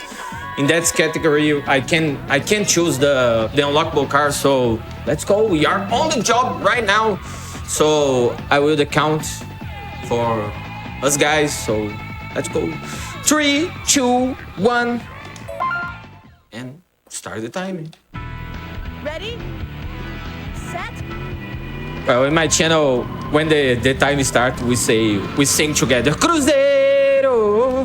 It's my football team. So let's go to Korea, and where we can say this is the majority stretch of the run, doing this wheeler stuff here, the boost. I can do it just pressing the A button fast 2 times, and you can saw it in the MPH gauge over there. The speed going high when I do this, and with that I can do this super flip. Yeah, this is Cruis'n Exotica, baby, not your normally speed game, you know. And with that super flip, I can maintain the maximum speed I got. So this is very useful for going fast and for dodging the traffic cars. I don't know if Dorama it's very famous in US and the other countries of Latin America, but here in Brazil, oh damn, this is very popular. So be in Korea, it's like be in Brazil too for me right now. So let's keep going. Have a really shortcut here. Go, baby! And a lot of airplanes.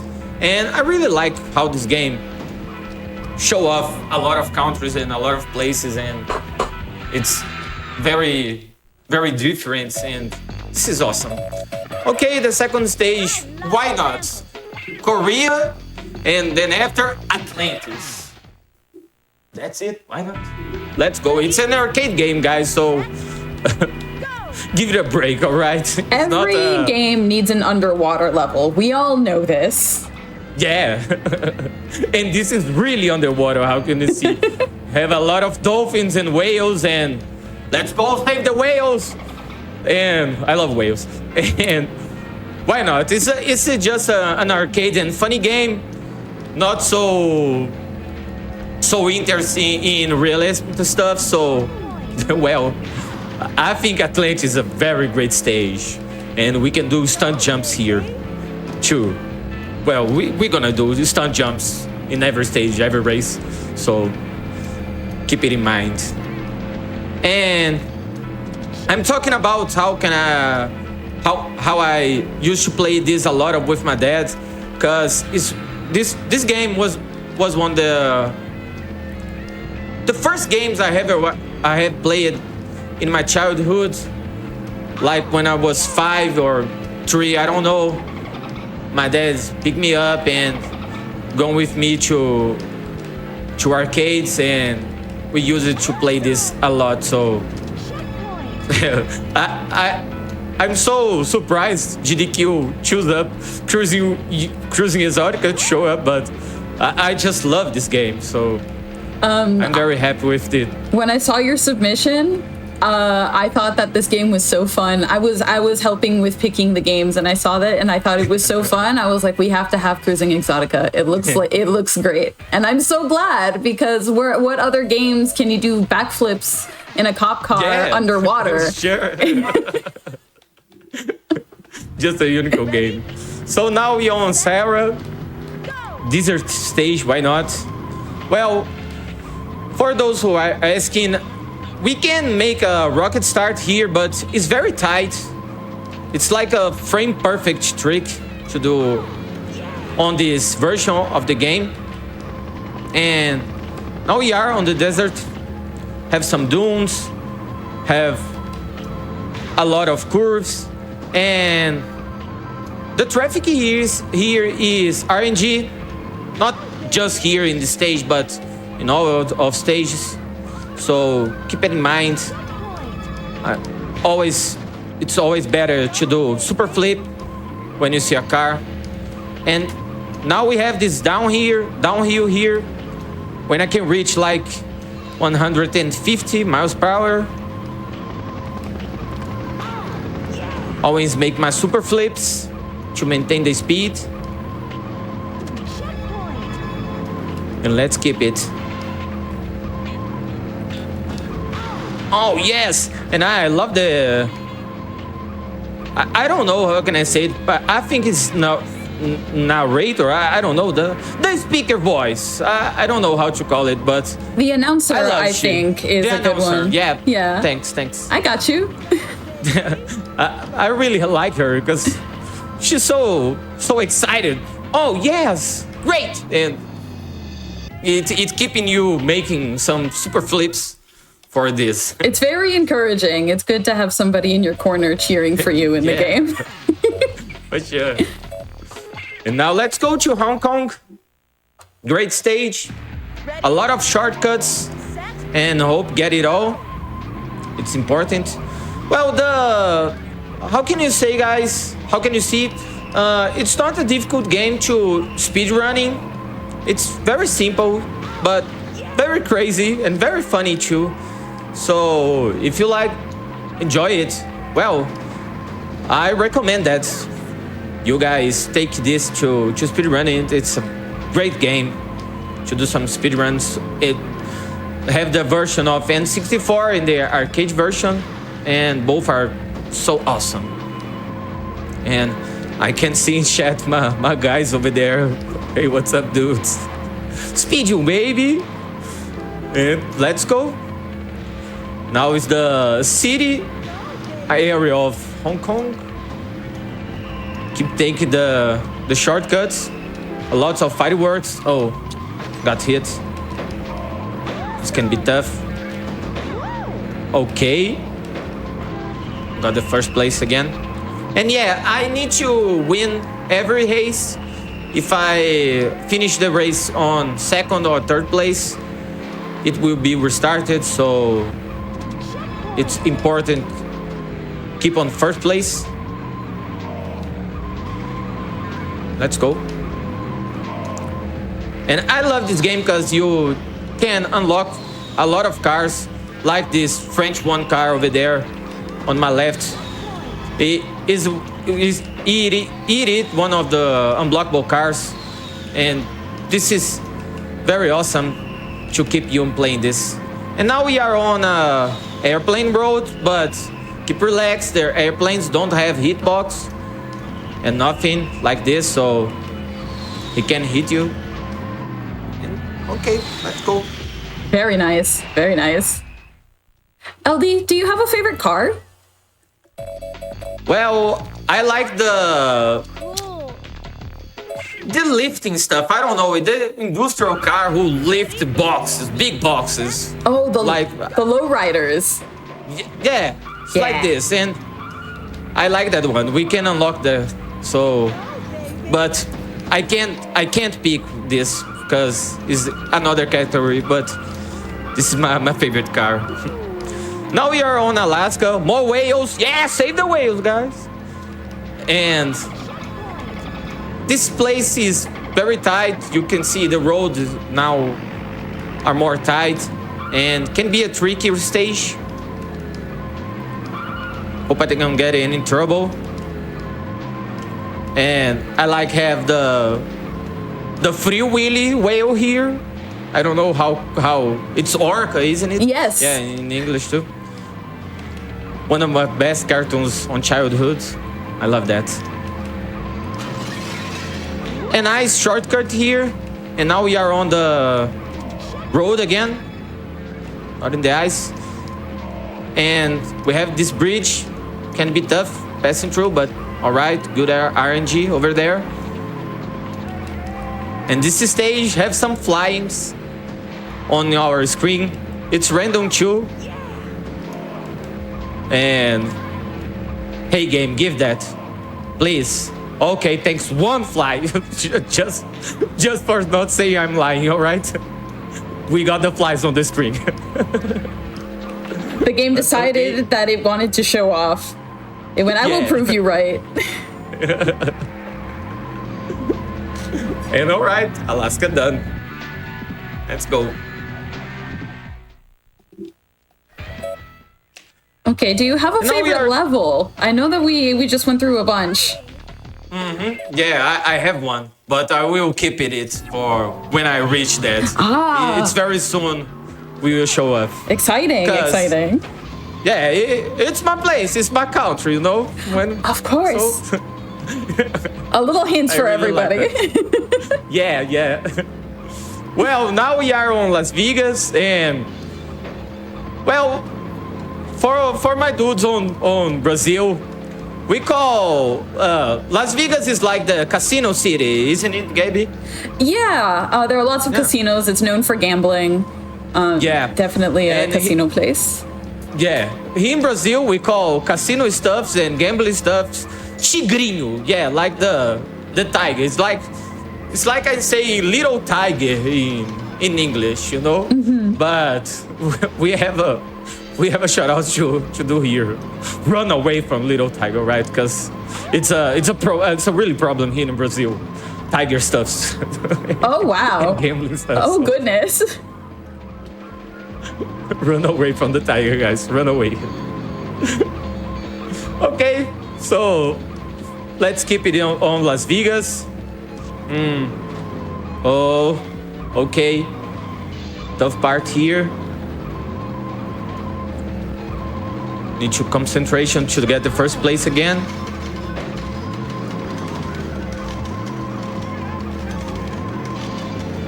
And shout out for my man Elvis Presley over there.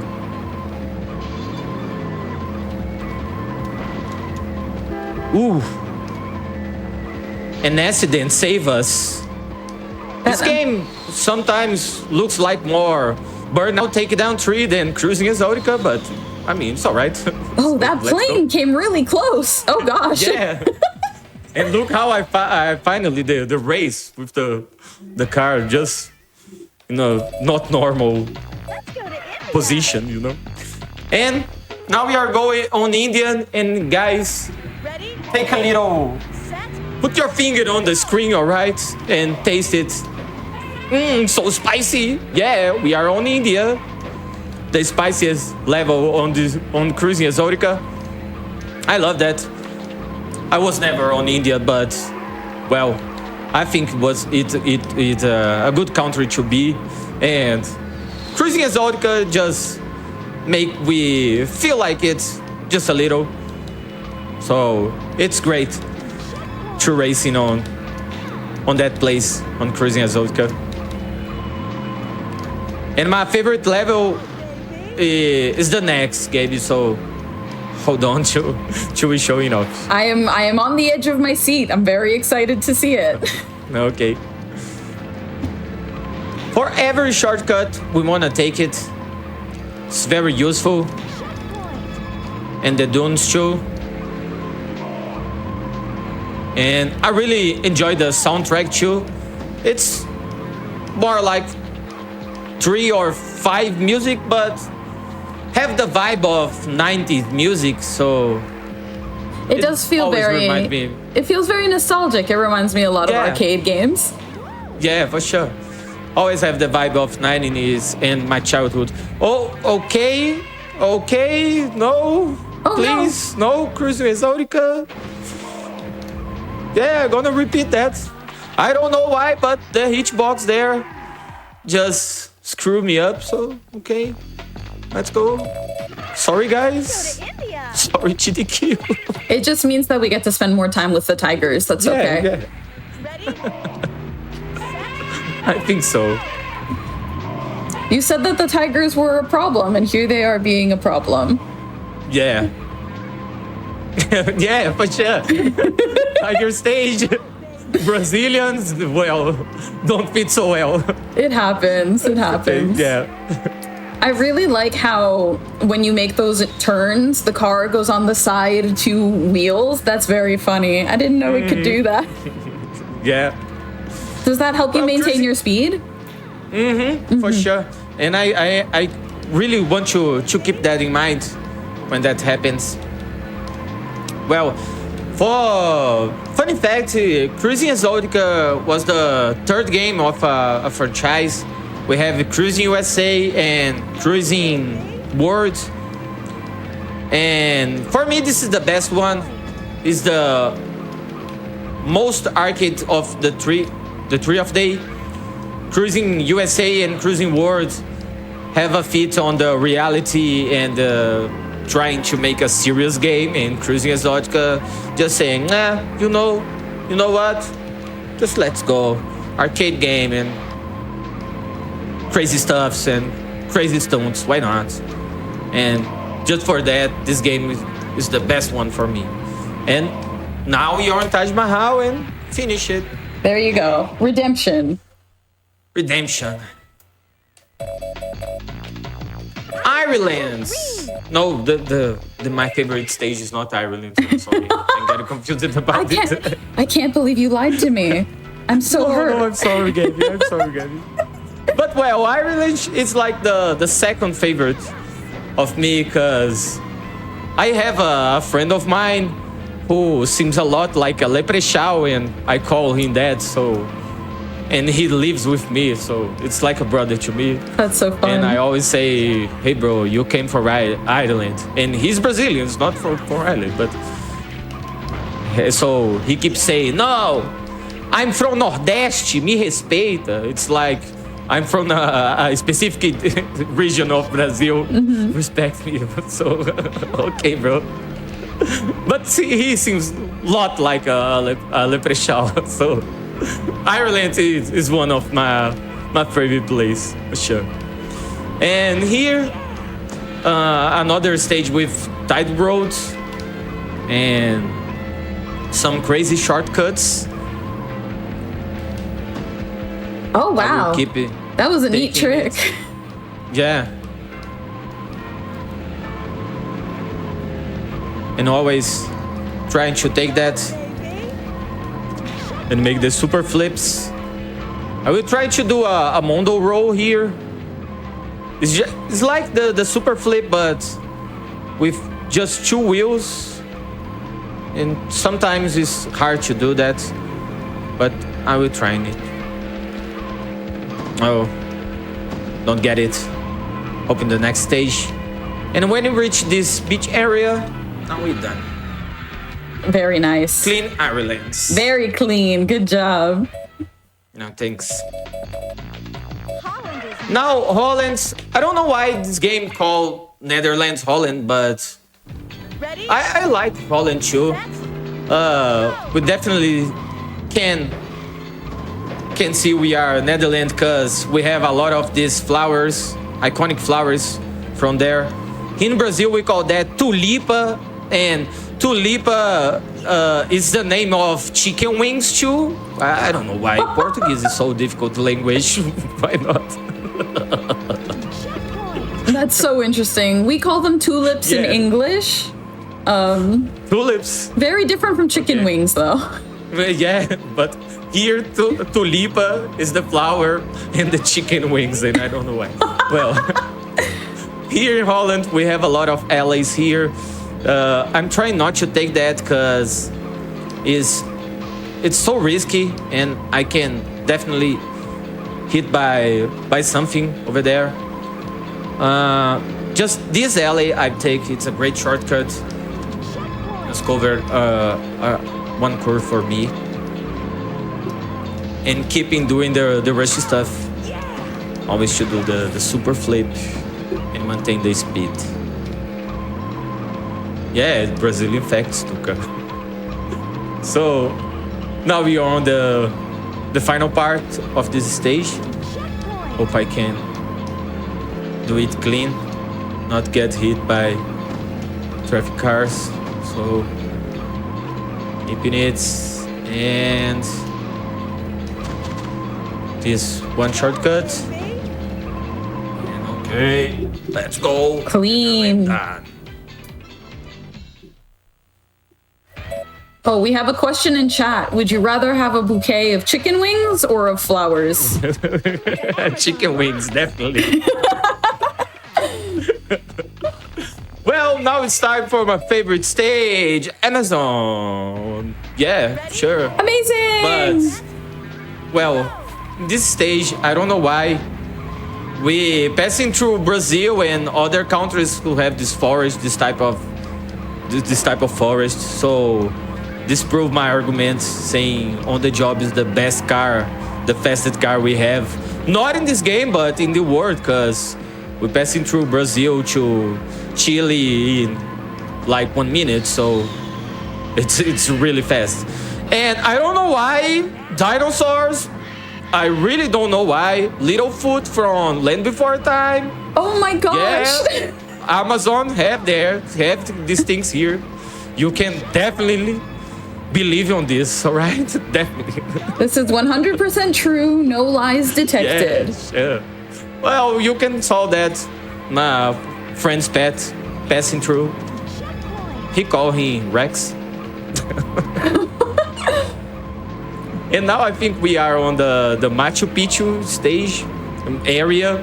Like the Amazon is so long and big, and I like how this game put a lot of stuff on this stage, like dinosaurs and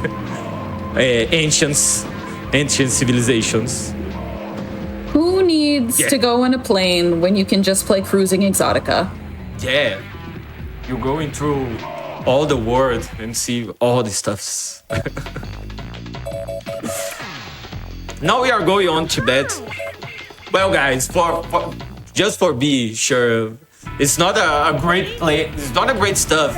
Be rejecting by dinosaurs, but I prefer get funny about it, not to judge Cruis'n USA. It's other times, and keep that in mind. It's just the 90 joking stuff. Yeah, it's very wrong, but you know, guys, it's just an arcade and funny game. Sometimes with video games, you have to be a little silly. Yeah. That's it. So now we are on Tibet. Another Brazilian fact.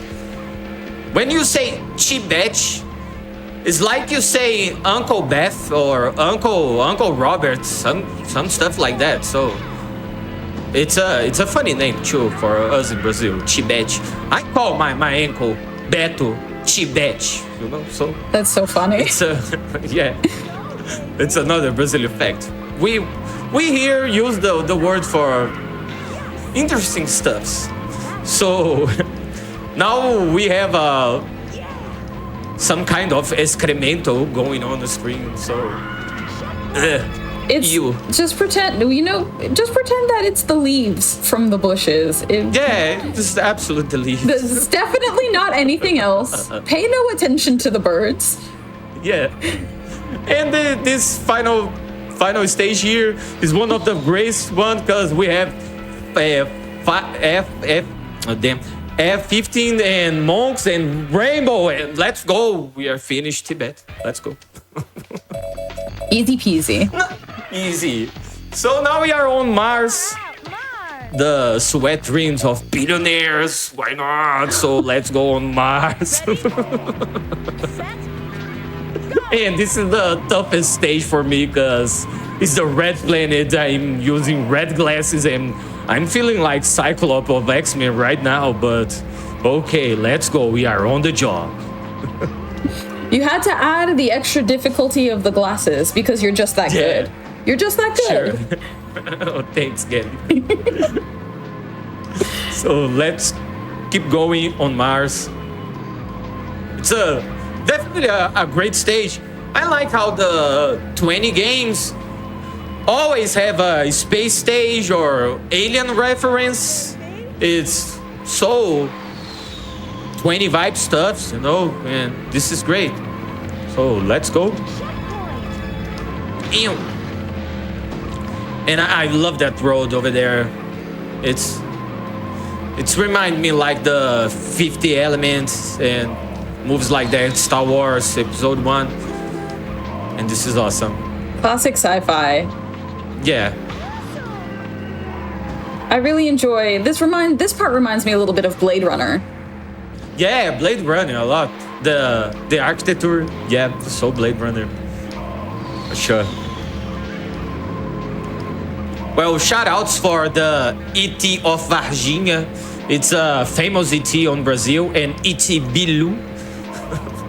One of the most famous ETs on Brazil. Oh my gosh. And I'm playing with ET, so let's go. And the time we got on the time when we hit the congratulations screen. So yeah, I unlocked the half lift, my favorite car. Let's go. Congratulations, and that's time. Yes. And that's it. Time. Oh, it's a forklift. You were talking about a forklift. I see. Yeah, a forklift. Oh, I completely misunderstood. I understand now. you got me now. So I understand now. Yeah, that's my favorite car. That's wonderful. So guys, I'm very happy to be here showing off my speedrun. For you who wanna know more about my work, I'm living just as a speedrunner, producer, creator on the internet, on YouTube and Twitch. I have been made this for the last 5 years of my life, and it's very great to be here on GDQ finally. So I'm very glad with that because my work here in Brazil is to foment and grow up the community by himself. So all the Brazilian dudes have you already seen here on this marathon, the Latin America. All of these show up on my channel where I have a monthly marathon, always showing up the community and my friends and my speed runs and my friends' speed runs. So we always trying to get the best of the community and get the community always growing up. So this is my effort and this is my object I made this my life, and I will not sleep or get retired until I got this. So really thanks for everybody who came here and support me, and really thanks for GDQ for the space, for the opportunity to showing off my work. And thanks Gabby for the awesome host. You got me so nervous before, so when you keep talking to me, it's got me really relaxed about that. So really thanks. Of course. I'm so glad that we got to have you here. This was such a fun run, and I'm so glad that everybody had such a great time. LD, where can the people find you? Well, here on Twitch, LD_speedrun, and YouTube too, the same stuff, TikTok and all the social media stuff. It's LD Speedruns. Come and join us. The marathon is open for everybody who wanna participate and trying to foment the Brazilian community. All you guys are very welcome here, and that's it. It's a really dream to be there, you know. When I restream the GDQ, it's a dream come true too. And now I'm here presentation in the Latin America marathon. I feel so great. So thanks everybody. Really thanks. Just hugs and love. So sorry, Gaby. Just for finish that, I can say something in Portuguese. Very quickly, but yes. Ok. Valeu, viu, pessoal? Tamo junto, é nóis demais. Beijo pra todos vocês. And just for the final words, I hope you guys never forget the Speedrun gonna reach the stars. Goodbye. Hope you see you soon, guys. Thanks a lot. Bye-bye. Oh, that was so much fun. LD, thank you so much. Everybody, we are going to take a quick break, but stay tuned. We have 2 more amazing speedruns to close out this event. Thank you all so much. We will catch you as soon as we get back. Thank you.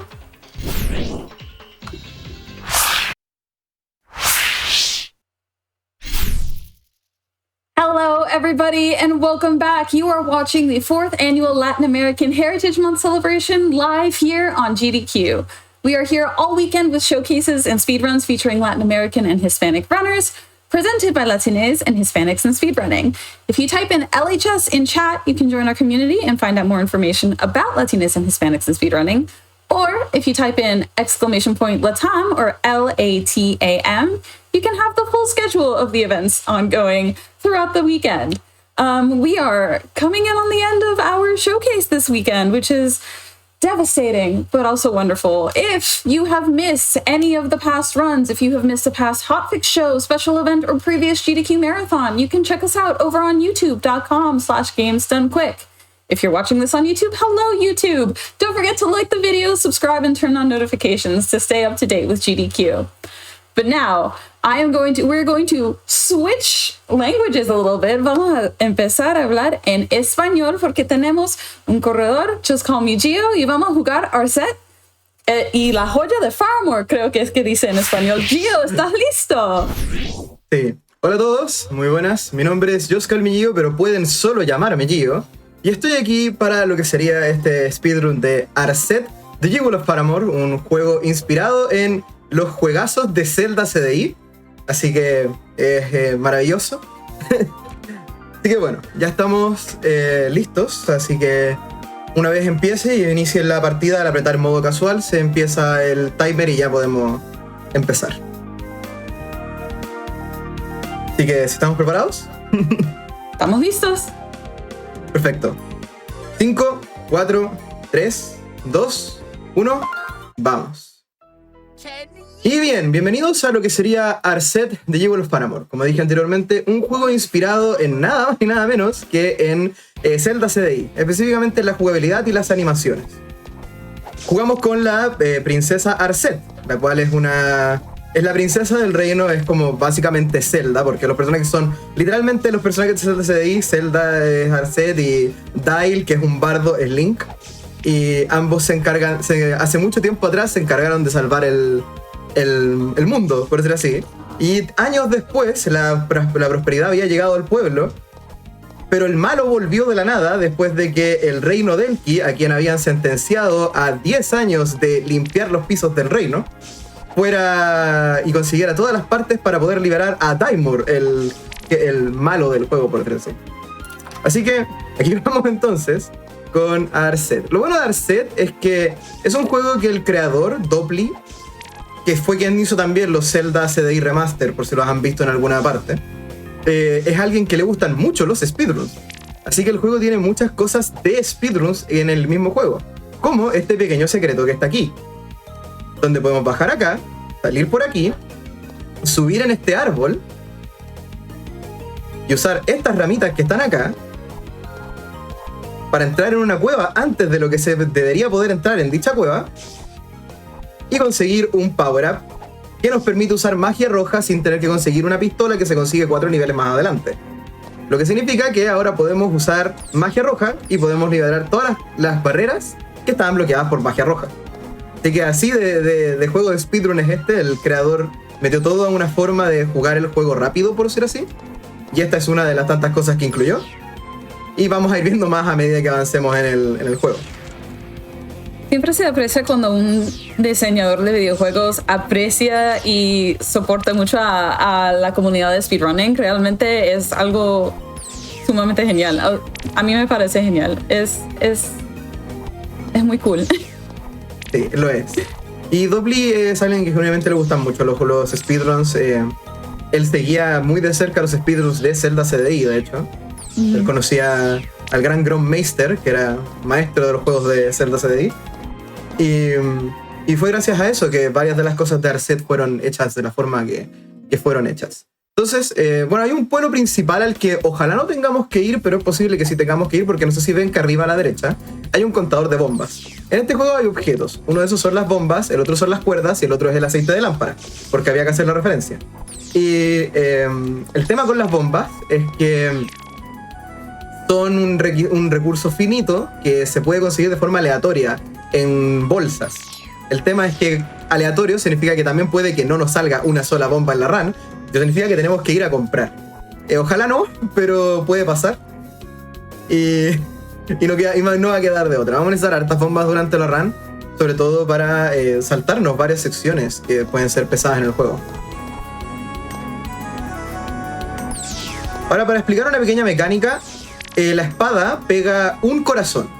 Pero si uno carga el ataque y pega con la espada sin pegar con el ataque, el rayo láser que lanza, uno puede hacer doble daño con la espada. Y eso es algo que se va a usar mucho. Por ejemplo, los dos enemigos que acabo de matar eran enemigos que originalmente morían de 2 golpes. Y ahí murieron de uno solo gracias al ataque de la... Oh, no hice bien el salto. F. No se va a hacer de nuevo, no se va a intentar. Este juego tiene tiempo coyote, así que uno puede usar el tiempo justo después de caer para bajar de una plataforma y saltar. Y eso te permite llegar desde la hoja hasta la plataforma de después. Lamentablemente no me salió, así que nada que hacer. Y por cierto, ese es Vinny Vinehouse, el youtuber favorito de todos los niños. La persona que le dio la voz a esa rana. Me caí. Pero sí, por ahora simplemente vamos... Sí. Por ahora simplemente vamos a seguir avanzando por el juego de forma estándar. Aquí también vamos a encontrar un skip intended por el creador del juego, que nos permite conseguir el doble salto mucho antes de lo que deberíamos. Y mantiene la experiencia de juego bastante lineal, porque originalmente el juego es muy... es como un Metroidvania. Tienes que conseguir objetos en otros mundos, por decir así, para superar obstáculos en los mundos siguientes. Entonces, por ejemplo, aquí se supone que tienes que conseguir la magia roja y tienes que conseguir la magia azul, de hecho, antes de poder venir a sacarla el doble salto. Pero no es necesario, porque nosotros tenemos un pequeño atajo dejado por el creador del juego para sacar las botas de antemano y hacer el juego más rápido. Y me caí. Mantuve presionado a la derecha un poco más de lo que debería haber mantenido presionado a la derecha. Perdón. ¿Significa que tenemos más tiempo para ver más Arzette? Sí, y no sé por qué no me están dropeando vida. Estamos jugando en modo casual. El modo casual hace que los enemigos puedan dropear HP Y eso es algo que se usa mucho en el speedrun para avanzar mientras te pegas con los enemigos y no morir tan rápido, pero a veces pasa como ahora que nadie te quiere dropear vida y chao. Y bueno, usando este pequeño atajo que está hasta oculto en el mapa, podemos conseguir las botas y con las botas podemos hacer doble salto y nos saltamos un montón del juego ya. Con esto ya podemos llegar bastante lejos. Y una de las tantas mejoras necesarias, digamos. Esta tercera bomba.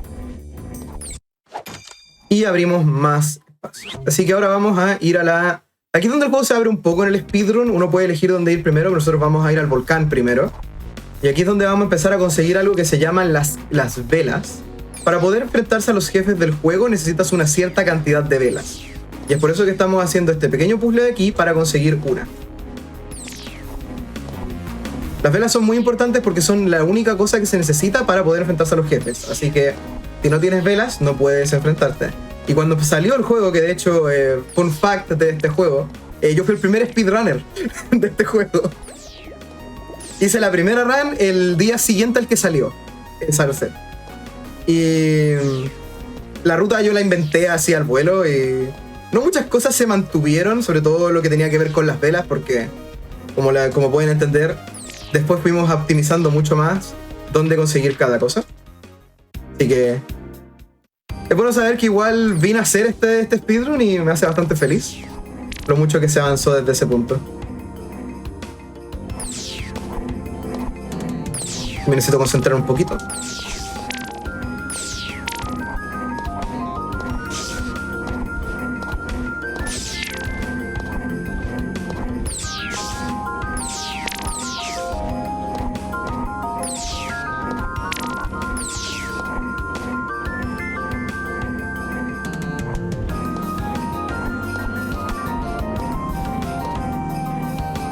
Toda esta montaña puede ser bastante peligrosa si dejo que me peguen demasiado enemigos.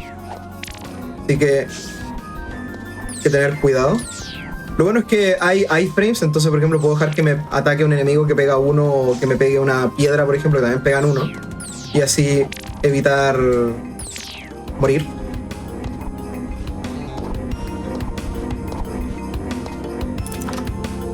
Y aquí la razón por la que fuimos al volcán primero es para poder ver esta cinemática. Y ahora tenemos un pendiente que nos permite sobrevivir al mal. Eso es literalmente lo que hace el pendiente. Repele el mal. Tenemos el primer jefe aquí, Apatu. Vamos a usar el truco que dijimos anteriormente para pegar con la espada más fuerte. Y la matamos en 2 golpes en vez de en 4 gracias al truco. Fácil. No hay que sudarlo. Easy peasy. No tengo bombas, así que tenemos que ir a comprar. Y habiendo comprado, nos vamos al río.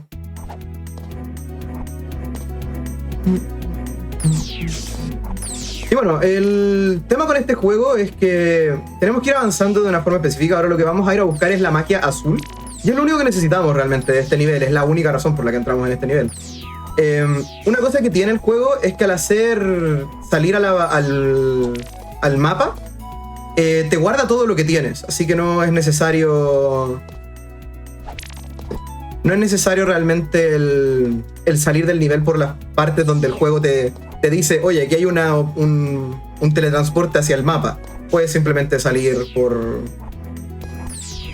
cualquier lado en el menú. Y esta es la principal razón por la que necesitábamos una bomba y tener comprada una bomba de antes. Estos enemigos son pesados, lo sabía, y me va a pasar eso. Cuando no le pegué el... Bueno, si le pegas el ataque del láser a un enemigo, la espada no le pega. Entonces, lo ideal es que el láser no le pegue, pero sí la espada. Y eso fue lo que me pasó ahí, le pegué con el láser y por lo tanto no le hice el daño máximo. Y tenemos magia azul, así que podemos salir de aquí e irnos a la playa. ¡Yay, día de playa! Pero hay monstruos, ¿no? Sí, el juego está lleno de monstruos por lo que dije al principio, de que volvió Daimur, así que Daimur dejó que todos sus monstruos estuvieran de fiesta por todos lados, así que por eso Arzette está deteniendo todos los monstruos.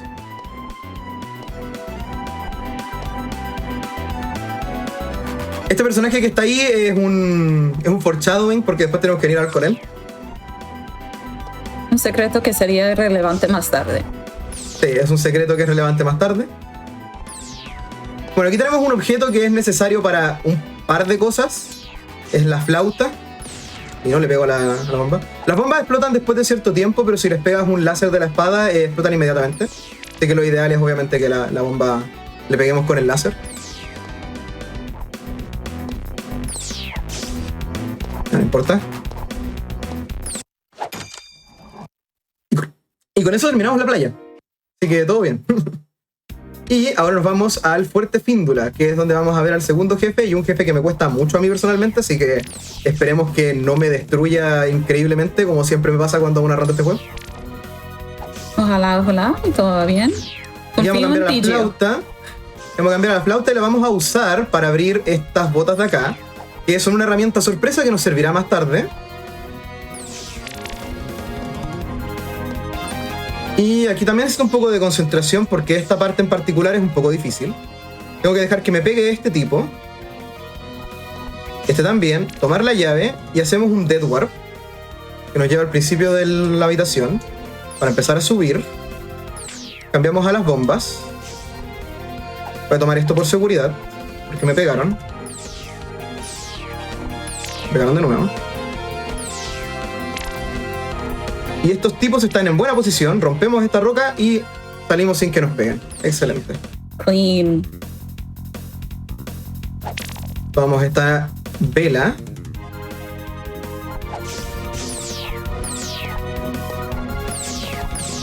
Estamos por terminar el Fuerte Fíndula ya. No tenemos bombas de nuevo. Son útiles las bombas. Lamentablemente son RNG. Y aquí está el jefe que mencioné anteriormente, así que I'll offer you a deal. Y esperemos que no nos destruya. Me destruyó. Vips pega 2. Lo ideal es pegarle primero con la espada, con el glitch de la espada, y luego hacer lo que estoy haciendo acá para matarlo. Y con eso está muerto Vips. Y tenemos el segundo de los cristales. Nos vamos a las colinas ahora. No las colinas, me equivoqué. A la playa primero. ¿Se acuerdan de las botas que conseguimos? ¿Se acuerdan de las botas que conseguimos en el Fuerte Fíndula? Bueno, aquí es donde se van a usar. Había un cocodrilo que estaba corriendo en la playa. Y ese cocodrilo nos da una mejora que nos va a ser muy útil. Que antiguamente uno ruchaba esta mejora. De hecho, el 100% de este juego, el speedrun, es muy gracioso porque es el any% hasta aquí. Porque conseguimos las botas. Y ahora nuestra velocidad de movimiento es incrementada. Y en un speedrun eso es muy bueno. Miren la diferencia. Uy, eso sí, el movimiento cambió muchísimo, imagínense. Sí. Entonces, lo primero que se hace es conseguir las botas. Le pegamos a esto y bajamos. Rompemos acá. Entramos aquí. Nos llevamos esa vela de acá. Cambiamos a magia azul porque hay un enemigo con barrera en magia azul aquí. Aquí me pasa algo chistoso que solo me pasa a mí, no he visto a nadie más que en este juego que le pase, que este enemigo en particular lanza un cuchillo hacia abajo y me snipea del otro lado de la pantalla, casi siempre. Pero me mató otro enemigo ahora, excelente. Eso es la suerte del showcase. Sí, lo ideal es que o te peguen poco o consigas, voy a tomar esto por seguridad, o consigas esos drops de corazones que los enemigos te pueden dar.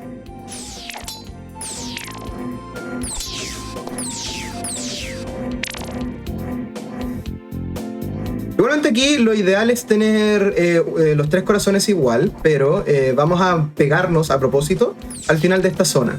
Vamos a hacer otro dead warp. Entonces aquí hay un enemigo.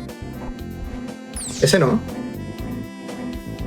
Este de aquí, no vamos a dejar que nos pegue. Vamos a tirar una bomba acá, cambiar a la flauta. Vamos a subir acá arriba. Tocar la flauta para conseguir una llave, que no sé si se vio. Y ahora que ya hemos conseguido todo lo que hay acá, traté de ver si habían bombas ahí, por eso rompí ese. Eso nos dejamos morir. Y exponemos al principio de la habitación, lo que nos permite ir más rápido al principio. Entrar aquí. Y desbloquear el último de estos medallones. De estos altares que avanzan la historia. Por cierto, la historia no la hemos saltado completamente, pero lo que ha sucedido durante este rato es que... Oh, me salí. Me apreté para arriba. Ahí sí. Lo que ha sucedido durante este rato es que hemos peleado con... Bueno, el rey, el papá de Arzette murió por X motivo. Eso pasó. Y Arzette está ahora más que decidida en matar a Daimon.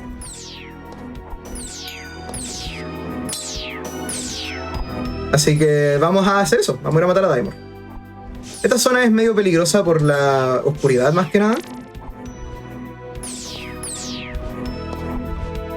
Hay un ítem que te permite ver en la oscuridad. Nosotros no lo sacamos por temas de speedrun, obviamente. Y lamentablemente no estoy cayendo ahí. Era donde quería ir. Para sacar esta de acá.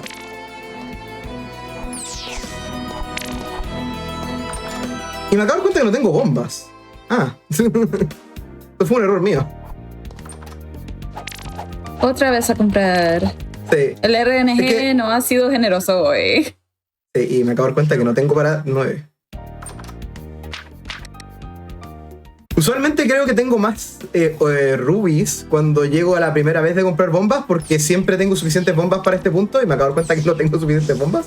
Así que creo que compré menos bombas de las que estoy acostumbrado y como que mi cerebro ni siquiera lo procesó.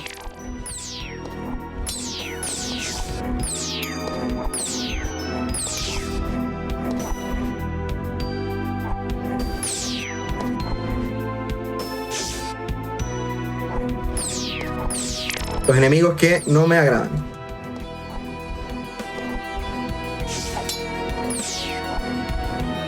Ahora sí. ¿Puedo dejar de apretar por arriba? Ahí está.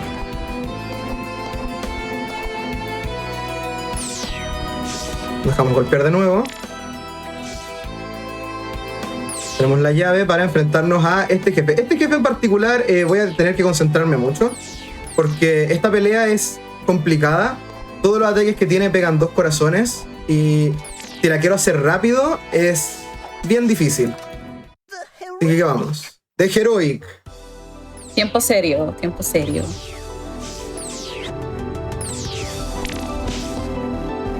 Morí. No vamos a gastar más bombas. Ya no me salió la quick kill.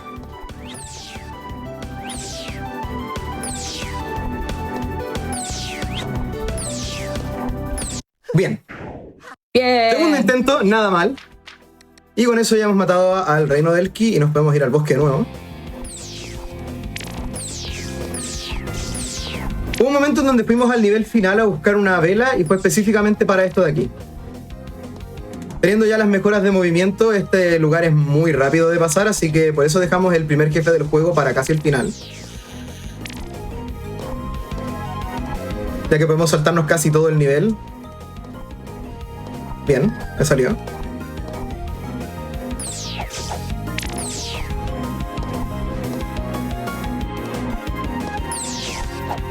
Y aquí está el primer jefe del juego. Clive. Stop. Y estamos. Después el siguiente jefe y nos vamos al cañón de gris. A matar al último jefe que tenemos que matar antes del final boss del juego. El juego es bastante rápido, sobre todo si lo juegas muy óptimo. Dynamation, que de hecho lo jugó en GDQ, es alguien muy excelente para este juego. Y lo veo jugar y es increíble. Es muy preciso.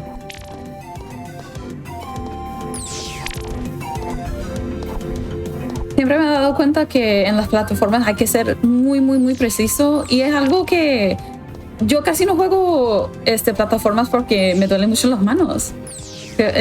No sé, me da como... Es muy impresionante las personas que son muy precisos, porque yo como que tengo las manos frágiles. Me impresiona porque eso son cosas que yo no puedo hacer. Es muy impresionante. Y listo, muerto Conrad, el último jefe que tenemos que ganarle. Ahora podemos volver aquí a la ciudad de Faramore, donde vamos a ir a hablar con el herrero.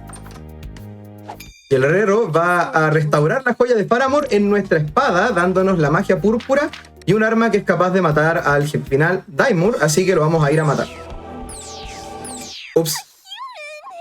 You here to see Daimor too? Yeah. Es un fangirl de Daimor.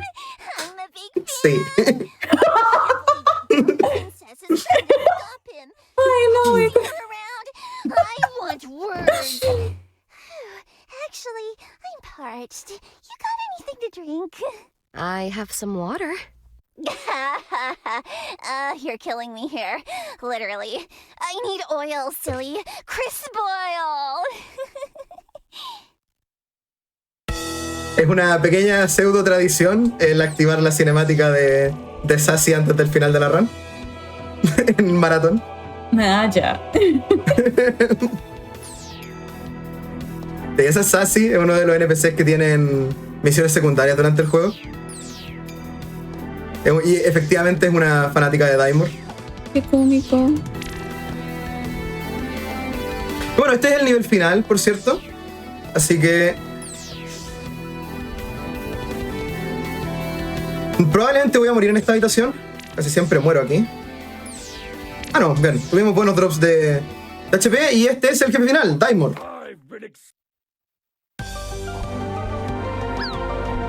Y la pelea con Daimor consiste en esquivar libros. Y el tiempo llega cuando le pega a Daimor en...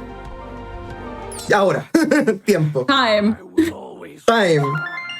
Y eso ha sido el speedrun de Arzette de Jewel of Faramore. Es un pequeño juego muy muy divertido, hecho en base a los juegos de Zelda CDI, hecho por Dopply y CDI Entertainment, que es muy muy buen estudio. De hecho, Dopply también trabajó en la colección de Bobsy 3D, en la colección de Bobsy, perdón, que salió hace poco. Así que ya saben. Y con eso podemos matar a Daimor y terminamos la run. Eso ha sido Arzette. For good. No! It burns! No! 07 en chat. Hasta luego, Daimor. Hasta luego, Daimor, sí. Y eso ha sido todo. Y ahora llega Arzette. La coronan como reina porque su padre murió durante la historia, aunque no lo vimos porque nos saltamos toda la cinemática. Y así que viene y decide instaurar la democracia. Qué progresiva. Sí, muy progresiva. Mientras estamos viendo los cutscenes, Gio, ¿a dónde es que te podemos conseguir? Where can the good people find you? Bueno, yo suelo estar a veces, porque ya hago muchos menos speedruns ahora, soy un speedrunner que se transformó en QA profesional de videojuegos, así que estoy muy ocupado probando juegos que otras personas van a reunir. Y aún así, me encantan los speedruns, siempre me han encantado. Así que me pueden encontrar en Yoscal Millillo a veces, cuando a veces transmito. Pero les doy la bienvenida a visitar a mi comunidad de speedrun local, a Speedrun Chile. Tenemos una maratón anual y hacemos otras maratones también de repente con una enorme cantidad de muy buenos speedrunners de todo tipo y clase que son muy agradables. Así que si en algún momento quieren ver buenas runs, busquen Speedrun Chile y échenle un ojo a las CCM y a las maratones que nosotros hacemos. Listo. Perdón, porque yo también soy staff de ahí, así que me sirve. Está bien. Muchísimas gracias, Gio. Eso fue muy divertido. Everybody, thank you all so much for tuning into this. This has been absolutely fabulous. Congratulations. Let's see. If you are looking to get more involved with the GDQ community, you can join the official Games Done Quick Discord and add the hotfix role to stay in the loop on upcoming events such as this one. You can also chat with staff and more. So if you use !Discord in Twitch chat for an invite, you can get more info there as well.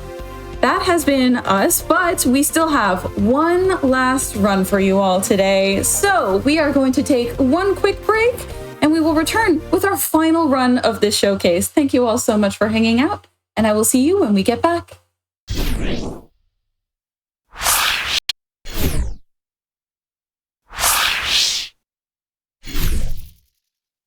Hello, everybody, and welcome back. You are watching the 4th Annual Latin American Heritage Month celebration live on Games Done Quick. We have been here all weekend with showcases and speedruns featuring Latin American and Hispanic runners, presented by Latinos and Hispanics in speedrunning. Type LHS in chat, LHS in chat to join our community, or LATAM, that's LATAM, for the full game schedule. Though this is, chat, I'm very sad to say, our very last run of the event. I'm extremely excited for it. I have been looking forward to this all day, but I won't keep you waiting for much longer. Everybody, I am so excited to hand it over to Morpheus, who's going to be running The Legend of Zelda Majora's Mask, all masks. So, Morpheus, take it away. Yo, everyone, what's up? I'm going to be doing all masks, no major glitches today. And I've got Butterlord on commentary with me to help me out today, because this run is a lot. It's very involved.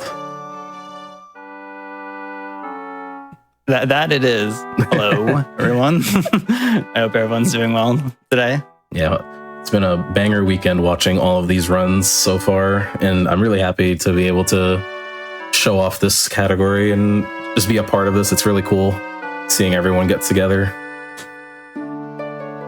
But we've got a hefty intro waiting for us, so let's get it on. I only have 8 characters to work with this, so we're just gonna go with Tom 25. Yeah. All right, I'm good to give a countdown whenever. We are ready when you are. All right. Time is 3, 2, 1, go.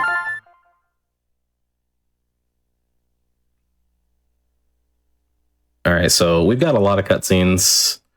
So I guess we should start with what this category does and what it bans. There's a few glitches that are banned under the no major glitches rule set.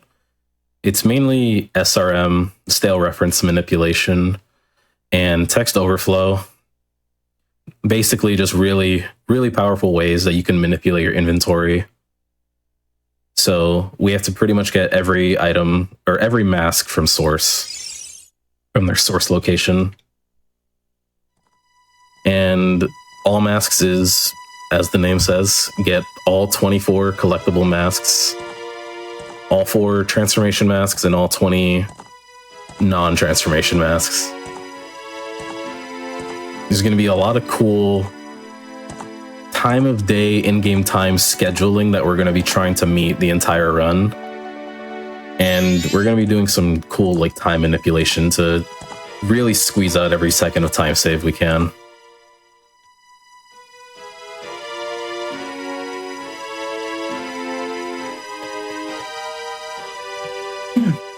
Yeah, for anybody who isn't aware of Majora's Mask and how it works, generally speaking, is that it functions under a 3-day time limit. So compared to other Zelda games, there are many times where it's oh, you can't just save and then back up something immediately. The clock's just always going in this game. And there's various in-game time events that need to be hit. So it makes routing for this game overall just really interesting. Yeah, it's not so open-ended where you can just do anything. Because if you're following these strict guidelines for what you need to complete in a run, then you need to start managing in how you do your movement, where you warp to meet in-game time events. It's really interesting. But like I mentioned, we're going through a lot of cutscenes right now. Link is trying to find his fairy friend Navi, and he gets ambushed by the Skull Kid. And he takes not only the ocarina, but also our horse. Very unfortunate. Yeah, this guy's just being mean to Link for no reason. We're just about almost 3 minutes into the run, and already this guy's going through it. hard to not feel bad for him, honestly. Very contrasting to OT, where it's just Link waking up, like, all right, start your adventure, Link. Literally lazing around in bed.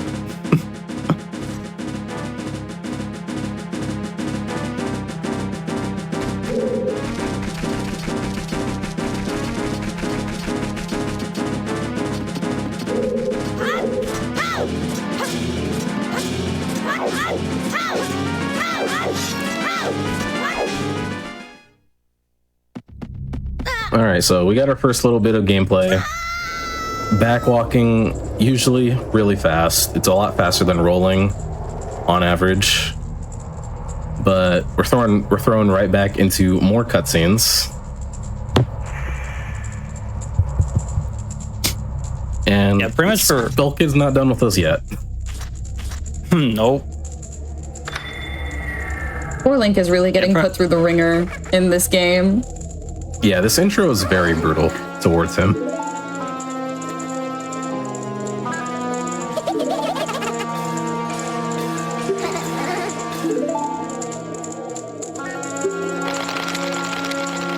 So not only does he get the ocarina stolen, which was given to him by Zelda, not only does his horse get stolen, his horse Epona, now he's just cursed into being transformed into a Deku Scrub with seemingly no way of turning back into his original form. It's just heartbreak after heartbreak for this poor kid. He's been through so much. Leave him alone. Literally.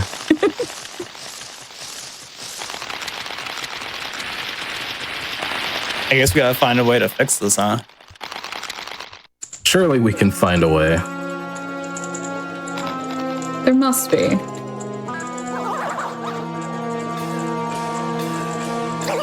But now we can get into talking about transformation masks, and I think it's one of the really cool appeals of this game is just the various different ways you can move around in the overworld. Deku Link definitely is like the most restricted in that aspect, but he still has like his own little unique quirks about him that no other form has.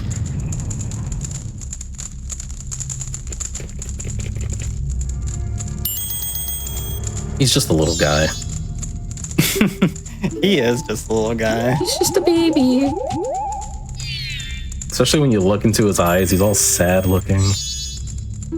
I always just feel bad for him.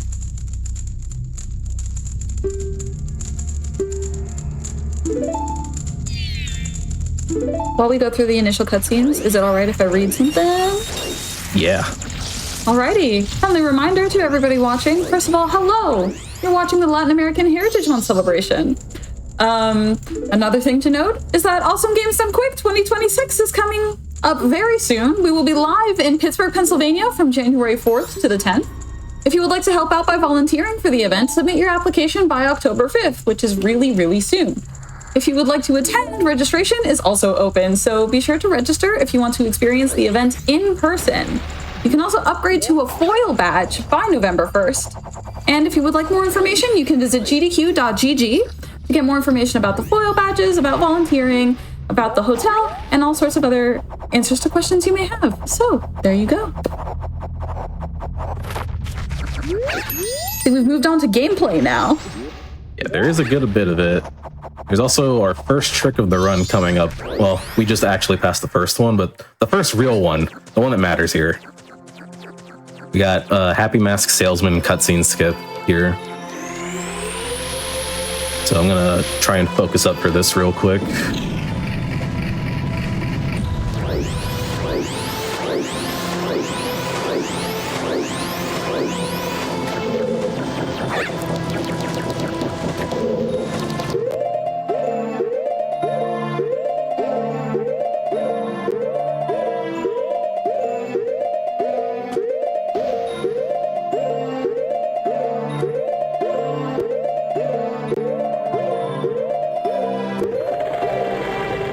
Nice. Let's go. All right, that wasn't too bad. So, what exactly was that, really? So cutscenes in this game take two frames of gameplay to activate, but with good positioning and pause buffering our way frame perfectly up the staircase, we can get to the load zone, the load trigger behind the door to skip the cutscene from activating entirely.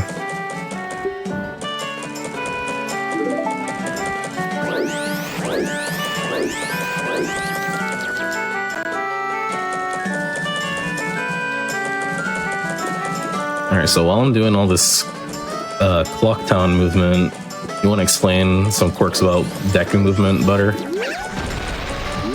And so right now we're seeing one unique Deku thing with, there's these little flowers, which I guess we already saw them earlier in the run a little bit, but there's all these little flowers that Deku Link can bury into and pop out and start flying around. These little cool little flowers. Fun little mechanic that we'll see a little bit throughout the run. I think one interesting thing is that I believe, if I'm correct on this, that all of the transformations, that they just move faster than Human Link. Like if you were to like walk forward, I'm pretty sure they move slightly faster than Human Link does. That sounds right. I remember hearing people say that a long time ago, so I'm not sure that one's true or not. I think it's like one thing that we'll see a bit later once we become Human Link again, but instead of rolling like the Link classic in every Zelda game, Deku Link, he spins, and to go fast with Deku Link, you can just like mash the A button, just keep chaining your spins as quickly as possible. You pretty much always want to be spinning, unless we talked about this a bit earlier for backwalking, which for whatever reason, backwalking moves at a higher speed than like spinning or rolling or side hopping. I guess with a few exceptions that we'll see a bit later in the run. But generally speaking, if you're going in like a straight line for more than what would be the length of 4 rolls approximately, or 4 spins as Deku, it's faster to backwalk. So it's interesting that you have backwalking, which is faster, but for short distances, it's not worth usually to do a backwalk instead of spinning. All right, another big trick coming up here. Let's see how this goes.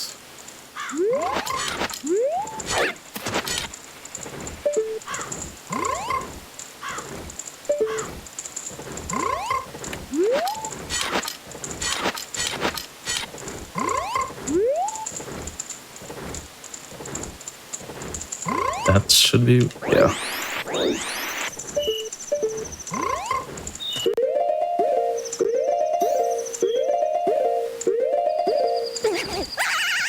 All right, we're not done yet.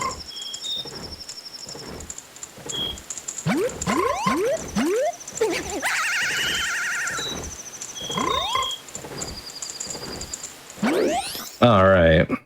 Oh, this guy's gaming out here. All right, that's one of the cooler, like, recent developments that have happened in this game in the last, like, year and a half or so. Is it's always been possible to clip into that wall, but it was only ever task viable for many years until now. The setup for it is very, very involved, but it is very possible now.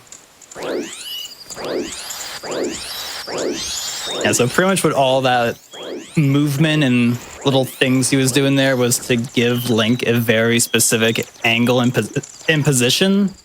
So when he spun, it would let him clip through the wall. And then another Deku thing, which I kind of forgot we'd see right there, is that he can bounce on water. And in this game, if you go into water, if you swim in water that's out of bounds, that isn't above a floor, you will void. But luckily, Deku Link can bounce on water, so we're able to bounce on the water and then fall out of bounds and steer closer to the door loading zone, and then the water will kind of just like pop you back up to the surface, and then you can reach the loading zone. Yeah, super cool, like, route changes that have happened in the last, like, year and a half or so. It's really cool. Normally, you would be doing the traditional, like, first cycle movement where you put as much money as you can into the bank and then just getting to the clock tower as soon as possible, which we're still doing, but we're doing extra things on the way to that now. With that clip, I accomplished getting Keaton Mask, which is our first mask that we've gotten, and also the letter to Mama. Very important. It's part of the Anju and Cafe side quest, which that is not 99, that's 909. Try that again. But yeah, letter to Mama is an important part of the Anju and Cafe side quest to give to Madame Aroma.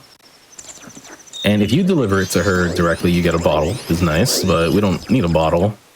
At least not a bottle from her.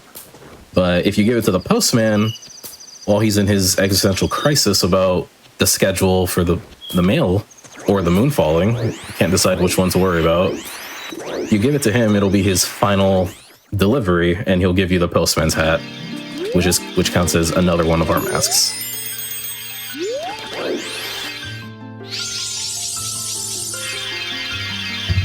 It's kind of a crazy thing in this game that there are NPCs when you reach the third day where they start to get kind of like scared of the moon, and it's a little grim. It's unsettling for sure, especially the sword school guy. I was thinking of that same guy where he's like kind of hidden. He has a 24-hour school that's open to teaching anyone how to use a sword, but during the like final hours of the night before the moon crashes, he'll like hide away, and it's like pretty tragic or like sad because the whole time he's talking about like how he'll cut the moon down in one slash, but he's too scared. I mean, have you seen the face on the moon? I really don't blame him. Oh yeah, it is quite terrifying.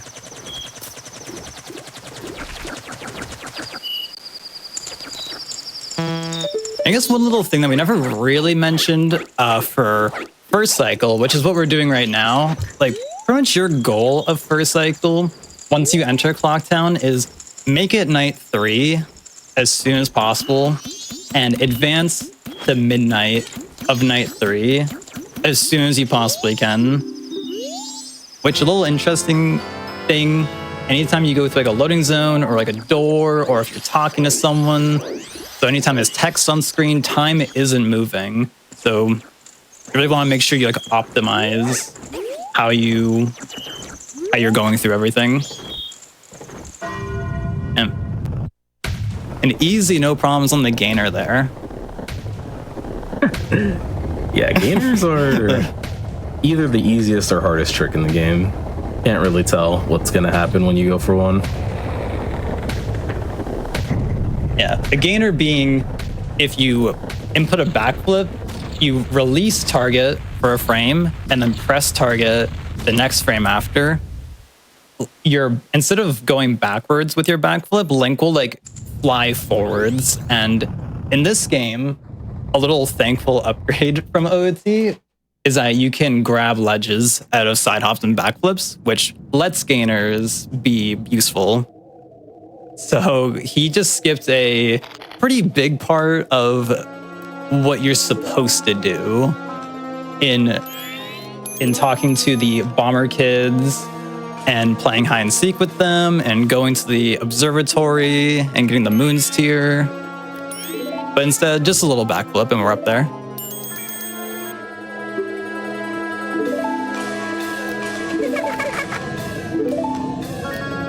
And now we're back with Skull Kid. Yeah, you thought the cutscenes were over. We're almost out of it, but we still got a little bit more before the game sets us free. You got all of the exposition. You got to make sure that everybody knows what's going on. Never mind that the text is in Japanese. Don't worry about it.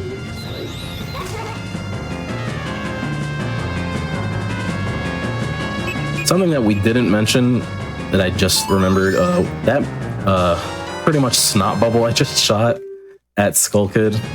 One of the requirements mainly the only requirement to get the Ocarina in this first cycle state, you need to get magic, and you need to pick up the Stray Fairy for that. And that's really important. So that also gets factored into how you route Clocktown. There's another category that does the same laundry pool clip and gets the Stray Fairy in that room. During the daytime, the Stray Fairy's in the laundry pool, but at night it's in front of the stock pot inn. And magic's super important in this game. It's kind of hard to beat the game at all without magic, to be honest. Even though I'm pretty sure if, since you would never get through first cycle without magic, but I'm pretty sure if you don't have a magic meter and you have like fire arrows or Goron or whatever, like I think they'll still work. Like the game just treats it as if you have infinite magic, I think. Really? That's funny. I remember Trev Person saying that a long time ago. So I believe him. Shouts to Trev Person.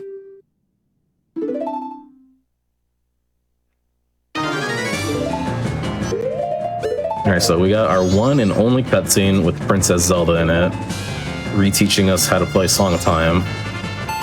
And this is probably the most important song in the game. It's the only way to save your game. And after I hit yes to save my game, I reset the console. There's a whole bunch of flashback cutscenes of what has transpired over the last like 20 minutes or so. What Link has gone through, but we don't want to watch any of that. And the frame you press A when you hit yes to save the game saves in that instance, so you can just reset the console.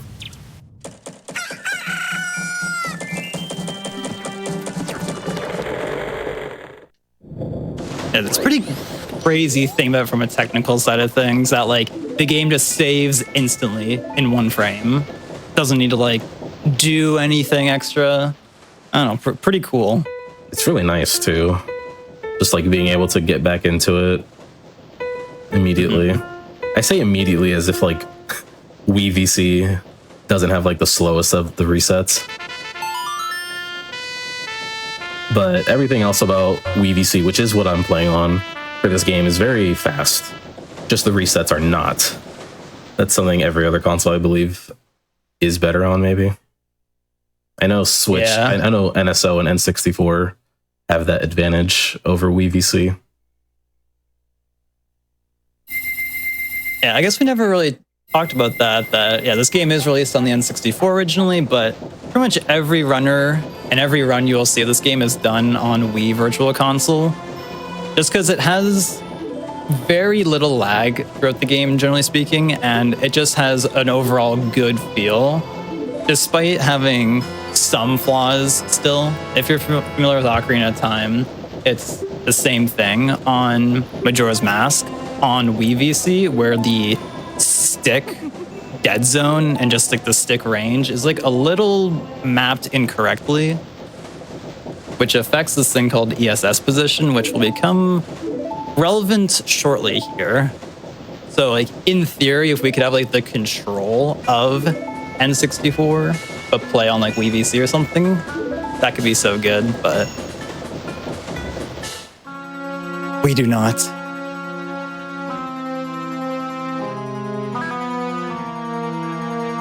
Yeah, we got one last cutscene here, and then we're free. And I'll take a little bit of this time to like, explain what we're going to do immediately, because the alien segment, the first part of this run is like what a lot of people refer to as aliens.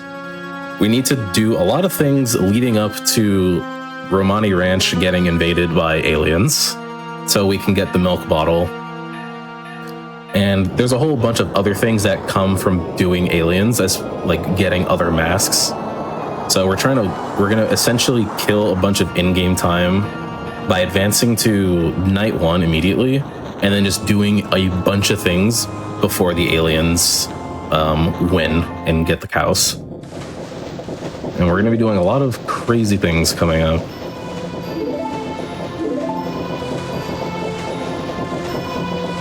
Yeah, it's been kind of chill from here on out up until this point, but now all of a sudden it's gonna be rapid fire for many things. Yeah. So keep your eyes peeled. Yeah, it's always the hardest part about like doing or just like trying to explain a run of this game, because everything comes at you insanely fast, just like rapid fire, non-stop action. Mm-hmm.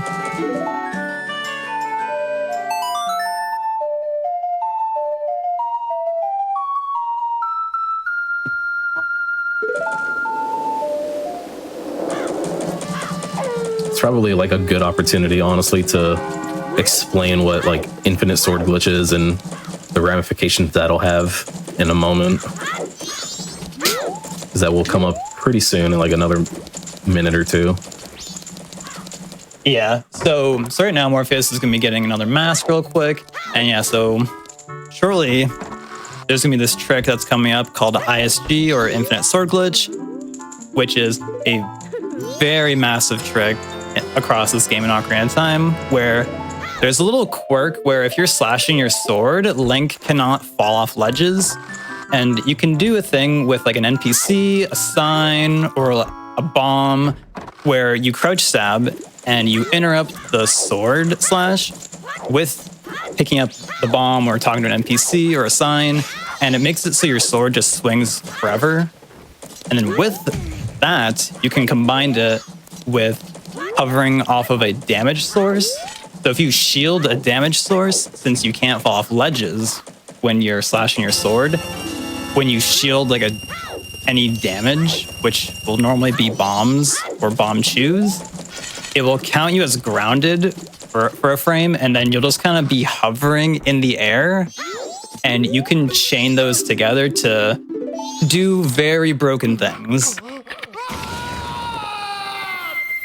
And so in that time, Morpheus got Cafe's mask, he got the silver rupee above archery, he went to the Stockpot Inn to begin the Anju and Cafe quest, which is another big thing. And then with all that said, we have another trick coming up called Collection Delay, where he's gonna grab this ledge, which seems very random, but what will happen is when you deposit 200 rupees into the bank here, it will trigger an event where the banker will give you an upgraded wallet, which will allow you to hold 200 rupees. And so there's 2 wallet upgrades in this game. One you normally get from here, and a second you normally get from the Oceanside Spider House, which we will tragically not see in this run. I really like that area. But what just happened is we got the wallet upgrade, but the flag isn't set to where the banker gave us the wallet. Since you could get either one from the Spider House or from the banker first, so the game isn't like, oh, you have to get like the Giant's wallet from Oceanside or vice versa. So the game just doesn't know that the banker gave us a wallet upgrade. So later we'll come back and get the second wallet from there. And do you want me to not talk during this hover? Yeah, give me 1 second. Here's the whole hovering thing we talked about. All right, let's try that again.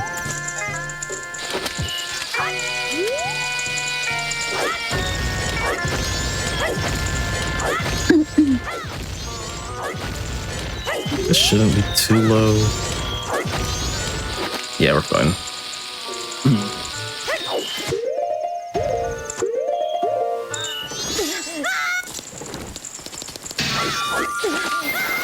Huge. All right.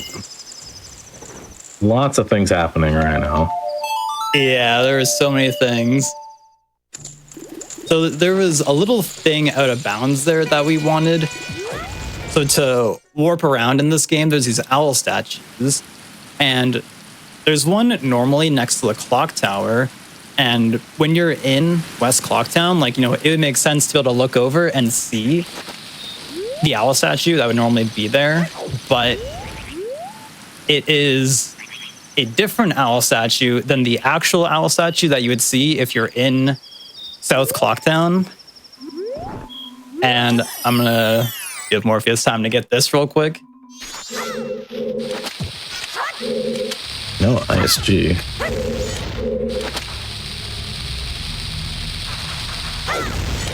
Ooh, this is a little weird.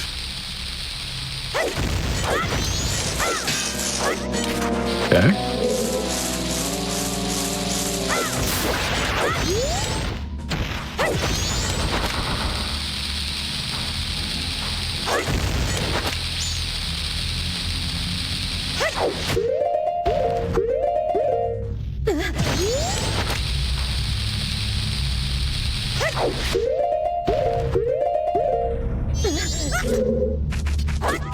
It's not over yet.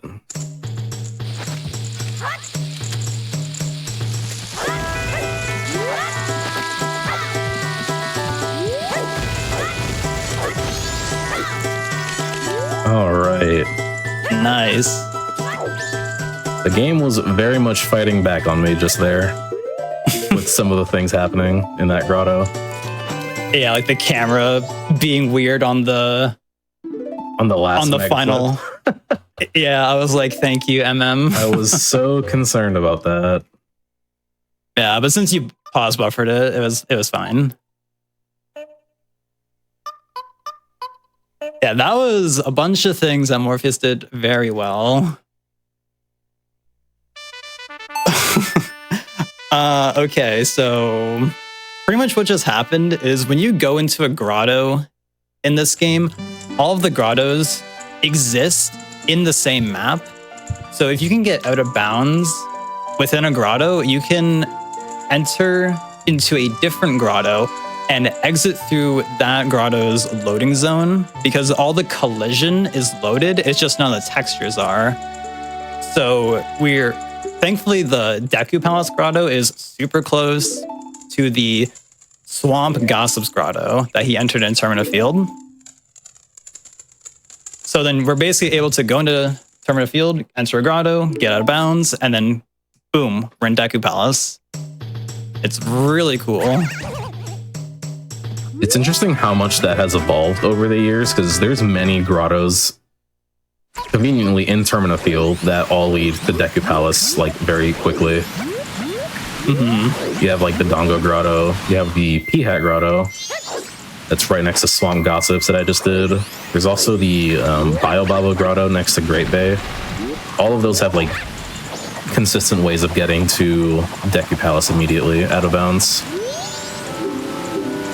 Was the Biobaba one that ever was relevant for runs, or is it just like a theory thing? I think it was used in runs a long time ago, but it faded out because it uses too many bomb chews. I've never seen that one. That's crazy. I've never seen it, but I know it's very easy. It just uses a lot of explosives. But yeah, when we have Song of Soaring now, this song is super important. Like Butter mentioned earlier with the hidden owl that we hit when I was flying upwards in Clocktown, we're going to be using that owl to sort of places we haven't been yet. So I haven't hit a real owl statue that the game is intended for you to hit. So I'm going to play Song of Soaring, and if you don't put your map pointer on anything, the way this works actually is if you want to warp somewhere specific, you can pause the game and put the map pointer somewhere, like any location you've already been to, and that will warp you to locations you haven't been to. So it's a very fast way of traveling around the overworld. Conveniently, if you don't put your map pointer anywhere on the pause screen and you just don't look at the map at all, it takes you straight to Great Bay.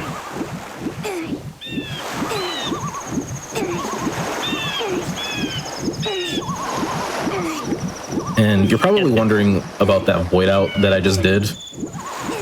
We're going to try and manage our health to set up for a death warp in a second, and a few minutes actually. So I just did time stop. I can pretty much activate a cutscene while gaining control of Link. and just move about freely. And I'm doing this so I can void out here in this rock wall here. And when I void out in this specific spot, it causes me to take damage and take a heart of damage, which is convenient because it's a lot. Usually when you void out in this game, you don't take damage. I think this might be one of the few Zelda games that you just can void out and not take damage. Very strange. Yeah, and also if he clipped out of bounds there during time stop, it would have instead put him at the owl statue. But since he voided out, the game like puts you in like the water near the shore, which is a lot more convenient. Yeah, it puts you back where you last respawned, which just so happened to be in the middle of the water there.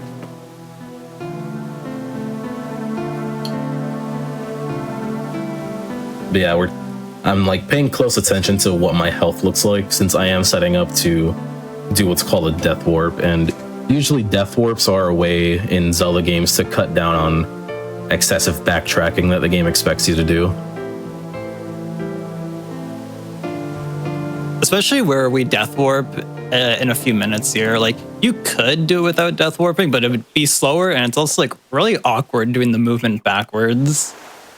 And then you'd either have to take the whole like circle ramp upwards to the Goron, or do a Hess up the ramp near the bomb drop. It'd be weird. Yeah.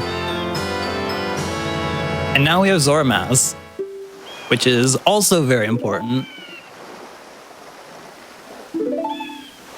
Yeah, which we will see get some love in this run. All three masks.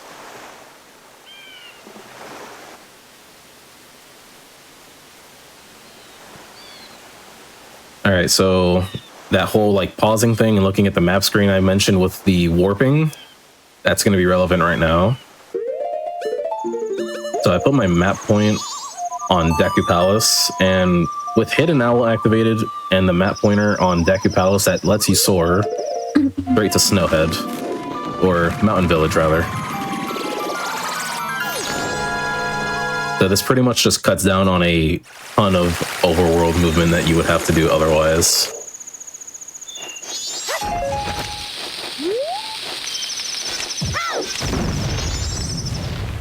Yeah, if this wasn't a thing, it would definitely take a lot longer to get around, and in-game time stuff would definitely be very different than how it is in the run normally.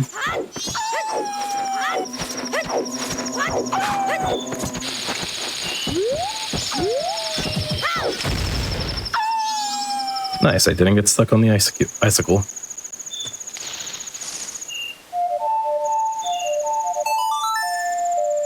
Alright, so this is a pretty good spot to invert here.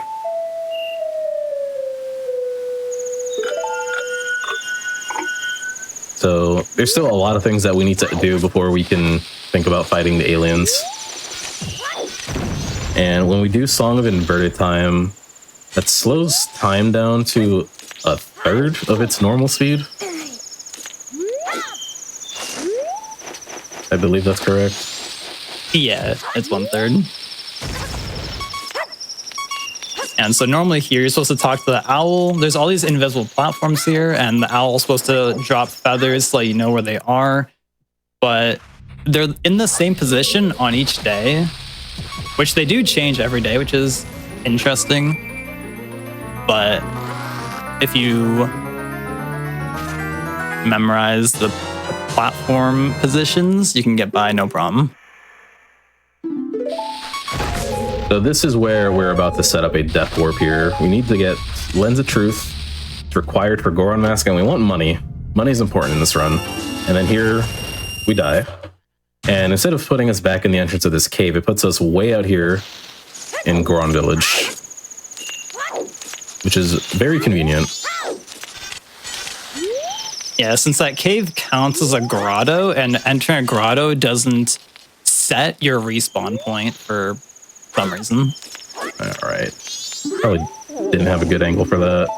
There's a seam walk you can do there to clip into the shrine here. but if your angle isn't good, it's pretty hard to back up. So we're just gonna talk to the guy and have him open the door for us. Yeah, it's a very tricky out of bounds, very precise. And another interesting thing with the Lens of Truth is that in this whole game, it only has 2 required usages where you like have to absolutely have Lens of Truth to get the item. And in this run, we do make use of both requirements that Lens is used for. Yeah, that was a little weird. Testing can be weird sometimes. That it is. Same with this ledge grab. This ledge grab it can be tough. Yeah.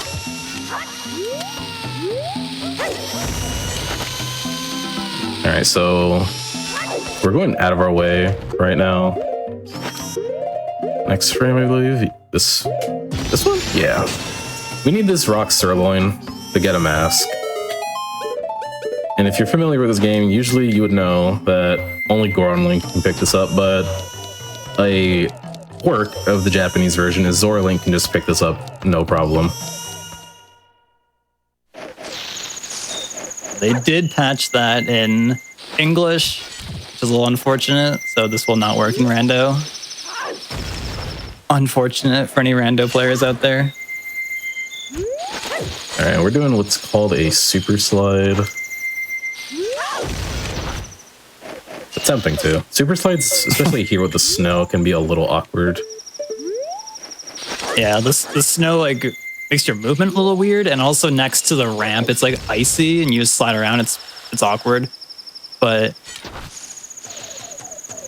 pretty much. Normally, actually, you can go ahead. Okay, normally when you super slide in this game, you super slide off the bomb because you're trying to pick it up, but then the game you interrupt that with the bomb explosion, and you just get sent backwards really fast. But with there, you're picking up the sirloin, and then when you get to the top, when you release R, Link will just magically pick up the sirloin from really far away, and it's a really fast way to bring it up there. Yeah, it's very useful that it's even possible to pick this up as Zora Link. He's just that strong. Yeah, he really is. They have to tone him down. They gave him some buffs and nerfs in the English version. This is true. It's a different skill set. He definitely has harder to adapt to swimming in this version, I would say, compared to English. But he's got big macho arms. He's strong. I'm gonna get this bomb drop really quick. He used a fair amount of bombs in there. Alright, we're gonna get ISG here. And do another seam walk here. One a lot more consistent than the one I attempted a second ago. So we want to get a good C-up angle here. C-up again. And staggered side hops. And more side hops. This one you can mash.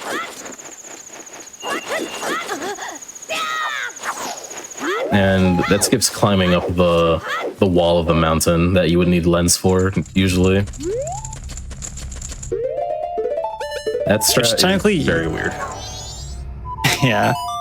Technically, you don't need lens to climb that wall, but it's pretty weird to climb it without Lens of Truth. All the textures just look the same. Yeah, you pretty much just have to like memorize how many times you've climbed, I guess. Yeah, now we got a quick another cutscene here with Darmani getting the Goron mask now. Can I cut in with a quick little message for our viewers out there in the meantime? Yeah, you're good too. Absolutely. Hi, everybody. If you're just joining us, we are, this is the 4th annual Latin American Heritage Month celebration. We are working towards uplifting and featuring Latin American and Hispanic speedrunners. If you are looking to get more involved with the GDQ community in general, you can join the official Games Done Quick Discord and add the Hotfix role to stay in the loop on upcoming events, such as this one, chat with staff, and more. You can type in !Discord in Twitch chat for an invite and more information. Additionally, I would love to highlight Black in a Flash. Black in a Flash is a community that uplifts and connects Black speedrunners of all levels, hosting special events throughout the year, again, not unlike this one, to raise money for charity and to celebrate Black voices in the speedrunning scene. If you want to learn more about them, or to apply to get involved, go to gdq.gg/BAF and follow Black in a Flash on Blue Sky for the latest updates. They do have an upcoming event feeding through the holidays. Submissions for those are open and are open until October 10th. So, if you're interested and if you qualify, that is something that you can keep an eye out for. Speeding Through the Holidays will run from December 27th and 28th. That's coming up really soon.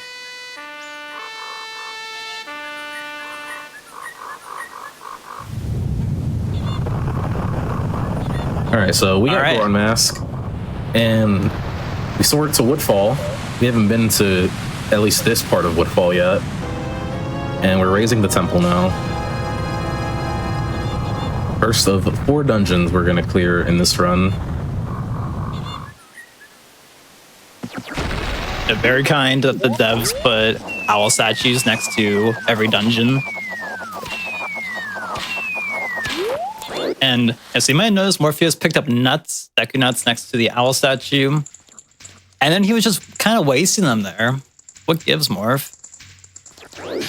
All will be told in time. Yeah, very important though.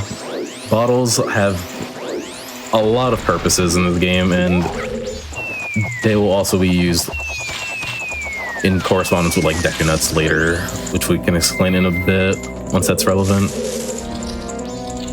Yeah, so basically we want like the item slot on the pause menu of Deku nuts, but we don't need the actual Deku nuts for their intended purpose.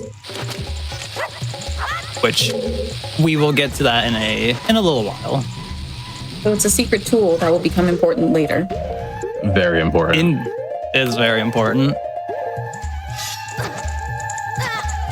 Oh, right on the corner. Yeah, I didn't get ISG off of the setup, so I had to do it again. It's fine. Another very low-key thing that you would probably never realize as a viewer until someone told you. So like when you put on a transformation mask for the very first time in a file, it like forces you to watch that cutscene where Link is kind of screaming for like 3 seconds. But if you put on a transformation mask, so there Morph put on Zora mask, and then he switched to Goron mask, so it allowed him to skip that. And then after you've already put on a mask for the first time, you can like mash that C button that it's on to like just skip the cutscene every single time. Very small thing. And then a very big thing is incoming, the Woodfall Tunnel boss key skip. Very big trick. I will give you some silence for this. Turn around. It's fine.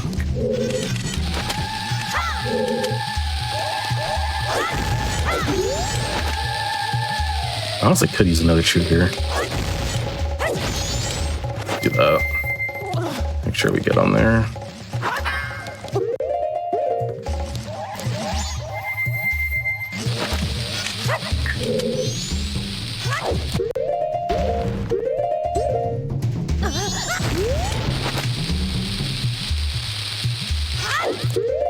Ooh, bad frame.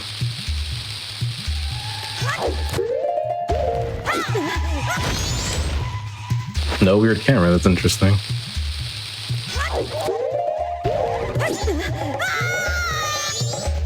Nice. All right. That can be a pretty difficult trick at times. There's so many like little things that can go wrong with that boss key skip. If I ever take an extended break from this game, I always have to relearn this trick. Very particular and very catastrophic if you fail it. Yeah. And much like grottos that we mentioned earlier, how like all the other grottos have their collision loaded. It's same with the dungeons in this game. When you enter a dungeon, all the collision is loaded at the same time. It's just only the textures for the room you're in currently are loaded. But it's hard. So it's hard to load rooms. But the nice thing is boss rooms are always loaded. So like if you can land yourself in the giant, every boss room has a huge load zone behind it, behind the door. If you can get inside that, then you can pretty much just skip the dungeon and the boss key.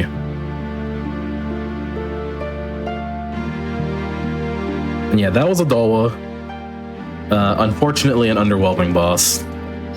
Me and Butter were talking about it earlier before the run, that Adalwa is probably the coolest boss in the game, but you never get to see any of his attacks because he just goes down so fast.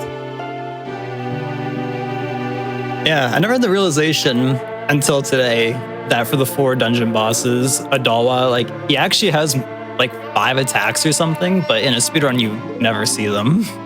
But then the other bosses, they just kind of do the same thing the whole time. Yeah, Adalwa is a very like intense fight. If you don't immediately get rid of him, he'll start dropping bugs on you, spawning rings of fire. It's wild. Oops. So this is Oath to Order, the required song to get to the moon. So you can skip every other Giants cutscene. The Giants, for exposition purposes, are gonna help us stop the moon later in the run, in the game. But you have to watch this first cutscene to learn this song, or else you can't or else you can't go to the moon.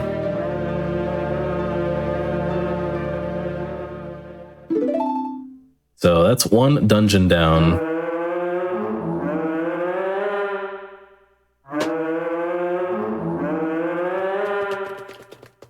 And with this dungeon completed, there's a few things we're gonna clean up in Clocktown on this first night. And then we're going to head over to the aliens and protect the ranch.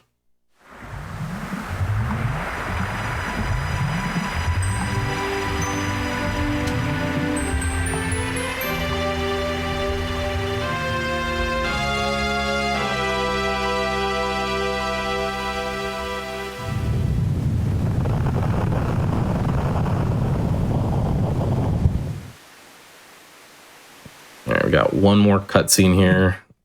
This one is of Tattle. This is our fairy. I don't think we introduced Tattle. We did not. Yeah, this is Tattle. She felt bad bullying and picking on us earlier in the game, so she stuck around with us to help get her brother back from Skull Kid. And if you do this, if you beat Woodfall Temple first of the 4 dungeons, you will get this cutscene to play out where she starts apologizing to you formally. But if you beat any other dungeon first, then this cutscene is skipped when you finally do beat Woodfall.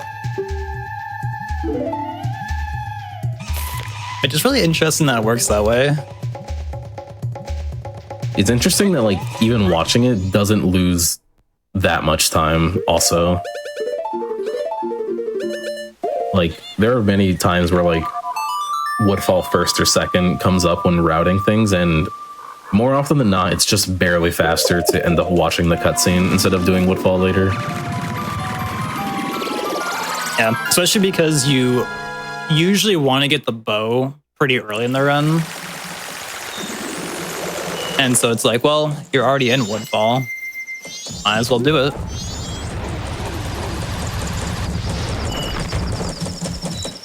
I guess except for glitchless, where you actually get bow and then you leave and you beat the dungeon later when you have more things.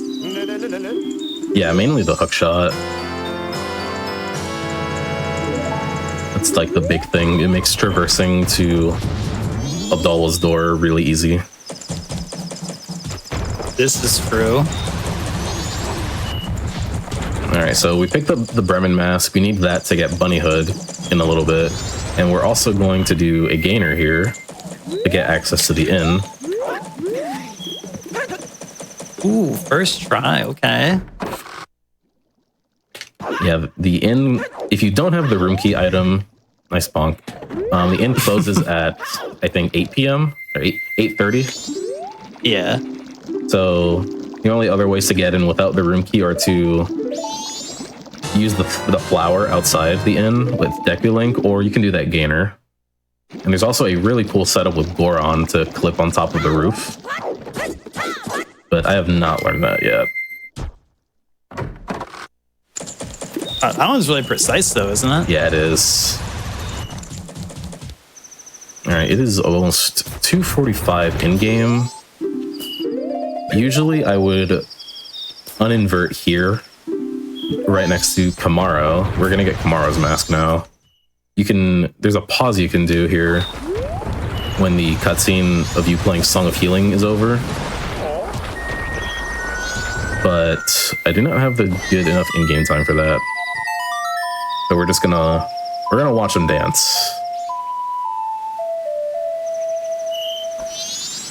And so Aliens, the event, which they begin at 2:30 a.m. in game time. They're already there.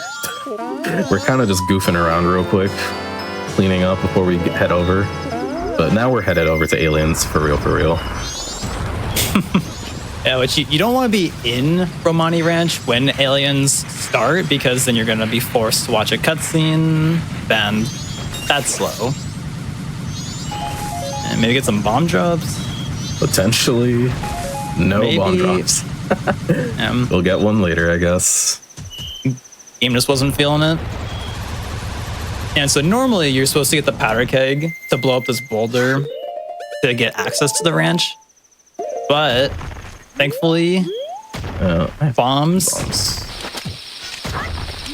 Do this.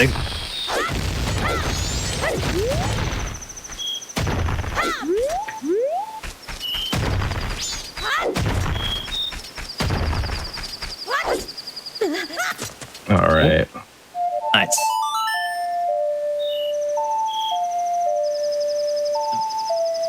Yeah, normally in a PB run setting, I would uninvert like right before doing that hover, but if you fail the Aliens side quest here, you are in big trouble. Yeah, that is pretty bad, since you would have to Song of Time, go back to morning of day 3, and then you would have to reset up like Anjuman Cafe, and it would be a big mess. So we would like to avoid that. So now I'm just waiting for them to be in a good enough position to line them up. These, you can shoot through the barn to get one of the aliens back there. And this one on the right here is the one I'm secondly most concerned about. The one behind the barn is the most scary by far. But I want him to be in a good spot when I shoot him again, so he can damage me down for something we're about to do in a second.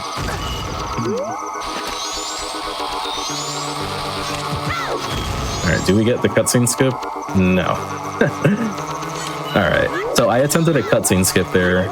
You can do a super slide there to clip out of the corner, but sometimes you get a seemingly random camera, which is no fun, or a facing angle rather. And it just didn't work that time. So we're gonna watch the cutscene of Link seeing his horse again for the first time in however long it's been for him.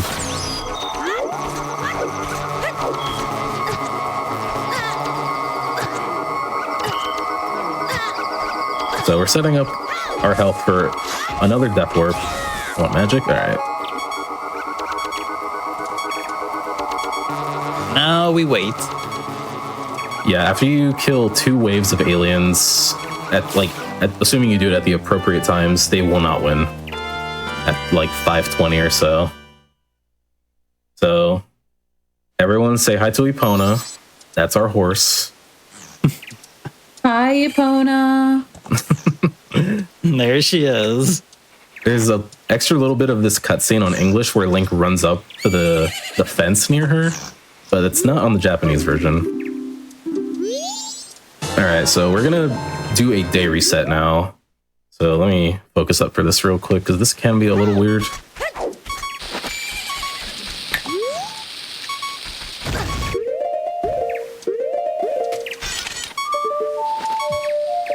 Okay. So what I did there was I got Time Stop, which I did earlier, but next to a Gossip Stone, and that let me play the Ocarina. And that lets me get Ocarina while talking. Or while walking, rather. And that means I can put the bomb down and play Song of Double Time. And when I die, it will bring up the text immediately, and upon dying and loading back into the game, it will start from the beginning of the day you're in. So we were at the end of day 1, we're now at the start of day 1. Now we're just watching this cutscene here, and I think, let me see here. Are we still good to take this break right now? Yeah, right. Definitely. All right. Are we at a good stopping point? Yeah. Alrighty, folks, here at GDQ Hotfix, we emphasize the importance of taking breaks. So we are going to take a moment here, and I encourage you all to take a moment as well to stretch, get some water, do whatever it is you need to do, take a little breather. We will catch you momentarily. We're going to take a quick break. Take care of yourselves. We will catch you shortly.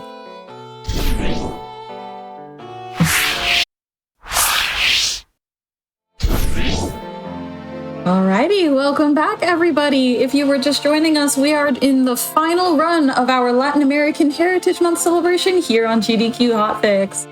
We have had speedruns and showcases featuring Latin American and Hispanic speedrunners all weekend long, and it's presented by Latinas and Hispanics in speedrunning. If you are interested in the community, type in LHS in chat for more information, especially on how to join. If you are enjoying and have been enjoying the showcases so far, friendly reminder that you can support the channel via subs and subscriptions. It is the end of September, but that which means that there is discounts of 25% or more on 1, 3, and 6 month subscriptions during the month of September.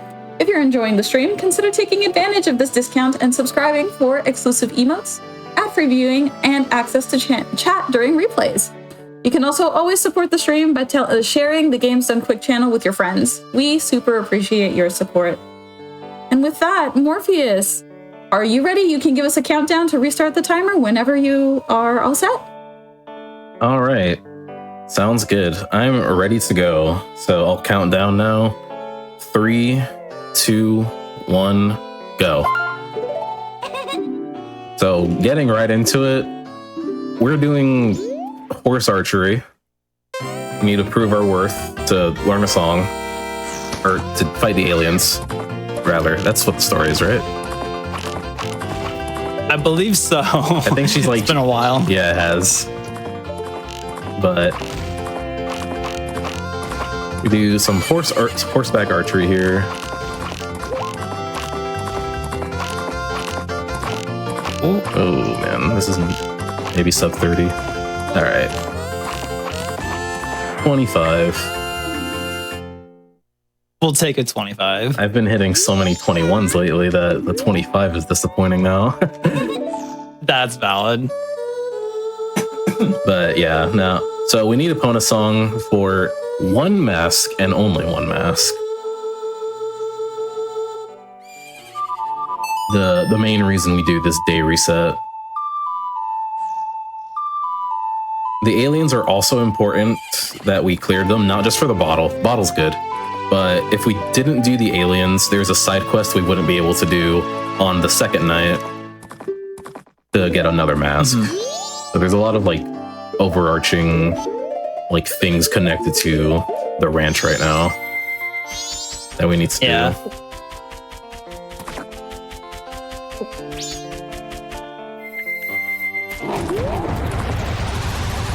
Right there, he switched to Deku to drink the milk because Deku's animation is just a little bit faster than everyone else's. He literally chugs it. It's great.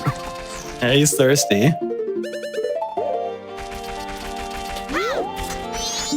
you want me to try and explain what's happening here while you're doing this? Yeah. So this is going to be probably confusing for people. So right now we got the being able to play Ocarina while moving again. And during that, he dropped bugs. And he did a little trick basically where you dupe a bottle over another inventory slot. So that's where the empty Deku Nuts came into play from earlier. So you need it on an item slot with no ammo in it. So like 0 bombs, 0 chews, 0 Deku Nuts, etc., etc.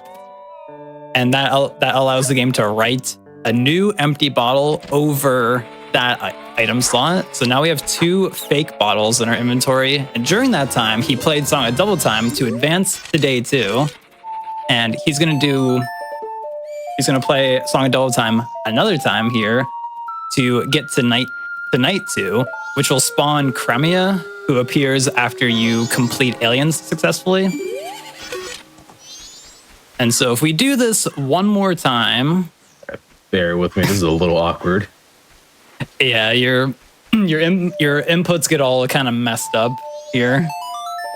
So we play Song of Double Time, talk to Cremia, we activate her cutscene, and then the Song of Double Time, would you like to advance the next day text appears. You hit yes to it. Cremia cutscene starts. We get warped out of it. Now we're back in the ranch, morning of day 2. And I'm sure no one was confused remotely during any of that.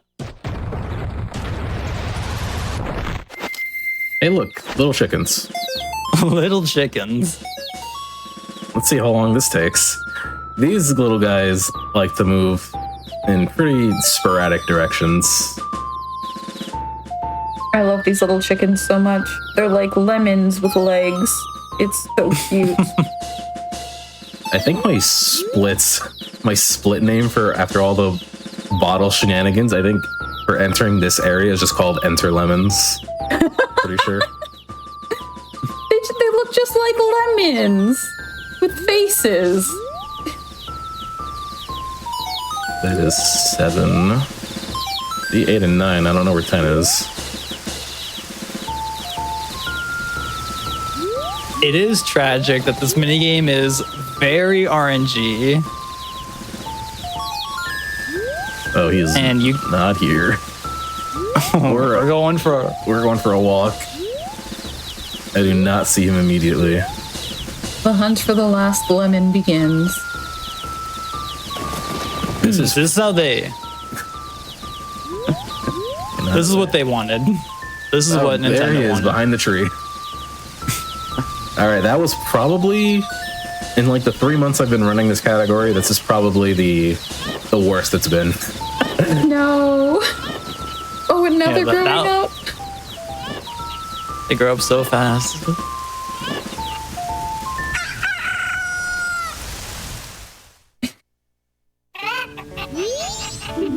All right, that's the bunny hood. Which for a lot of casual people with Majora's Mask, like Bunny Hood is definitely like the speed mask, which we do get to make use of it throughout this run, which is kind of fun. I think it's fun getting to actually use Bunny Hood. Yeah, I don't know for glitchless hundo, but I know from my experience in 100% NMG, it gets used in like a singular room at the end of the run. So getting to use it more in this category is really fun.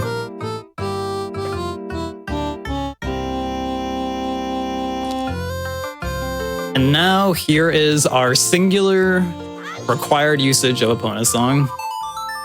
There's 2 usages, but this is the main one. This is true. I think if we didn't need it for the moon, we would probably just do the puzzle or something. I don't know.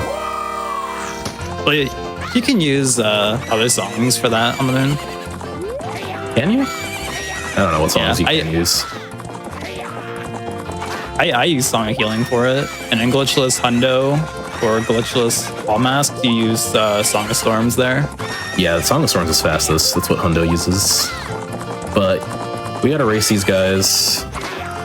I don't know what their beef is, to be honest. because they're willing to sell you milk if you talk to them normally, but as soon as you spawn Epona, they're just like ready to throw down and race you. I don't remember exactly why they're like this. They also giga upcharge you on milk. It's like $50 here. Yeah, it is. In the milk bar in Clocktown, it's 20. $50 for a bottle of milk? That's so much money. Yeah. It's very funny too, because once you learn Epona song, you can just play it in front of a cow and just get a bottle of milk for free. I have many questions. I will be asking none of them.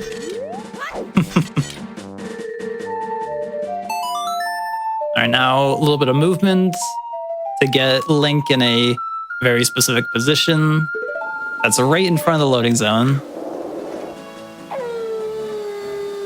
So earlier when Morpheus played Song of Double Time and talked to Cremia and started the cutscene and then wasn't in the cutscene, this puts us back in the cutscene. So now we're back with Cremia. And it skips like pretty much the entirety of her talking to you about, I think, how like she's been having a hard time delivering milk to the milk bar because of the Gorman brothers. But Link's gonna help out. That cutscene skip is like, or like setting that up with Song of Double Time in the ranch is super important, because once you complete this side quest, you can't race the Gorman brothers anymore. So you'd have to come back later on another cycle to get Garo Mask if you fail that. And then also, alternatively, because it puts you immediately in this cart chase sequence, you would also have to get Bunny Hood later. That's why I was like playing super careful and making sure I was pretty much right in front of her when I was able to initiate the text box. But they're chasing us. I shot them with some arrows, and now we're just gonna look down because we want the game to not lag. I thought we were just appreciating this fine texturing, honestly. I like the way it wobbles.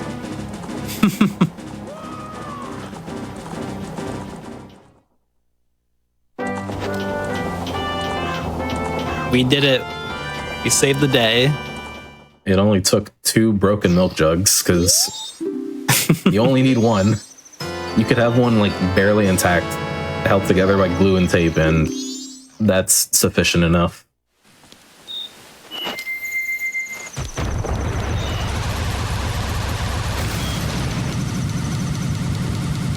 It's kind of funny that you don't actually need to save all 3 milk bottles or jars, whatever, but works for us. All right, so we're back in Clocktown now. She's delivered her the goods to the milk bar, and we need to do some cleanup here again. Quick C up to look through the wall while rolling to initiate this cutscene with Cafe. We're initiating the day 2 stuff for Couples Mask now. And we need to do this so Anju stays behind on night 3 when Cafe goes to do his thing in Ikana.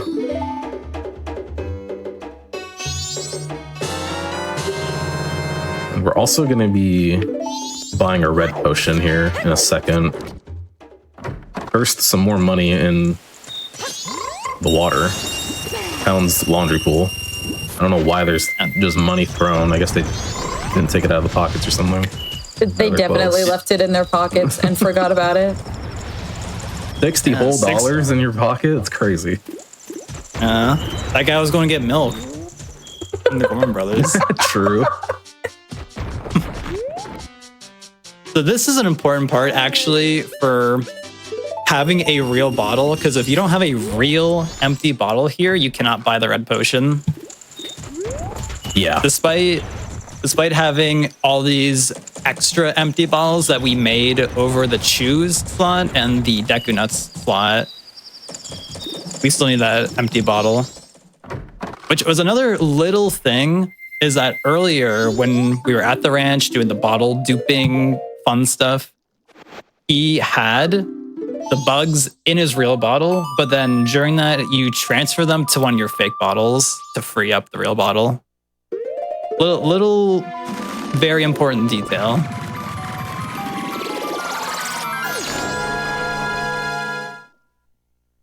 So now we're on our way to Great Bay, and we're going to do some stuff here finally. That isn't just get the Zora mask. We do need to climb up this ladder and get this bomb drop though, because I did get pretty unlucky and get a drop here.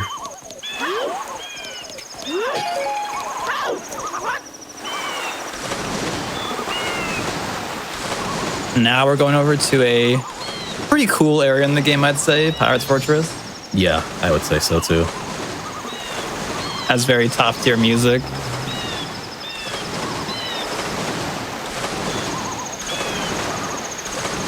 Yeah, we're on our way to get the hookshot and a Zora egg. Interesting that you get hookshots so late in this run, relatively, I would say, compared to other glitch categories. This is a not great angle, but I'll take it. So if you initiate this super slide here while the cutscene's playing out, you'll just slide under the water. You could see like a little like white dot under the water. That was Tattle next to Link. I will have to wait for this cycle though, because the angle was not quite good enough. Usually if you get a good enough angle, you can beat this pirate here on the right to this platform.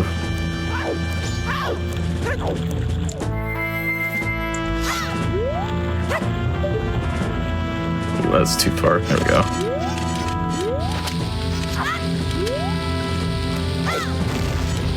And so normally you're supposed to pound that switch as Goron and go through the whole sewer section of Pirate's Fortress, but with a few hovers and a mega flip here, we don't need any of that. I think it's funny because usually in like any percent, like you don't have Goron mask at all when you come here, so it's like you couldn't even really do the sewers if you wanted to. And here you could do the sewers if you really wanted to, but that'd be way slower, but we ignore them. Yeah, we're on our way to this room up here, and we're getting ready to start the final night. Lots of things happening. So 2 Song of Double Times to night 3 will put us where we want. We also want it to be nighttime when we enter this room. The guard that's directly in front of us will not catch us if it's nighttime because they placed her like 1 unit too far back on the Japanese version only. On English, she would catch you immediately. A little slash to the barrel there.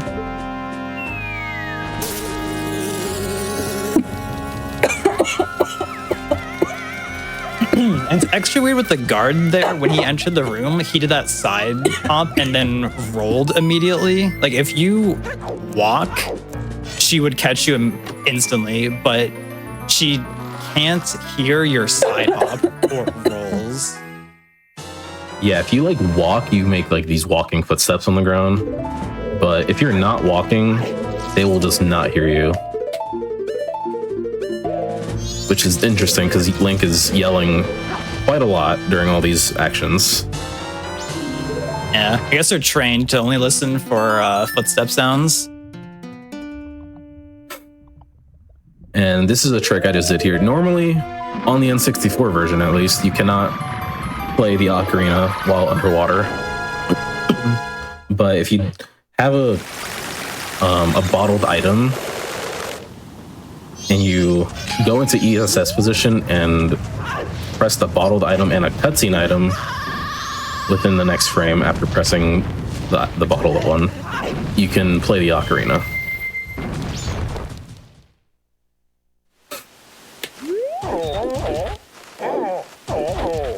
Yeah, well, one of the few nice things that they did add in the 3DS version is that you can play Ocarina underwater as Zora.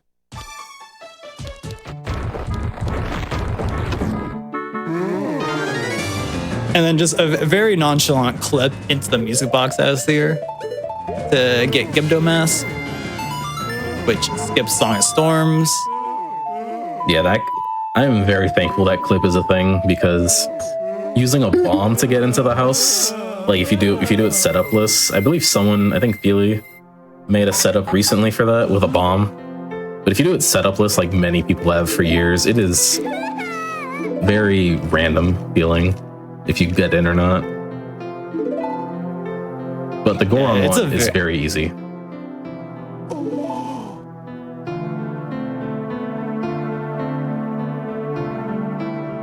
Have you ever had the bubble like be in your path as you're Goron rolling to the house? Not yet. That's a thing that can happen. I've had it once. Oh no. That was a crazy one. That is not what I want to hear for my future attempts. I should have been hit by that guy, but we'll take it. Nah, yours built different than that guy. Alright, so we're reaching the climax of the Anjun Cafe side quest in Sakon's hideout here. There's like 7 different ways to clip into that corner. I just kind of pick whichever one is working on at any particular day, really. Because they all are kind of annoying to do. Yeah. It's funny that you're supposed to enter that screen for Sakon's hideout at, like, you're supposed to be there before 7. But you can just clip in and the event will still play out normally, even if you're like super late. I think even if you fail this and have to sort out, you can clip back in and do it again. I believe that's correct. And then another time stop moment to advance Cafe's section a little faster. And then we're going to do 2 hookshot clips, one to get through that wall and one to pop a link up onto this little center platform where the sun mask is rolling normally. And then hit the top switch and boom, we're done.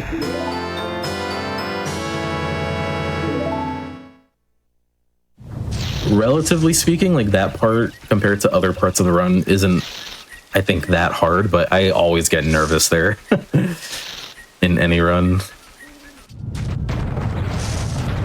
Yeah, there's a few things that can go wrong in there that could be pretty bad. I could just lose like a lot of time. But yeah, no trouble there. And here is our second required usage of Lens of Truth in the run to give this guy the red potion. Here's Shiro. He's so boring and dull that no one can see him, which is just a little sad, but if you give him the red potion, he gets his energy back. And we get the stone mask for that. This guy is in a very weird spot. Okay. Oh. Alright. Let's wait for him. Alright, that guy was probably in the weirdest spot he could have been in. You can usually damage boost upwards with a Goron Pound, and he'll pretty much push you onto the ledge after damaging you. But he was like straight up in the middle, so I couldn't tell exactly where he was gonna go. I just climbed up as human.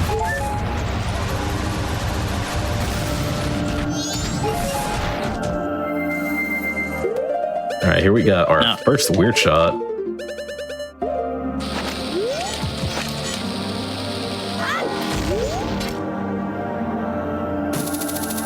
Alright. That was too early on the hook shot, I think.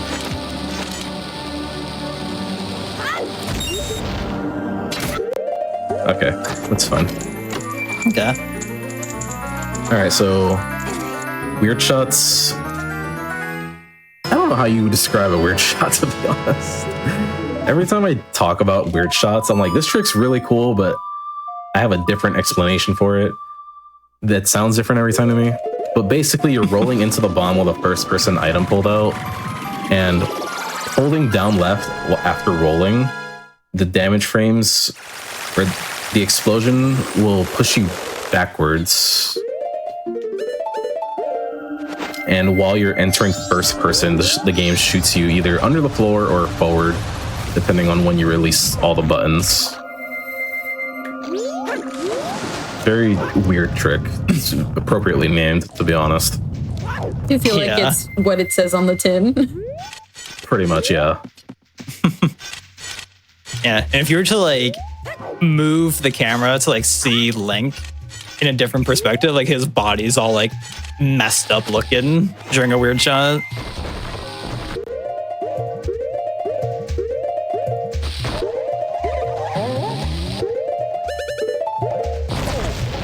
Now, nice. A little setup there to clip into this room without having to slash the vines, which will activate the Deku Princess into talking to you for what feels like an eternity.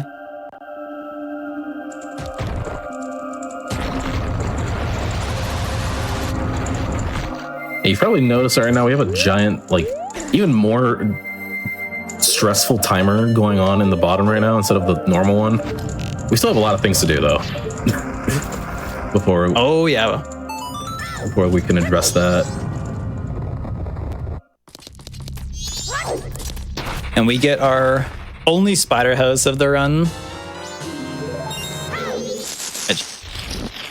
I love the spider houses. I think they're really cool. Big agree. So it's cool that you can skip Ocean Spider, as we talked about earlier, but it's also unfortunate just because Ocean Spider is also cool. So that thing we mentioned with like putting a bottle over like Deku Nuts and bomb shoes, that is also true for the Lens of Truth. That's a sign. Yeah, we used Lens of Truth for everything we need it for, and then it's like, all right, could you be a bottle instead? And it works. I think that's the funny part. Yeah. It plays the animation of you like turning on the Lens of Truth at first, and then it fades away. Yeah.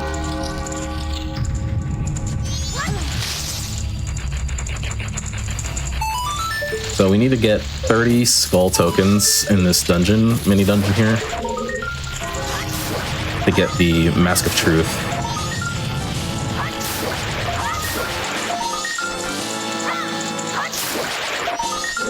Oh, don't forget bugs.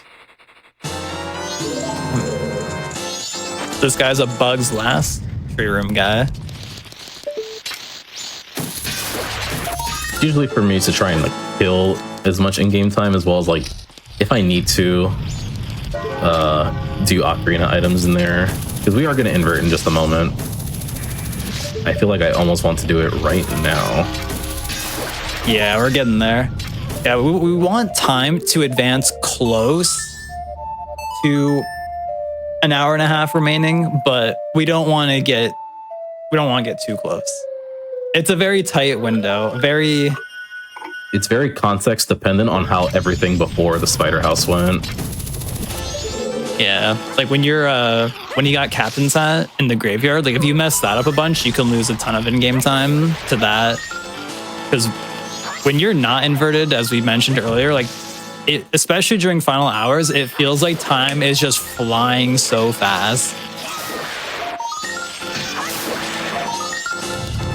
Yeah, we really need to make use of this time. I forgot to equip bugs again. There we go.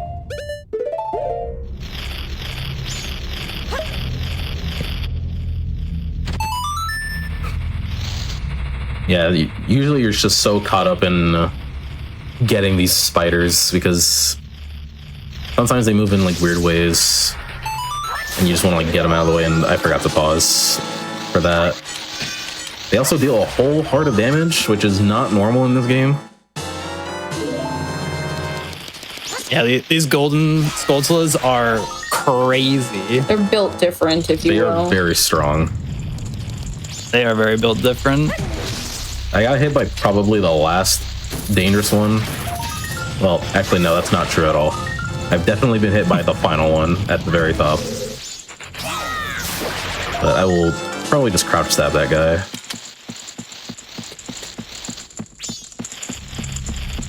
And that matters a lot because I do not want my health to be low at all. Yeah.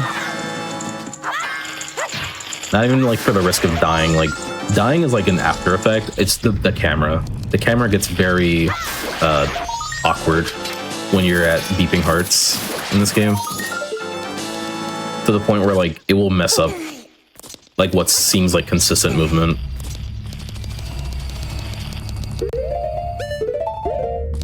Yeah, the little quirk of this game in Ocarina of Time is when you're at 1 heart or less, the camera will like zoom in a little bit, and then every like it's like every 256 frames or something, Link will like he'll just like slightly move left or right, and it makes your movement feel so off because you usually never want to be in that scenario.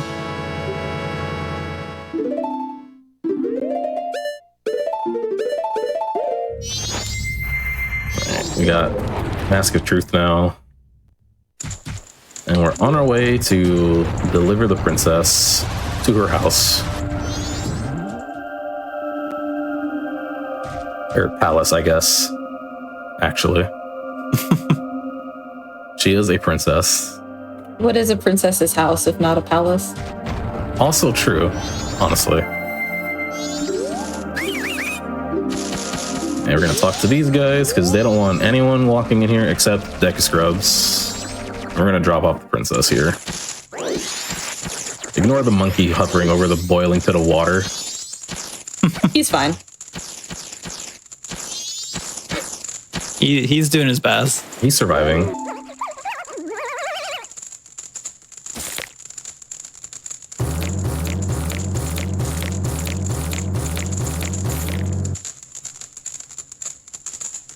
Yeah, this is probably one of the slower masks in the run. It is a lot of setup, which is mainly beating Woodfall Temple and then dropping the princess off here, getting Mask of Sense.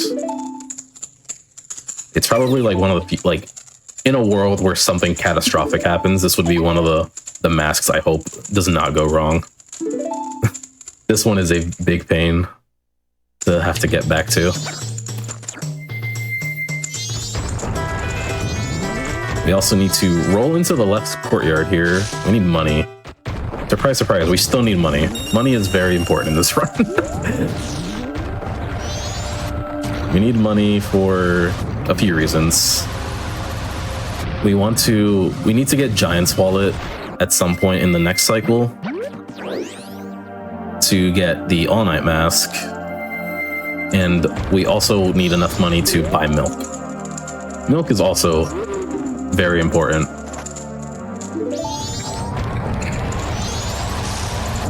Probably one of the more broken items in this game, to be honest. Just a bottle of milk. Yeah. Very special milk. It does need its partner in crime, the hookshot, though. The two things you need to prevent an apocalypse: milk and a hookshot. Pretty much. Nothing more. Yeah, this is another big reason we saved the Deku Princess for much later in the run, as opposed to when we beat Woodfall. Getting to do this race as Goron Link is much faster than spinning around as Deku. Ooh. Yeah, the game definitely intends you to do this all as Deku. That was crazy looking. Well, that was, but we're chilling. Yeah, having Goron for this is very huge.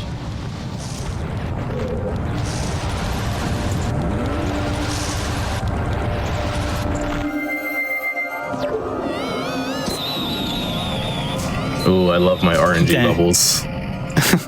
I was believing in that first bubble. I really was too. The bubbles you shoot as Deku, yeah, they're like a little RNG. Especially when you shoot a small one, it can just like wiggle around so much. Which is interesting because I charged that one up for what felt like a good while.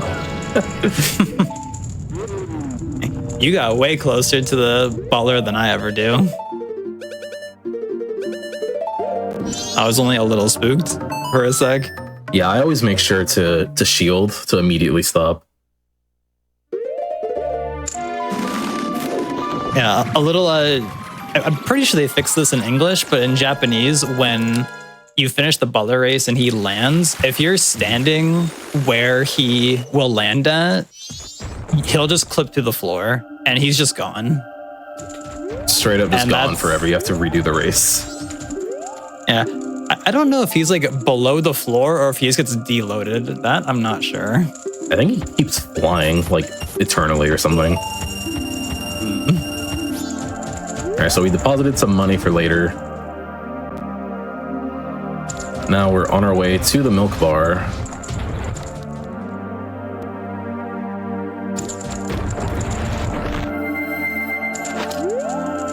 The end of the world's happening, but I need to prove I'm a member of the milk bar community. The milk bar closes for nothing. Except when it's 5 a.m. and your run is dead. Very tragically. Yeah. Yeah, you want to get to this cutscene after an hour 30 has passed on this timer here, but before it passes 1 hour. Because if you get to under 1 hour, then the milk bar is closed and you cannot buy milk. And your only alternative is probably getting one from a cow, and I think that eats up too much in-game time at that point. I think you could probably still make it. Maybe. It would be really close. Yeah, but having to get cow milk would be really slow, so it would be pretty bad either way. And another cutscene where they definitely didn't account for the possibility of being Goron Link. Goron Link is much too tall for this cutscene. Like the couple's mask here is going to go in his hands, but it's really like in his arms, I think. Yeah. Just like funny quirks of being like different forms during important cutscenes. Yeah. It's like those memes where people are like playing an RPG or something. It's like me and my silly gear in a serious cutscene or whatever. Yeah. And now with the moon almost crashing, it's time to do another dungeon. What a better time to do it. Honestly. Yeah, so going into Stone Tower second. Very uncommon to see runs actually do the dungeons in their intended order. Stone Tower second especially is not normal. But it works out because it's honestly not that long of a dungeon. Considering all the things you need to get in is not a lot if you're just trying to like glitch your way through and beat it. So that milk bottle I just bought is going to come into play right here. But first I need to show off the Zora egg or my game will crash. That is real. It will happen if you don't do this. That's the wrong bottle. Because of something regarding doing Kamaro, getting Kamaro Maz. All right, something I don't understand. Yeah, me neither, honestly. All right, so pull the hookshot out, drink milk, and let me focus for this real quick.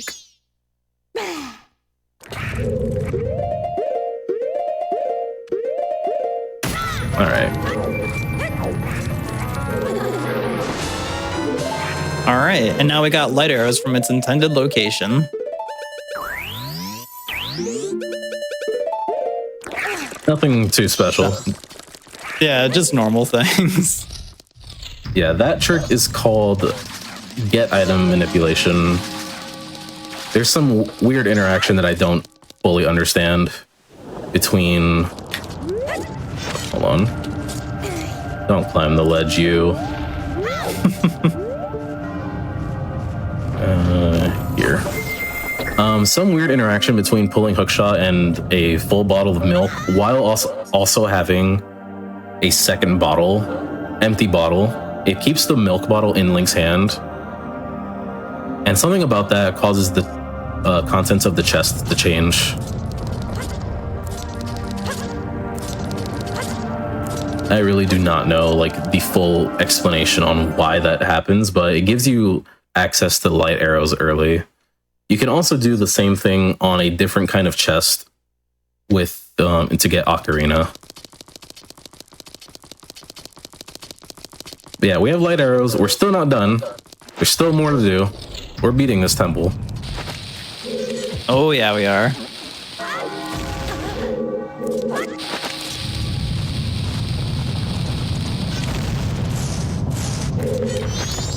All right. Oh, he yoinked me? That's crazy. Dang, I didn't think you were close enough at all for that. Honestly, though. This angle looks weird. Hold on. Alright.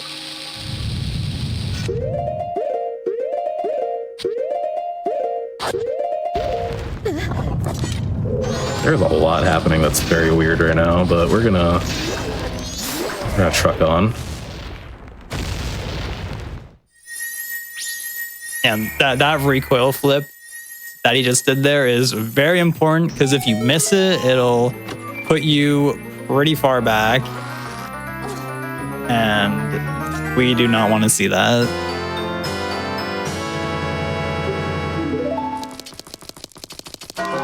Yeah, clock's still ticking down. We're gonna get Song of Time storage here. By just walking off the ledge here. Oh, you just fell out of the world. Incredible. I was not prepared for that. Yeah, he entered this room and then left to reset his spawn point to that door. Which is really nice that it works that way. And now for another boss key skip.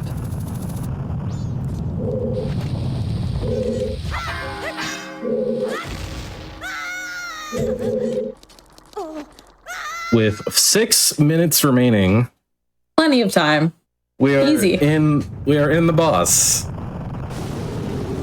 Yeah, 6 minutes until the world ends, but we got some worms to slay. This is probably one of the most RNG heavy parts of the run, besides like lemons, if I had to say. Yeah, Twin will, no matter what strat you do, they will just be mean to you. We're gonna do this, and now the clock doesn't matter anymore. So I put milk for safety because these guys can be jerks. Like that. I can't see. That's crazy that you got hit there. I don't know what hit me. I think it was blue passing over you, but yeah.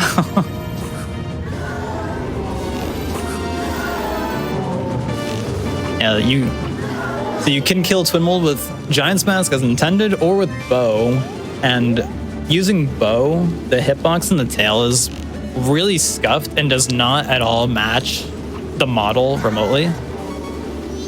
Oh yeah, another thing, I can't press the A button, and I can't pause either, so we're really limited on what we can do right now. Yeah. So every time I'm slashing my sword, it's to cancel me aiming the bow here.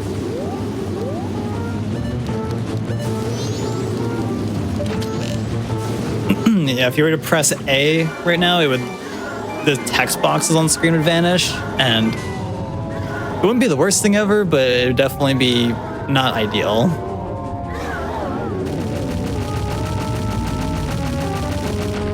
All right. Unless what? Unless you accidentally hit yes to this, then that would be bad. That would be bad. That would be bad. But if it, I think no would be bad too, because it would probably just bring the timer back. Oh, you know, that's through also. I would have to probably Song of Time immediately and just do this on the next cycle. Yeah. So with light arrows, if you don't miss like I did, it takes 5 shots to kill one of these worms, but without light arrow magic, it takes 10. I've lost count of how many I've shot, but I haven't missed that many on red so far. I have been getting pretty unlucky with these patterns. They keep trying to hit me.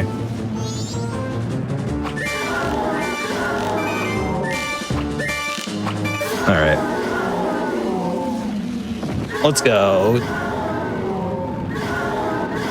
I would say I'm surprised by the bad RNG, but I think the last like 7 runs I've had to this boss fight has had that exact same fight just play out like that.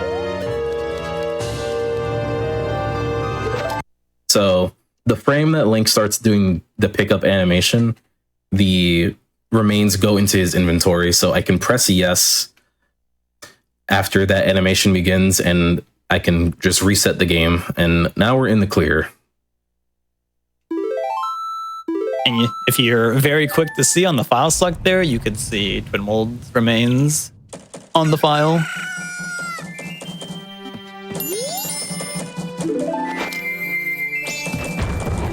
Now we are in the final cycle of the run. Yeah, so first thing we're gonna do, more money. More money, baby. So we're gonna use this silver rupee to fill up our wallet to 100 rupees and deposit 20. And when we deposit 20 rupees, that'll put the amount in our account to over 200. And since we didn't activate the flag here for getting the wallet the first time, like an hour ago, he's gonna give us the Giant's wallet, or a wallet upgrade, which happens to be the Giant's wallet this time.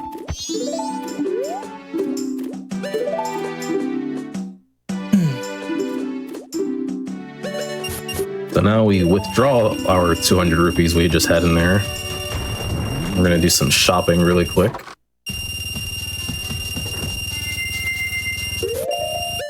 Do an equip. Alright, so I think that's the first equip swap of the run. Yes. Okay. You wanna explain what that does while I get ready to count in my head 7 eggs? So equip swap, like that's a pretty decently well-known trick. Been around for a little bit, but basically, when you select an item in your inventory, you can turn the page and then turn the page back, and on the first possible frame, you can move your cursor and select an item, but instead of selecting the item that your cursor is on, it will equip the item that you had your cursor on initially before you turn the page. So what that will allow you to do in this context is we can duplicate this Zora egg over and over to get New Wave, because otherwise we'd have to go back to Pirate's Fortress, get the eggs there, and go to Pinnacle Rock and get the 3 eggs there. But we get to do none of that. And yeah, it is a frame per input. Yeah, you have to hit the C button and the... In this context, I'm hitting up left to equip over the light arrow slot on the same frame. And it is kind of funny that you get light arrow, do Stone Tower, and then you come here and you immediately delete your light arrow. Yeah. So now we don't have light arrows anymore. There is a use for it if you do the Goron Lullaby skip. We're going to be doing Lullaby skip coming up. There's a variation with Goron where light arrow is useful. for getting money later for Giant's Wallet in that route, but since we don't need it, we can immediately just equip over it.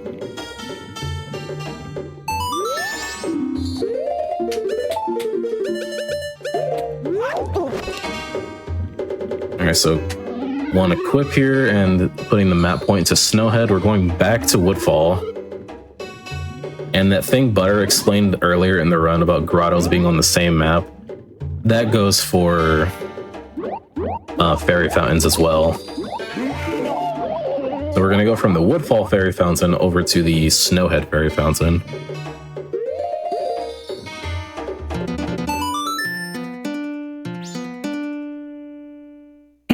And same with the Dungeon Remains, also with New Wave. When you pull out Ocarina to start the cutscene here, it just gives you New Wave Bossa Nova immediately. So there's 2 frames where you can pause, and 1 frame where you can press Ocarina. And if you do that, you can Song of Soaring away and skip like a 40-second cutscene or so. It's pretty long, yeah. And now we're here.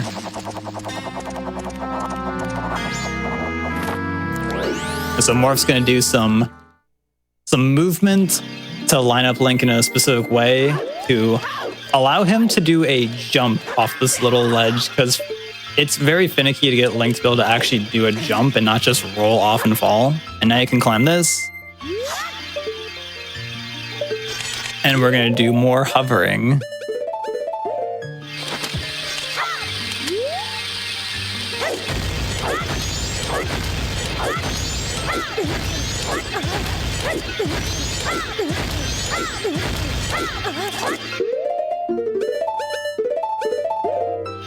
Yeah, just like that, we're now in the Snowhead Fairy Fountain. You can tell because the colors changed. And here we are.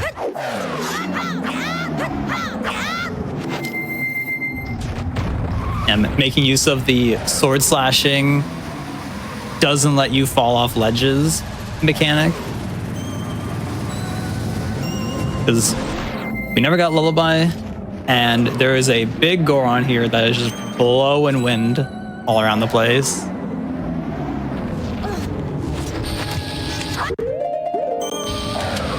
Nice one pause.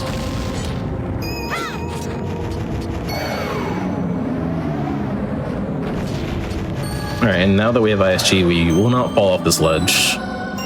So we just need to work our way up and not get hit by a snowball. I'm gonna sit right here. Oh, I got hit. That's crazy. Alright, let's do it again. A rough hitbox. That will... I think if there was any other size of snowball... Also, the snowballs are randomly sized. Fun fact. I think if that was any other size, I probably would have been fine. Yeah, that was pretty close. It's hard to tell in the moment how big the snowballs can be.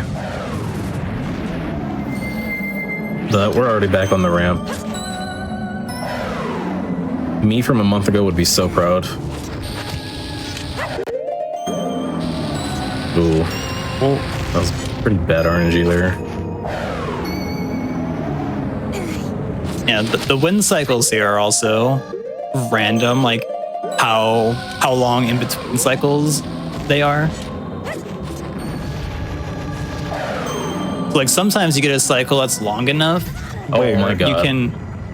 Oh, bro, that is so unlucky. That is actually so crazy.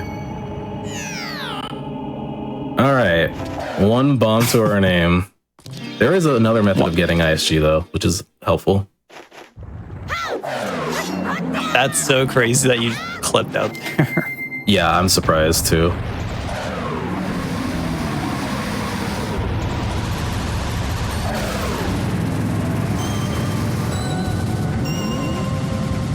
Alright.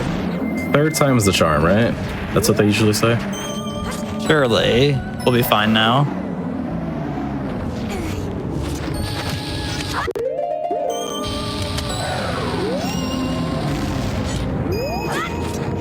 Alright.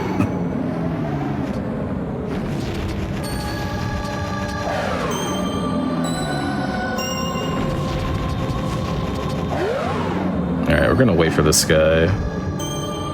And another big snowball. That's, I don't want to say unlikely, but like, I feel like I usually get variable snowballs. So like, there's this one right here. Look at him. He's not that big. And just a nice medium one. That was pretty crazy. Now, right. Home free, but we're in now. I will need to farm a bomb drop real quick, but first, we're gonna do a trick called Action Swap. Which is very technical, and I super do not remember how it works. Okay, actually we're not doing Action Swap. I equipped bow. Okay, I put these in the wrong slots, which is fine. So we're gonna get a bomb drop here. We're gonna do another weird shot. My favorite trick, so I'm happy to do that. I'm gonna get another bomb drop just in case. Yeah, probably may as well while we're here. I learned today you cannot break pots if you are flashing red. That's interesting. Alright, so normally you would melt that ice and do a trick called Scarecrow Skip to hook onto a torch upstairs, but I can't melt the ice anymore since you would need Tattle's text to initiate shooting a flaming stick over to melt the ice, so we're gonna do a weird shot instead.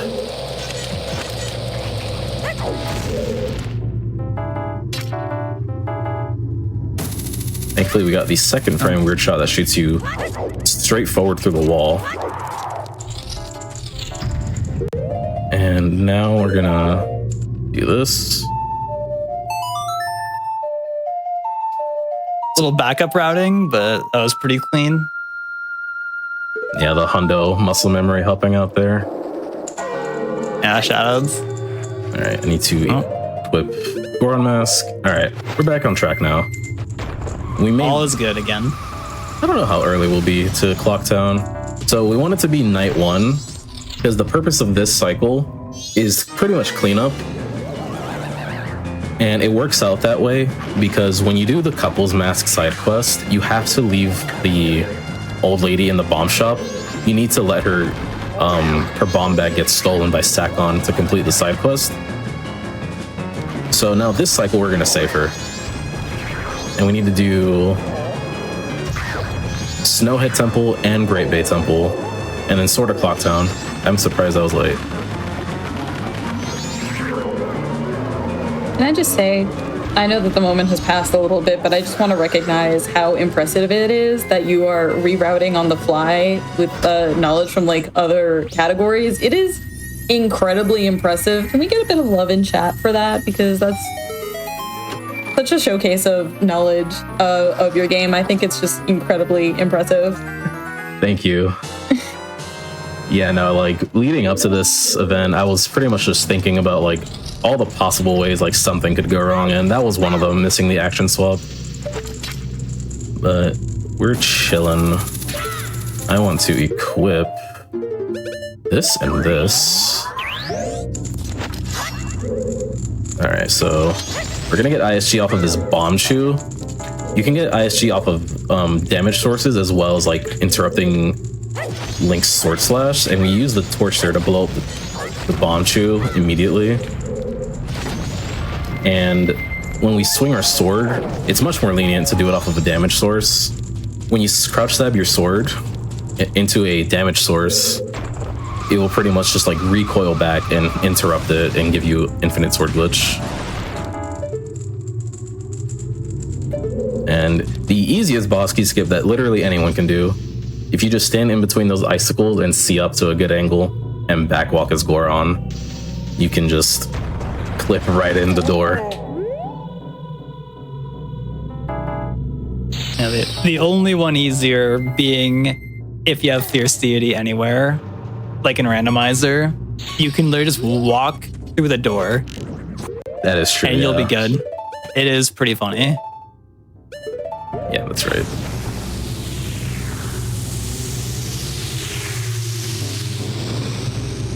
Alright, so you probably noticed I damaged down. We're gonna do another Death Warp after this fight, I do have my health set so that in case this guy tries to screw me over a little bit, I can hopefully back it up.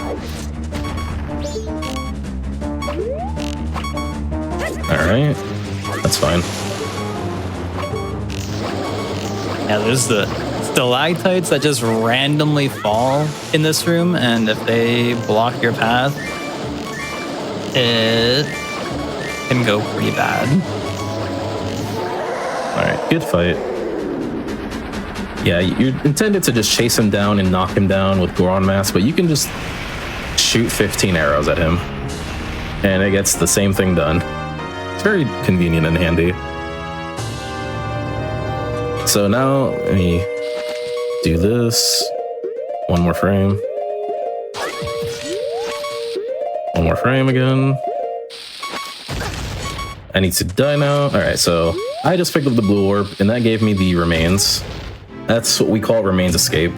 We can pick up the remains and then escape from the boss room via dying, since we can't play our ocarina in this room while the boss is defeated. And then we can just get out of here and skip the Giants cutscene. I'm so sad that you couldn't see my expression when you lifted up the blue warp, because I wasn't ready for that. Yeah, that one just kind of comes out of nowhere. It's very fast when it happens. But something about the hookshot specifically lets you put a bomb down in the blue orb and then initiate a pickup animation, and instead of the bomb being picked up, it's the blue orb that gets picked up instead.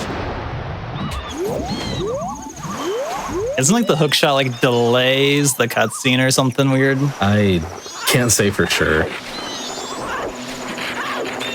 But now we're on our way to Great Bay Temple. One of the classic tricks of any glitch category is coming up in a sec here. Yeah, we have turtle cutscene skip here. It functions pretty similarly to Happy Mask Salesman skip, so I will need some focus for this.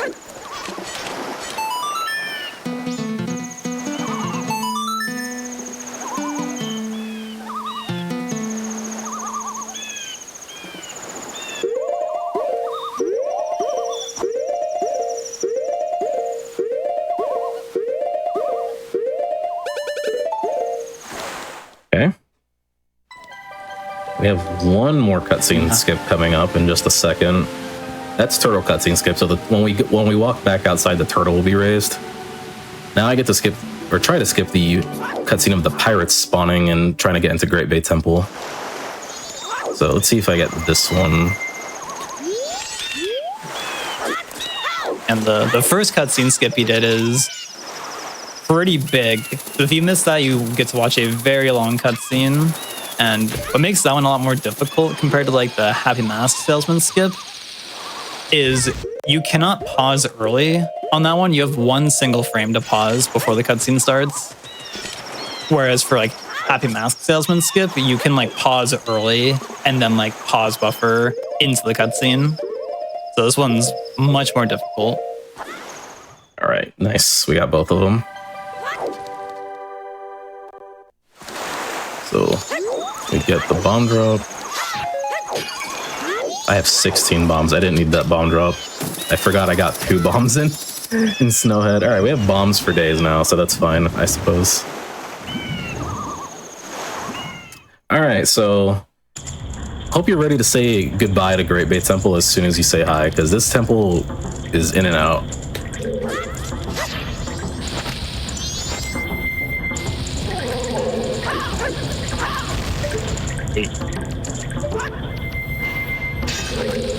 Yeah, unfortunate for any Great Bay enjoyers.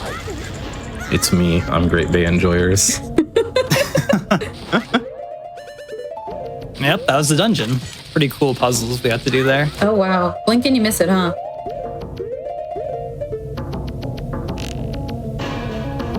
Should be. So what is it? Nice. Yeah. So Georg, the boss of this dungeon, is loaded down there. So if you can hit him before going down to the boss room, it'll skip his like intro cutscene. and allow you to just like instantly start attacking him. And he was nice so far.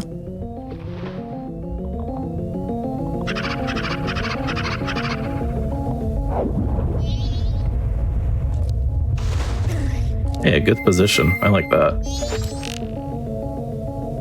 Sometimes he'll just like swim around in the water for a long time, but it's pretty nice to do here. And pretty much you can force yourself into like between Georg and the wall, and you'll just stay stuck, and you can just pretty much just loop him into death. So we have another Remains Escape coming up here, but this one, the exit is a little different. You notice I don't have beeping hearts here. That's for a specific reason.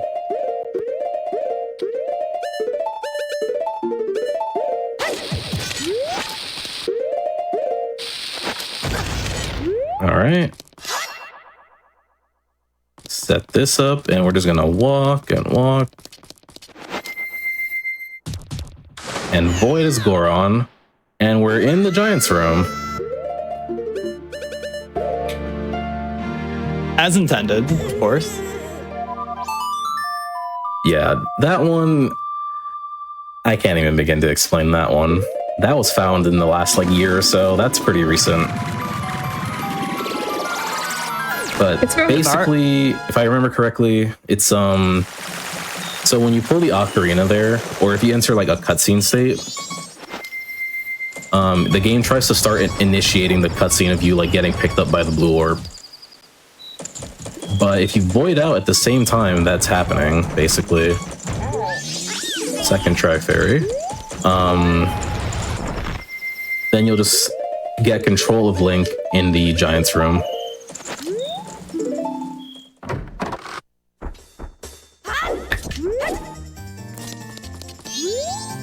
And I always say that trick feels like something that is an Ocarina of Time trick, because you don't usually see things like that in Majora's Mask. But it's super cool. Yeah, it's definitely a highlight of the run.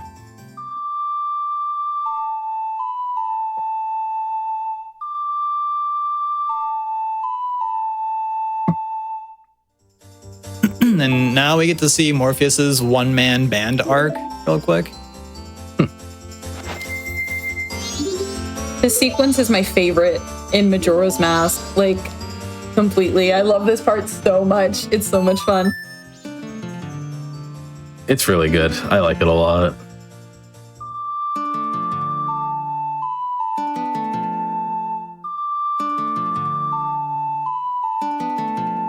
I think it's funny that like the song you play here is called Ballad of the Windfish, but it's not the same song as the one from Link's Awakening. It's not even close. Get in the spotlight.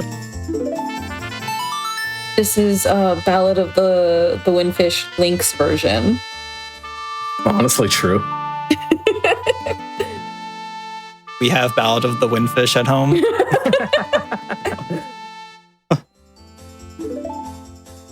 Alright, so my equip here is Goron Mask and Bombs.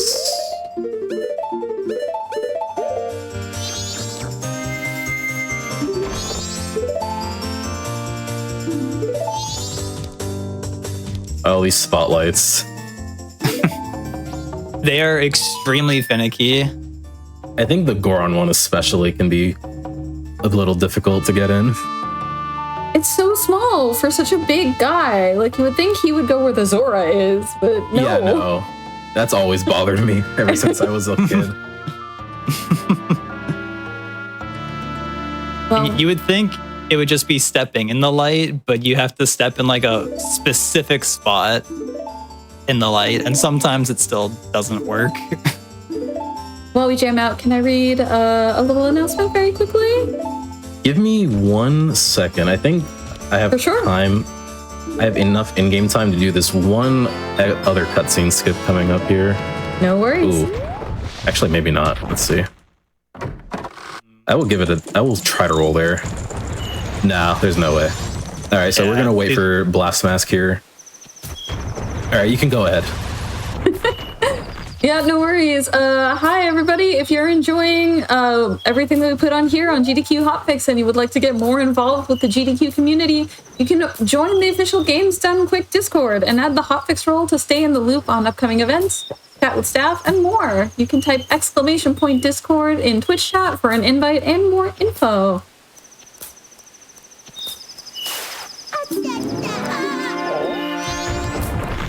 This is another one of my favorite quests. This one is so funny. Like the fact you can blow this up with the bow, and he just straight up gets obliterated. Like that's such a random thing for them to include. Like they didn't have to do that, but I guess for the really curious, they just really wanted to pull one over them. Yeah. All right, so I was trying to see if I could make it to the fairy fountain before midnight, because once you enter this room after midnight, if you leave, the grandma pretty much goes away, and that's not good.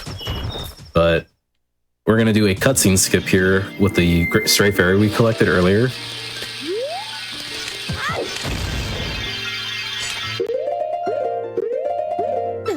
And clip out of bounds and void on the frame that the cutscene starts. And with doing so, that gives us the Great Fairy Mask without having to watch the cutscene.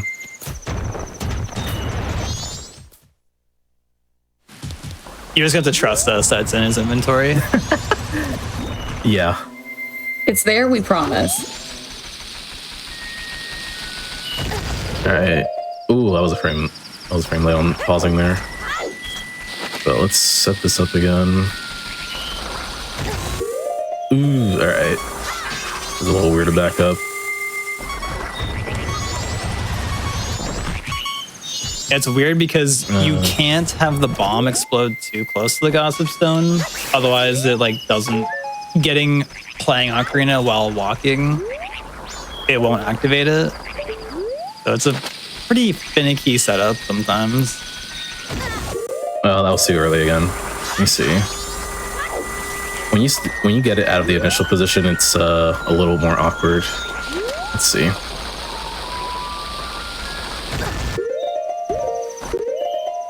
Let's see if this works.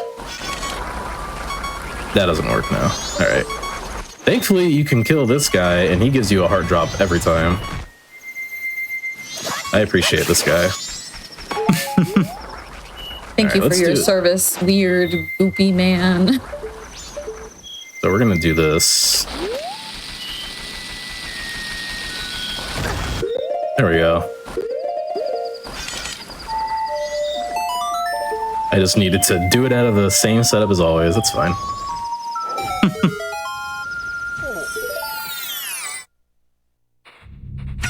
Yeah, I think part of the reason it felt sketch initially is because my camera was weird, but it's fine. We have all the bombs in the world to continue the run and not farm for one. Yeah. Because, boy oh boy, this game does not like giving bomb drops when you really need it. The game knows it's sentient. It's very sentient in that sense. And I couldn't tell you why, but for some reason when you hit yes the song a double time, when you enter that grotto, it advances from night 1 to morning of day 3. Just immediately. Yeah. I don't know why. Yeah, so here's the all-night mask that we talked about. This would not have been here in the first cycle that we did earlier, or the second cycle. But since we saved Grandma and got Blast Mask, this will be here. For the hefty price of 500 rupees. Yeah, this is why we bought the Chateau, because it sells for 200. And you could, in theory, equip swap it and sell it, and just sell the Chateau 3 times. But what he did there is you equip the Chateau, and you can equip 1 or 2 empty bottles. You might as well equip 2 empty bottles here, just to give yourself more chances. But if you hit a different item when he goes to take your item that you're selling, he won't take your main item. So you're basically selling him empty bottles. and then you get a lot of money from it.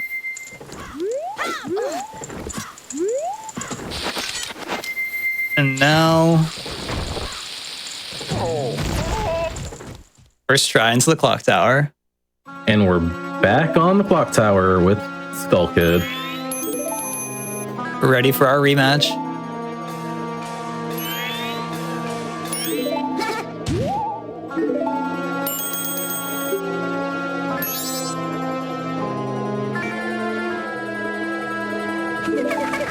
You know, I always think it's tragic because if MM wasn't as much of a rushed game, you would definitely fight Skull Kid here.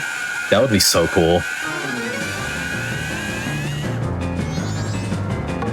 But instead, we just get a there we go, nice little cutscene. Yeah, so this cutscene is probably like 4 or 5 minutes long. So we're big chilling now until we get onto the moon.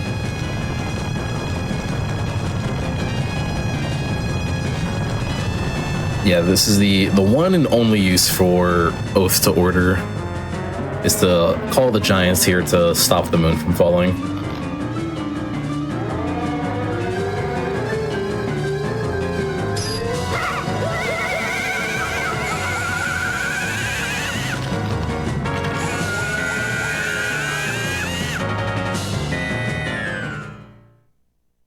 Yeah, if you've got any messages that you want to read out, now is a perfect time.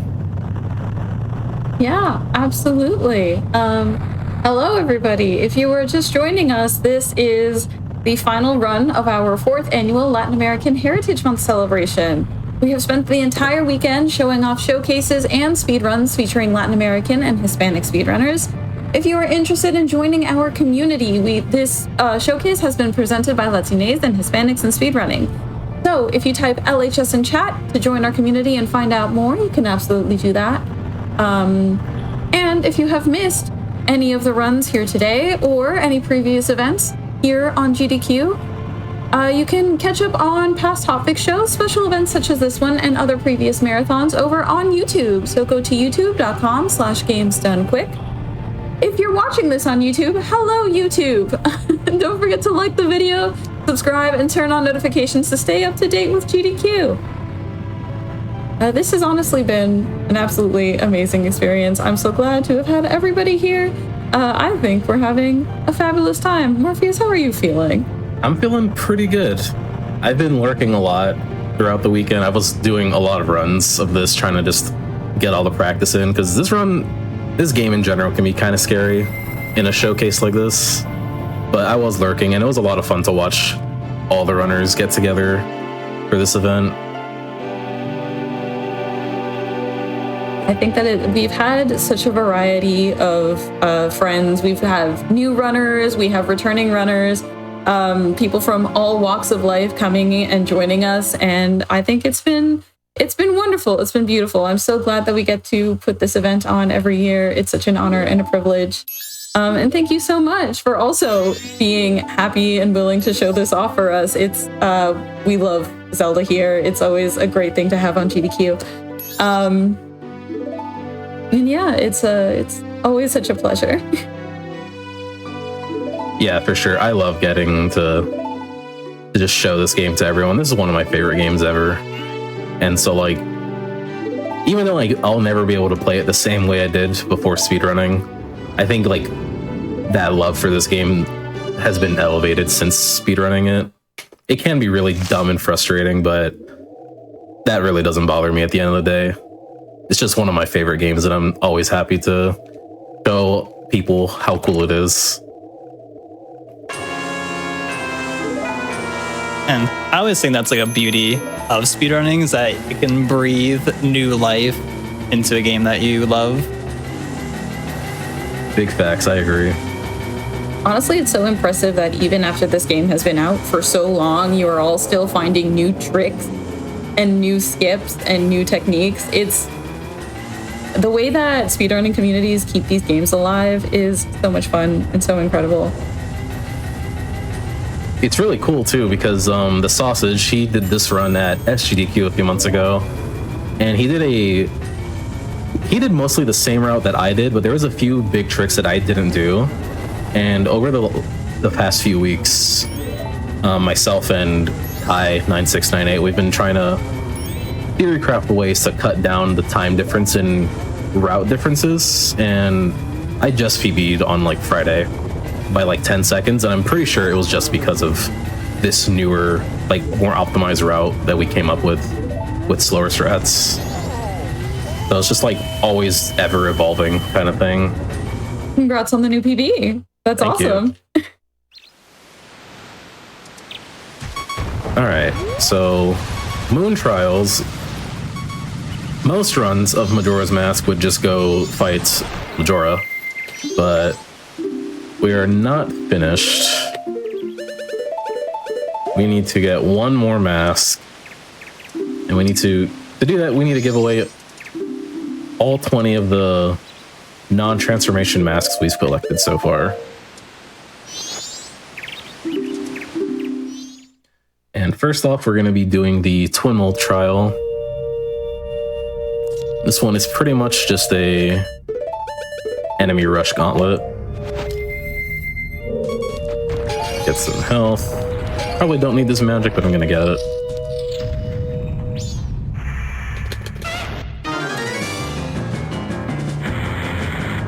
Yeah. This one starts off the pretty tough fight here.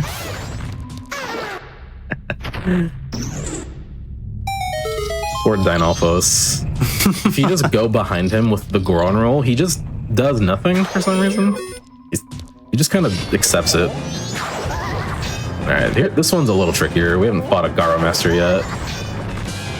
Yeah, this one's a pretty cool enemy. And fighting him as Goron is I think it's pretty interesting.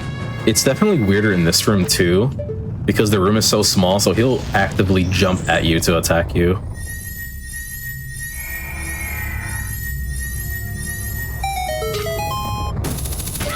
And we have one more enemy here. Yeah, this last one actually being pretty tricky since Iron Knuckles deal 5 hearts of damage.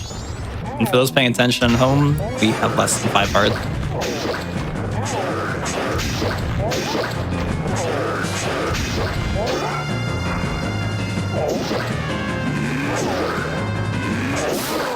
Okay. That one is always spooky. Yeah, no matter how practiced you are, it's always a little sketch looking.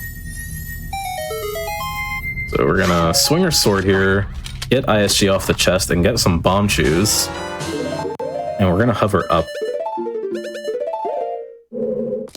Something that I don't think we mentioned with ISG and the way just the sword works in this game.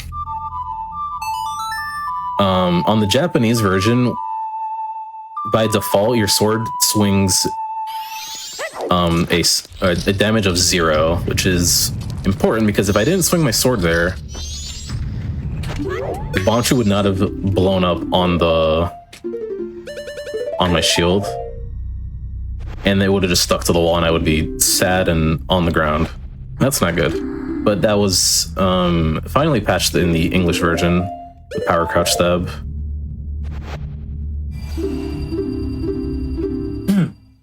So like if you're switching between like the English and Japanese versions constantly, it can be like something that throws you off.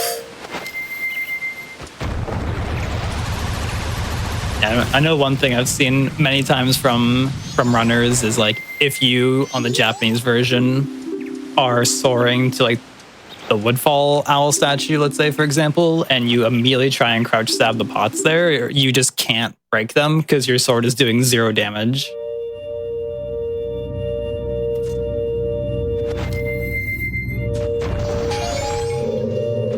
Yeah, so if I ever need to use like a bomb chew for something, and I hadn't swung my sword already, I will always have to swing my sword preemptively before I get started hovering and such.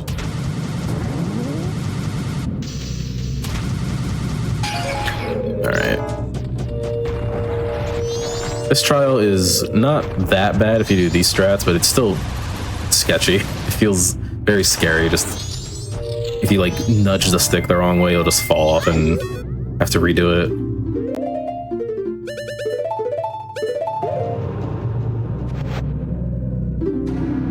And I don't know if the game ever tells you casually that like if you like keep holding A while you have spike roll arrows go on, like when you bonk off the chest, you'll just keep going in a straight line. Like Morpheus wasn't like manually changing angles. He was just holding A button for most of that trial. Yeah, that trial is pretty autopilot until the game decides to bonk you backwards, which can happen.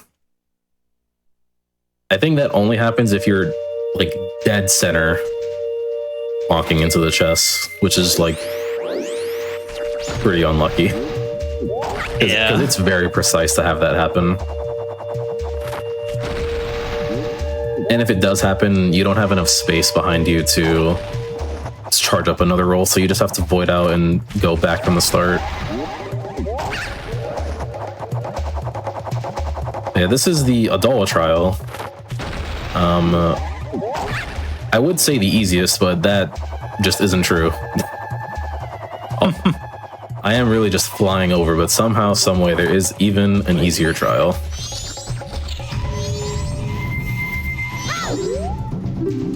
It's like a little scary feeling getting to that last flower.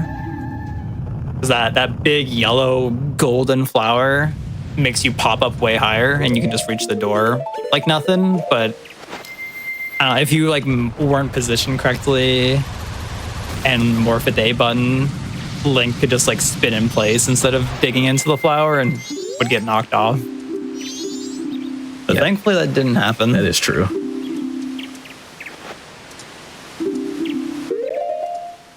I feel like of all the trials, the Zora one here is the most disappointing. Yeah, this one...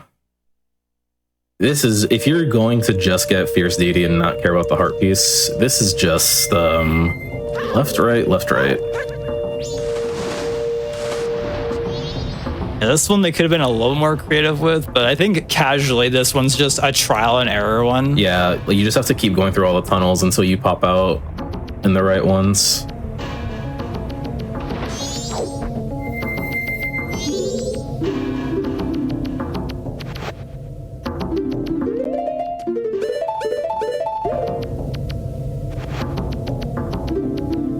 Alright, that's all 20 masks given away.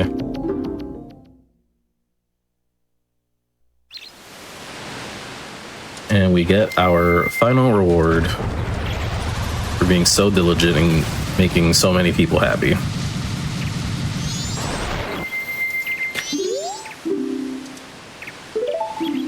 Probably one of the coolest rewards for honestly any game. It is a pretty cool reward. It really is. We get the Fierce Deities mask. Fill up on magic one last time. And we're in there. So I would say this fight is pathetically easy, but that's just not true. It is still easy to execute, but it's also just easy to die because Fierce Deity is like, not even joking, like 20 feet tall. So pretty much anything and everything will hit him if he's like even decently in the wrong position. And pretty much everything in this fight will deal a full-hearted damage. So you can just get sniped really easily by these floating remains. But I did end up, during the all-night masks part, I did keep the real Chateau in my inventory. So if it comes to that, I will drink it. Also, there's 2 more phases left. On the final hit of Wrath is when time is. I will let you guys know when that is when I start attacking, but that will be coming up very soon. Unlucky hit. Lucky knockdown though. A pretty good incarnation. Didn't immediately hit you, which is always nice. Alright, so optimally I get 4 jump slashes and get to mash B, and then that's time. But I'll let everyone know when that is. The lag. The remains. 3, 4, no. Oh. 4. Time.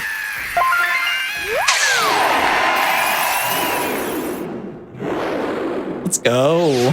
Thank you. A very solid run. I would say, all around. Yeah, I would say so too.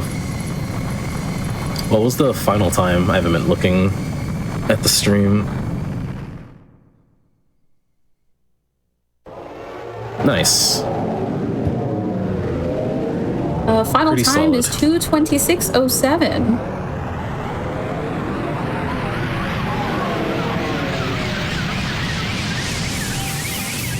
Well, this last cutscene is playing. Do you have any shout outs? Anything you want to say to chat as we wrap up everything for the day?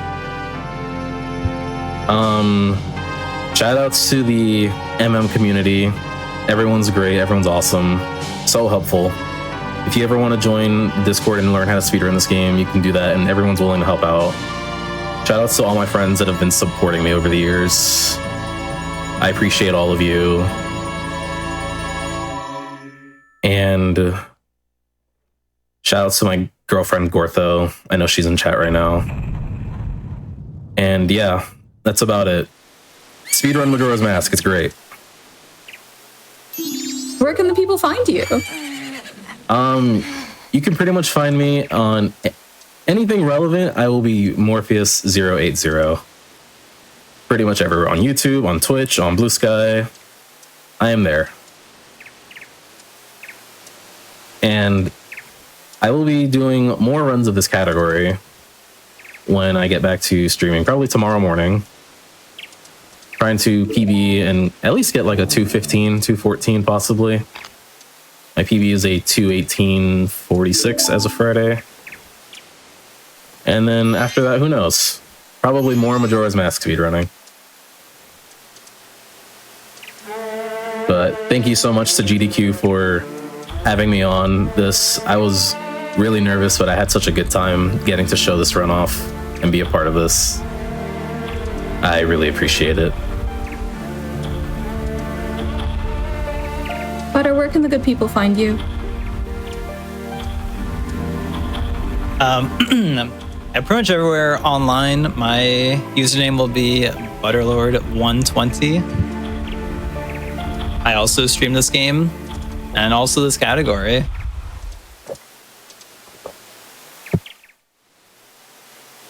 Amazing. Thank you both so much. And thank you all for hanging out with us over this weekend. This has been an absolutely amazing showcase.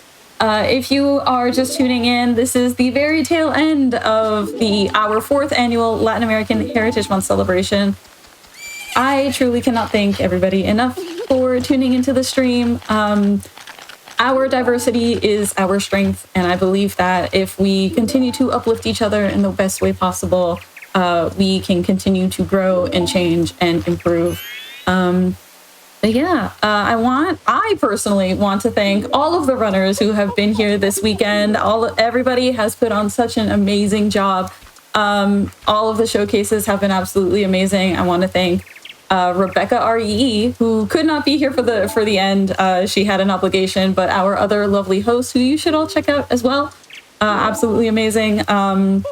But yeah, everybody behind the scenes who made this event possible. I also want to thank all of you. You've all been amazing. Just a friendly reminder as we wrap up everything. Awesome Games Done Quick 2026 will be live in Pittsburgh, Pennsylvania from January 4th to the 10th. If you would like to help out by volunteering for the event, submit your application in by October 5th. If you would like to attend, registration is also open, so be sure to register if you want to experience the event in person. You can upgrade to a foil badge by November 1st, and if you would like more information on that, visit gdq.gg for more info. If you missed any of these fantastic runs over the past weekend, you can check out the uploads coming soon to YouTube. That is youtube.com/gamesdonequick. And yeah, that is it for me. We are going to be replaying the broadcast. So if it is early in the day for you and you would like to catch up on the runs from earlier today, stick around. I hope you all have a wonderful day, evening, night, whatever time it is for you. Know that you were loved and appreciated. Thank you all so much. Stick around for the replay, and I will catch you all next time. Have a great night, everybody.